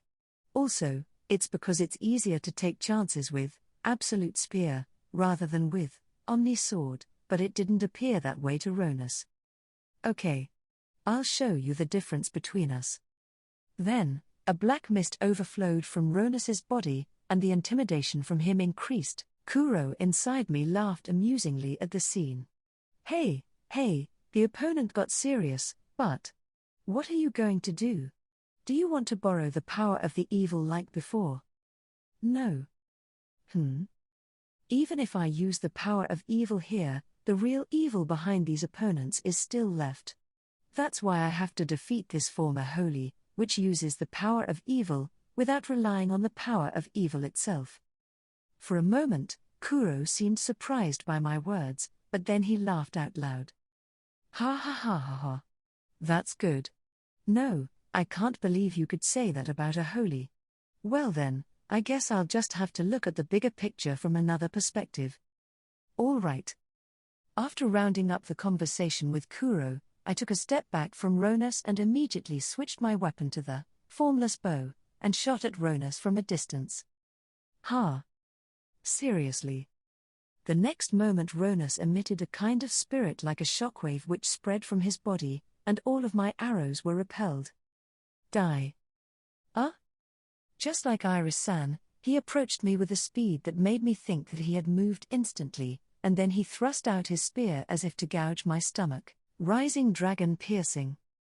An illusion of a dragon seemed to fly out of the tip of the spear and tried to chew through my stomach. I had no choice but to block this attack that was released from a close distance. I switched from the formless bow to the Omni sword, and swung the sword down to meet the momentum head-on. Goor? The shock was transmitted through the sword to my entire body. I knew that I would be defeated at this point, but I suddenly felt my body heat up. It was as if the magic circuit inherited from Sage-san was heating up as if to show me that it existed. Ha! What? While receiving Ronus's attack, I prepared to unleash a spell, and when the spell became available, I unleashed the very first spell I had learned, a water ball, at Ronus. It seems that he didn't expect me to counterattack while blocking the attack, and Ronus hurriedly interrupted the attack and tried to distance himself. However, without missing a beat, I took a step forward with all my might, using the leg strength I had developed during my training with Master Usagi. With all the momentum I could muster, I slammed a kick into Ronus' stomach. Oh! Koa! Ronus couldn't block my kick, and he took some serious damage. He stayed in the sky for a moment with his body in a crooked shape. Although I tried to give chase afterward, Ronus clenched his teeth and forced himself into a stance to unleash another technique before I could follow up. Don't mess with me. 1000 spear piercing. Ronus shot a barrage of raging thrusts at me again in the sky. It's dangerous. There's no way to prevent it. The moment I despaired, Kuro, who had just said he would only watch, spoke to me in an amused tone. Hey, it's no good having you die here, you know? Take a good look at him. You should know what that means. Take a good look. Although the tip of the spear was almost in front of me, I followed Kuro's words and watched Ronus's movements, the trajectory of his spear, and everything else. Then I found myself feeling as if the sounds and sights around me had been silenced. It was similar to the feeling I had when I watched the fighting tournament that had just taken place, but to a completely different level. It was as if all unnecessary information were blocked out, and I could just see what was happening in front of me at a frighteningly slow pace, as if my brain and body were absorbing all the information in front of me. I later found out that I was in the ultimate state of concentration at that time. And as I watched Ronus' movements, I naturally moved my body. What was that? I also released the same technique that Ronus had used, the 1000 spear piercing. The 1000 spear piercing I released had countered Ronus, 1000 spear piercing, one after another precisely. This is impossible. There is no way that my spear holy art can be imitated. Ronus shook his head to deny what was happening in front of his eyes and launched another technique. Star pile. He grasped the spear in his opposite hand and swung it down at me as if it were a flag. When I saw the attack, I dodged it by rolling to the side and avoiding it, and Ronus's spear stood on the ground. It was enough to shake the arena and cause the ground to cave in. But I wasn't even surprised by that. I just calmly looked at Ronus and attacked him with my absolute spear. This is not how it's supposed to be. This is definitely not how it's supposed to be. When Ronus shouted that, he distanced himself from me with all his might and took a stance with his spear drawn back as hard as he could. Divine piercing. I could tell at a glance that this was the most powerful attack he had ever made.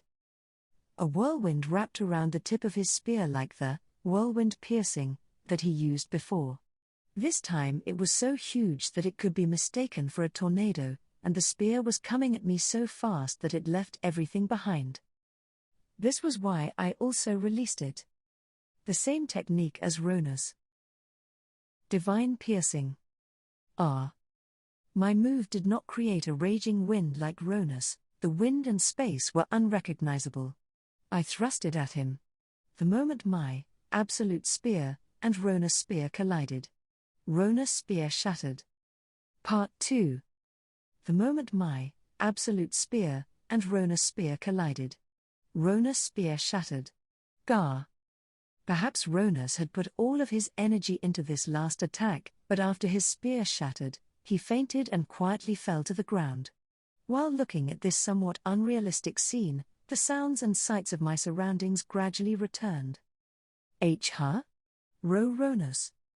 What are you dumbfounded about? You beat him, didn't you? Stunned by Kuro's words, I turned my attention to Ronus, who had fallen to the ground. I defeated him. When did that happen? Could it be that the evil power has gone out of control again? It's not that. Well, it's not entirely unrelated. But you definitely defeated the spear saint lying there with your own hands. What do you mean? You may not remember, but your body remembers the feeling of the evil when you defeated the fist saint. The only difference now is that you pulled the trigger for that power and defeated him. Trigger. That's right. The power of evil is a power that embraces everything. And maybe because you've activated it once, you've been able to control it subconsciously, albeit only partially. Well, even if you try to control it, you can only do so to the extent that it doesn't go out of control. I'm not sure, but it seems that the reason I've been able to keep my evil power from going out of control is not only because of Kuro's power but also because of my subconscious. Thanks to your subconscious control of the power of evil, you have been able to utilize it on a limited basis. That's what's happening with your eyes. My eyes? I touched my eyes without thinking, and Kuro continued. Yeah. As I mentioned many times, the power of evil is a power that embraces everything. It does not matter if it is tangible or intangible. It can even be used to strengthen and absorb techniques and movements. I somehow understood what Kuro was trying to say and was astonished as I felt him smiling at me. Evil Den's eye, now you can absorb any movement with it. I was just dumbfounded by Kuro's words. That kind of power. However, the reason why this power was able to manifest itself was because I followed Kuro's advice and watched Ronus' movements. I stared at my hands without thinking, but then I remembered that I was still in combat. That's right. Master Usagi is. It looks like he's almost done there too, huh? When I turned my attention to the battle between Master Usagi and the Scythe Saint Jin, I saw Jin bleeding. No way. We already have the power of evil, and we're still losing. Humph. I was indeed defeated by the Fist Saint, who had the power of evil. However, I polished my own power after that, without the power of evil, and ended up defeating you like this. That's all there is to it. I won't admit to it. I won't admit that we who have acquired the power of evil are losing. Jin shouted as he crossed the scythes in front of his face, and swung them out. Master Usagi took a leisurely stance against the cross-shaped slash that was unleashed from there. The 3 divine steps, and as he muttered this, Master Usagi disappeared from the spot. What? The first step. It might seem as if Master Usagi had disappeared, but he just leaned forward and plunged into Jin when he took his first step. But that's only because I was watching this from a distance. For Jin, who was actually receiving the technique, it would still look like he'd disappeared. Second step. Master Usagi then took advantage of his large first step and leaned forward some more. He rolled his body into a small ball from that position, and with a minimal rotation, dropped his second step over Jin's head in a forward somersault. Gah! The second step, delivered with tremendous force, was an extremely powerful heel drop that knocked Jin unconscious. Then, with the momentum from stomping on Jin, he spun in the air and landed. Master Usagi snickered. Humph. I didn't need to take the third step, after all, did I? Master, how much stronger can you get? I don't think I can win against you. I couldn't help but feel that way about Master Usagi, who had defeated Jin. As I look at Master Usagi with my cheeks twitching, he turns to look at me. What are you dumbfounded about? The next one is the evil. That's right. Iris-san is. Just as I was about to say that much, I heard the tense voice of Quoro from above. Arare? The two of them have already been defeated. They are so useless. What? When I turned my gaze to the sky above, I saw the figure of Quoro, who had black mist spewing from his body and was freely moving it to attack Iris-san. This is not good. The black mist spewing from Quoro's body became countless sharp blades and poured down on Iris-san. Iris-san was desperately trying to deal with it with her sword. However, it seemed that she couldn't handle all of them and was in a difficult position as it appears. Iris-san.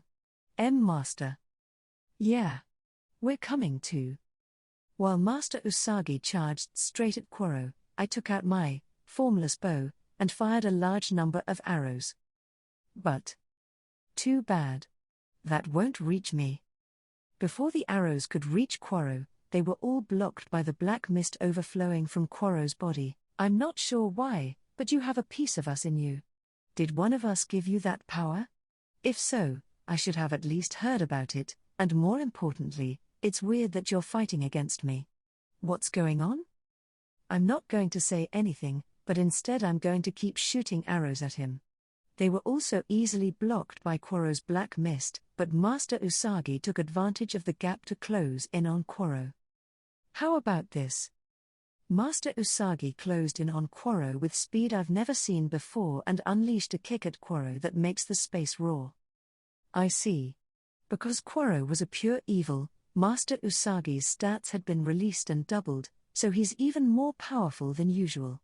As I was thinking this, Kuro inside me answered in a stern voice. No good. Eh? You don't even realize it, do you? If the Kicking Saint's stats can be released, then, of course, the Sword Saint's stats should be released as well. That's what it is all. I heard Quoro's amused voice interrupting Kuro's words, as I said. You won't reach me. Wah. Agar. The black mist easily caught Master Usagi's kick, and as the black mist drifting around approached Master Usagi, it transformed into a sharp blade that went straight through him.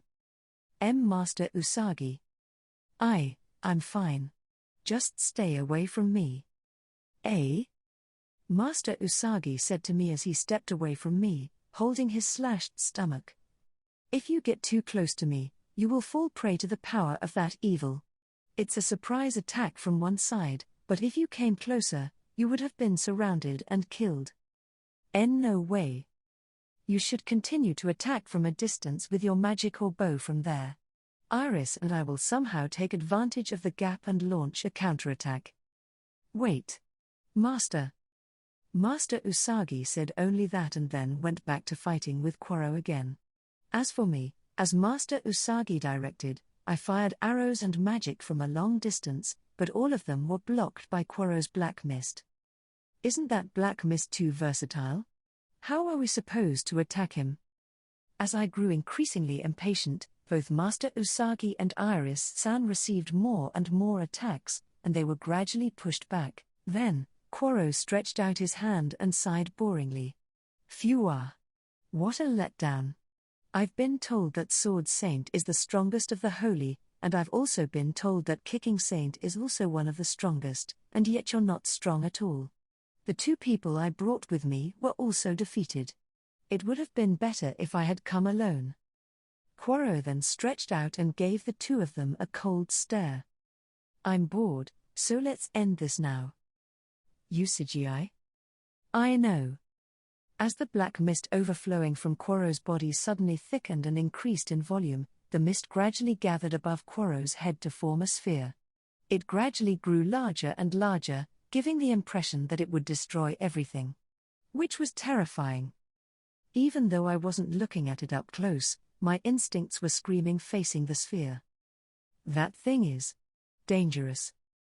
Then Kuro, who was also inside me, said in a cold voice. He's really going to finish them off? If that thing goes off as is, this city will be wiped out, no way. Anyway, I shot arrows through the absolute spear and attacked as much as I could, but all of them were completely blocked.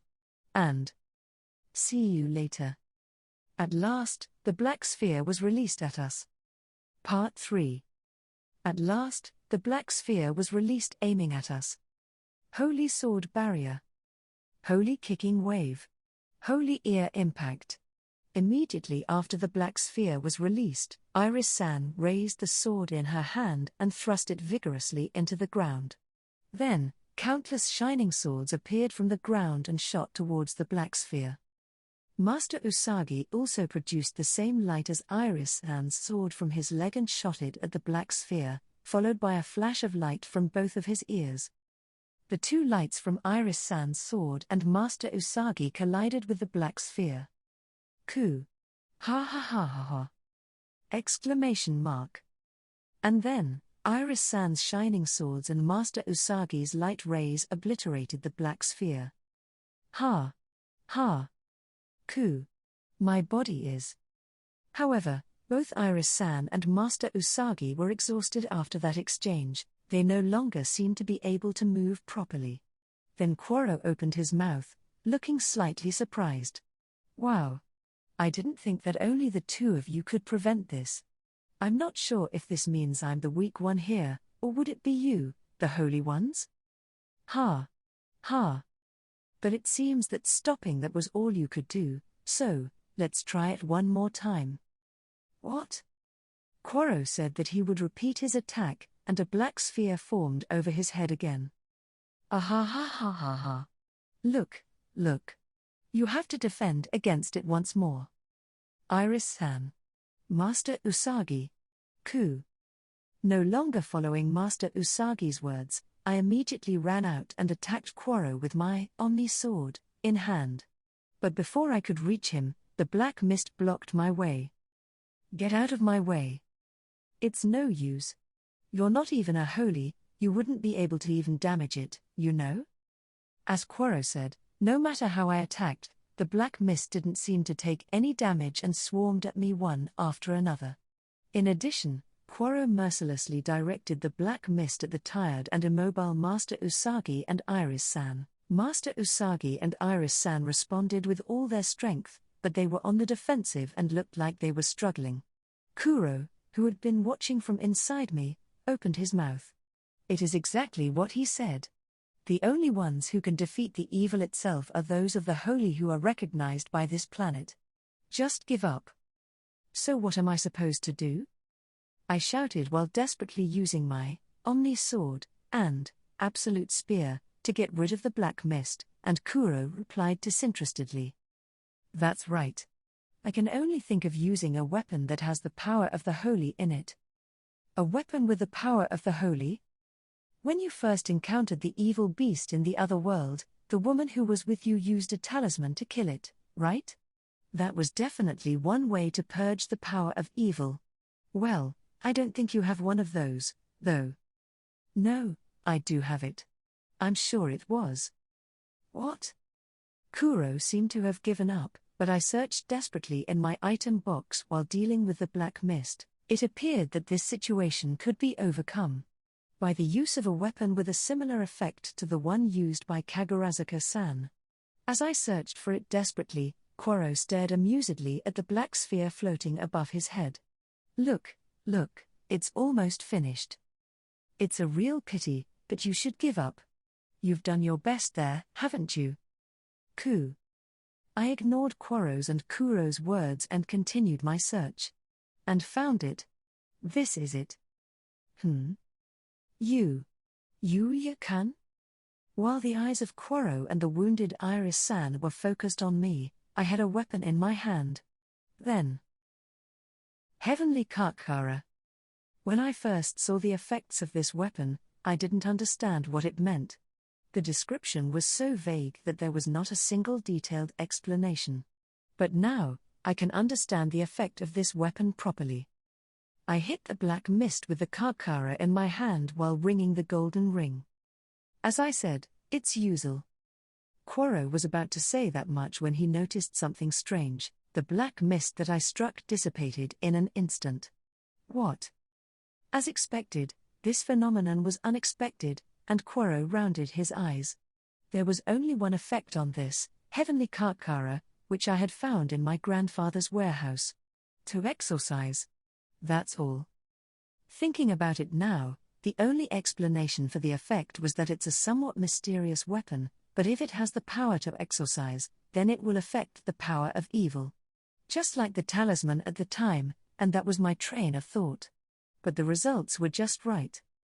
I smashed all the black mists that surrounded me with the Heavenly Kakara, and rushed straight to Iris-san and Master Usagi, and the black mists that assaulted them also dissipated. Are the two of you okay? Yeah.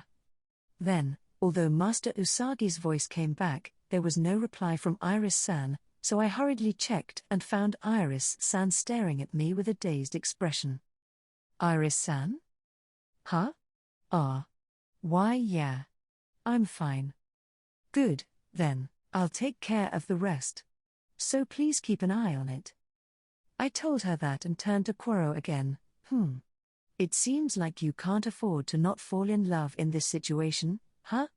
Wah. That's not true. It was just that someone was protecting me. It was the first time for me. Well, now you know how outrageous my disciple is. Yes. I understand. It seemed that they were talking about something behind me, but I didn't have time to listen in on it because I had already returned my full attention to Quoro. Anyway, I looked at Quoro and called out to Kuro, who was inside me. What do you think? Does this work? Ha ha ha. You're a hell of a guy, you know that. No problem, I'll lend you a hand. Kuro laughed in amusement, and a black mist flooded my body. I'd like to ask you a question. Can Kuro's power, which was just a piece of evil, defeat the main body of evil? I'll lend you a hand. It's not about whether or not you could possibly win, it's all about winning. That's just crazy. Well, you and I are a good match after all. We can do it. Is that so? I smiled unconsciously at Kuro, who sounded somewhat embarrassed as he spoke. Iris-san, who was behind me, raised an anxious voice at my appearance. What? The power of evil? Usagi, you. Calm down. I know what you're going to ask, but Yuya is sane.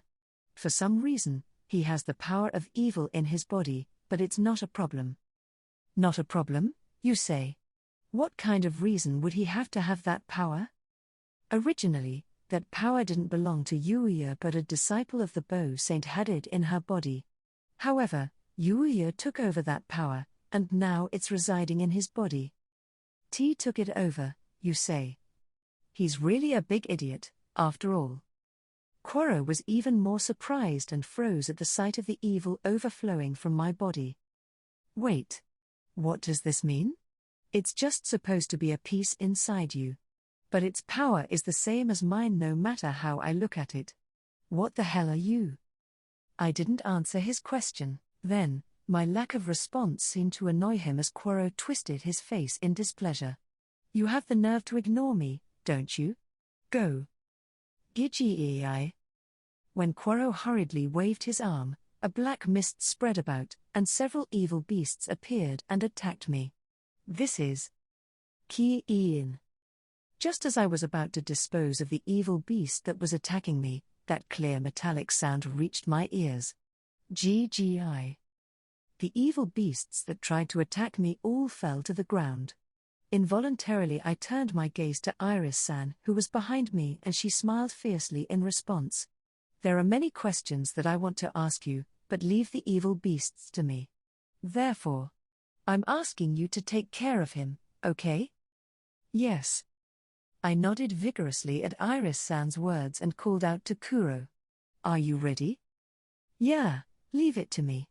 But it won't last long. Your power is too strong, after all. That's just fine. In addition to releasing the evil's power, I also deployed my magic attire and took a step toward Quoro. At that moment, the surrounding scenery was left behind in an instant, and the figure of Quoro was right in front of me. Wah! Ha! Ga! I waved the heavenly Kartkara, similar way to how I handle the absolute spear, and slammed it onto Quoro's head. Then, Quoro, who could not react to the attack, was slammed into the ground. In that gap, I pierced the black sphere that was accumulating above his head with the heavenly Kartkara. The black sphere pierced by the heavenly Kartkara gradually cracked, and light overflowed from it as it burst. No way. What the hell are you? Quoro, who was slammed into the ground, shouted as he staggered around in a dizzy state. I don't know. What? Quoro was astonished by my answer. I've been asked that question a lot today, but there's no way I know who I am. I'd rather be the one asking. All I could say was that I somehow got caught up in this battle between evil and holy, and I had to become stronger to feel safe, but it seemed that Quoro was not satisfied with my answer, and his face turned red with anger. St. Stop messing around. You come out of nowhere and interrupt my fun. I'll kill you. As Quoro spewed a large amount of black mist from his body, they branched out into countless pieces and stabbed at me as sharp blades. While knocking them away with the heavenly Kartkara, I gradually closed the distance between us. Don't come, don't Kurum! Exclamation mark. In the midst of his raging attacks, Quoro turned his palm toward me, and a small black sphere appeared, shooting a black flash of light at me. In response to the black flash, I took a step forward, keeping in mind the final attack Master Usagi had used against the Scythe Saint. My body moved even faster than before, and the distance separating me and the black flash was already almost gone. In such a situation, I use the heavenly Kartkara to unleash the divine piercing, still used by the spear Saint Ronus. Divine piercing. The tip of the heavenly Kartkara pierced through the black flashes of light and finally struck Quoro's body. Gah! Quoro's body was bent into a crooked shape, and his voice leaped out in anguish. No way. This is not how it's supposed to be. Then, perhaps the effect of the heavenly Kartkara was activated. Smoke rose from Quoro's body. This me is going to be destroyed. This is a lie. This is impossible. Quoro desperately grasped the handle of the heavenly Kartkara, trying to escape from my thrust, but the smoke was even coming from his palms touching it, and he could not escape.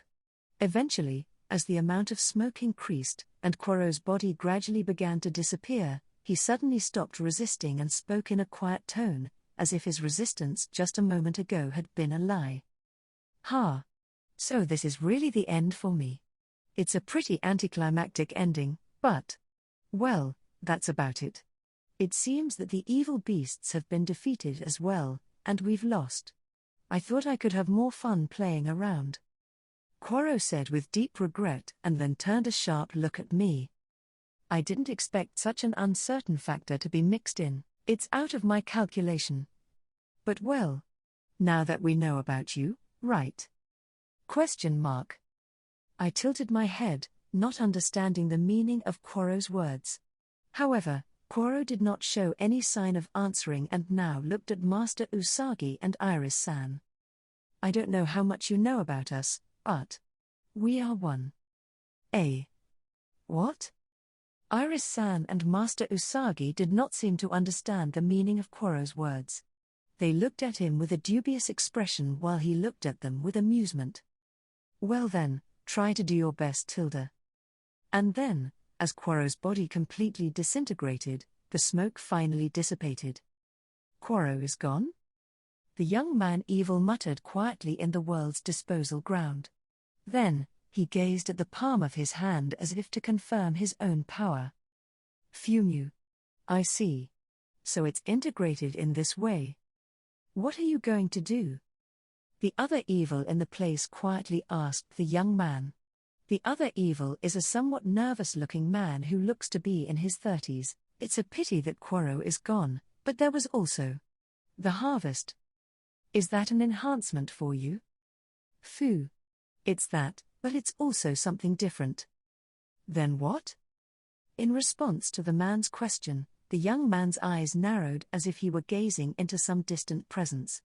I found it the outsider. In the eyes of the young man, the image of Yuya, who defeated Quorro, is clearly visible. By the time Yuya had defeated Quorro, the evil beast summoned by Quorro had been defeated by Night and the others with the Regal Kingdom soldiers. Phew. I wondered what it was when it suddenly appeared. But I guess these are the evil familiars. Luna murmured in front of the dead bodies of the defeated evil beasts. The evil beast that Yuya and Kagurazuka defeated in the earth was purified by Kagurazuka's talisman and disappeared cleanly, but the many corpses of the evil beast remained in this place now. In response to Luna, Lexia, who had been keeping quiet, puffed out her chest with pride, as expected of my guard. Well. More importantly, how's Yuya? While saying this, she looked towards Yuya and saw Quorro just disappearing. It looks like everything went well over there, too. This time, that Yuya saved the country from a crisis. For the Regal Kingdom, Yuya must be considered a hero. Ah geez. Yuya-sama was fighting so splendidly against the Sword Saint in the first place. You really can't be shaken, can you? Everyone was stunned and speechless by the earlier battle between the Sword Saint Iris and Yuya up until the evil attacked. For the regal citizens, everyone knew that Iris, the Sword Saint, was strong. Still, the sight of Yuya fighting on equal footing with her was a shock not only to the regal citizens but also to August and the others here. In the meantime, when the evil attacked and interrupted the battle between Iris and Yuya while unleashing a large number of evil beasts into the arena, the entire venue was in an uproar, but the situation ended more easily than expected. The reason for this is finished. No sign of the evil beast anywhere. Woof. For Lexia and the others, the still mysterious Yuti, and Yuya's partner, Night, have defeated almost all the evil beasts. And although Akatsuki didn't take part in the battle itself, he was also very active, using his skills to heal injured civilians and soldiers. Night, Akatsuki. Thank you for saving my life. Woof tilde. Fugo. Luna patted them. Night seemed to feel good, and Akatsuki looked like he deserved it and was proud of it. Even so, he was really just sleeping. While Luna stroked Night and Akatsuki, she looked at the still sleeping Uma with a dumbfounded look. Then, Uma opened one eye. What is it? You seem to have a problem with that? You're awake? I just woke up. Uma made a big yawn as he said that and then turned his gaze to Luna. I told you already. I am not interested in the affairs of humans. I'm not going to help. I see. Luna couldn't continue conversing with Uma any longer. As Uma said, as a legendary dragon he is not concerned with the circumstances of human beings. Luna also knew that. Even if there are people who are dissatisfied with the way it is, they cannot be bothered with it because Uma has the power to wipe out even that. Or even the planet itself. Luna breathed a sigh of relief at having gotten through this situation, but then she noticed something. Speaking of which, where is the royal family of the Regal Kingdom? Huh? Sure, I haven't seen them. I even remember when they went to give orders to the soldiers, but although she looked around the entire arena, she couldn't see August and the others, so Luna and the others thought that they had gone to give instructions outside the arena. In the middle of all this, Uma sighed again and turned his attention to the sky above the arena. Scout magic, huh? It won't work on me, but. Yuya. You finally been discovered, eh? Uma said, laughing merrily, and fell asleep again. Epilogue. When Quoro attacked, immediately after August gave instructions to his soldiers, he went to the summoning magic circle in the basement of the castle together with Layla. No way, the evil is attacking us today. Father. Layla looked worried as August frowned. Then August noticed her gaze and exhaled slowly. Phew. It's unavoidable. For the time being, I've left the soldiers to Royal. We have no choice but to rely on the other world. August saw the match between the Sword Saint and Yuya and was impressed by how strong they were, and almost thought that there was no need to rely on the other world to counter the evil. However, when he saw the evil that had arrived, he immediately changed his mind. He saw that the Sword Saint, who was supposed to be the strongest holy, was being overwhelmed by Quoro. Convinced that the country would be destroyed by the evil if things had continued as they were, August immediately began to move. Even if they were able to defeat Quoro, he did not think that this was enough to eliminate all of the evil. This was why he finally made up his mind to summon a hero from another world. When he moved to the summoning room, there were the magicians of the Regal Kingdom. They had already completed the magic circle under his direction. Your Majesty, the preparations are in place. We just need to pour in the magic power, and the magic will be activated. Layla. Yes, Father. I will bring a hero or a saint into this world. I'm sure that person will be able to save this world. Prompted by August, Layla stepped forward and touched the magic circle with her hand. When the magic power was poured in from her hand, the magic circle began to glow mysteriously. This is. At first, Layla was pouring in the magic power smoothly, but gradually the magic circle began to suck the magic power from Layla, and she frowned at the amount of absorption. The magic circle shone brighter and brighter as it tried to suck up all of Layla's magic power at a tremendous rate. How much time had passed? Layla, whose face was pale from her magic power being drained, could not tell, but when her magic power was about to run out, it finally stopped. Layla. August hurriedly supported Layla, who was wobbling and about to fall. Then, the shine of the magic circle reached its brightest in front of the two of them, and the light finally burst out. Finally. When the light subsided, there was a single figure floating in the air. Seeing that, August and the others knew that the summoning magic had succeeded. And then. What is this? What on earth is going on? What appeared from the magic circle was a girl in a shrine maiden costume like Kagurazuka. For that reason. After I finished defeating Quoro, I was interrogated by Iris-san about how I acquired evil's power since I had activated it in front of her. It really was just like Usagi said, wasn't it? That's what I told you. Why don't you believe me? How can I believe you from such a tall tale? Well, he's just a big idiot, isn't he? I shrunk under the stunned gazes of Iris-san and Master Usagi. Then, Kuro, who was inside me, burst into laughter. Ah ha ha ha ha. You're so weak that it's hard to believe you were fighting with the evil until just now. It can't be helped, can it? Because Quoro had to be defeated, I fought with him, otherwise, I would have been killed. And I wasn't that strong to begin with. Iris-san turned a dumbfounded gaze at me, but after letting out a single sigh, she let out a bitter laugh. Well, it's true that Yuya-kun saved my life. I was protected. I've never had such a thing happen to me before. Well, I mean, I was happy about it. Or something like that. Sigh. The latter half of the words were too small to be heard, but Master Usagi let out a sigh to Iris-san. After that, he immediately returned to his serious expression and stared at me. Yuya. You must have understood the threat of evil from this incident. In addition, he left behind a few mysteries that we don't know about yet. We can't let our guard down. Yes. And then. The next time, I will increase the intensity of my training so that we can prepare for another attack at any time. Ugh. I understand. I would be happier if I could just relax and enjoy my time, but I can't say that, so I nodded to Master Usagi's words. For some reason, Iris-san, who was gazing enviously at the exchange between Master Usagi and me, laughed a little sadly. I see. So this is where I have to part ways with you, Yuya-kun.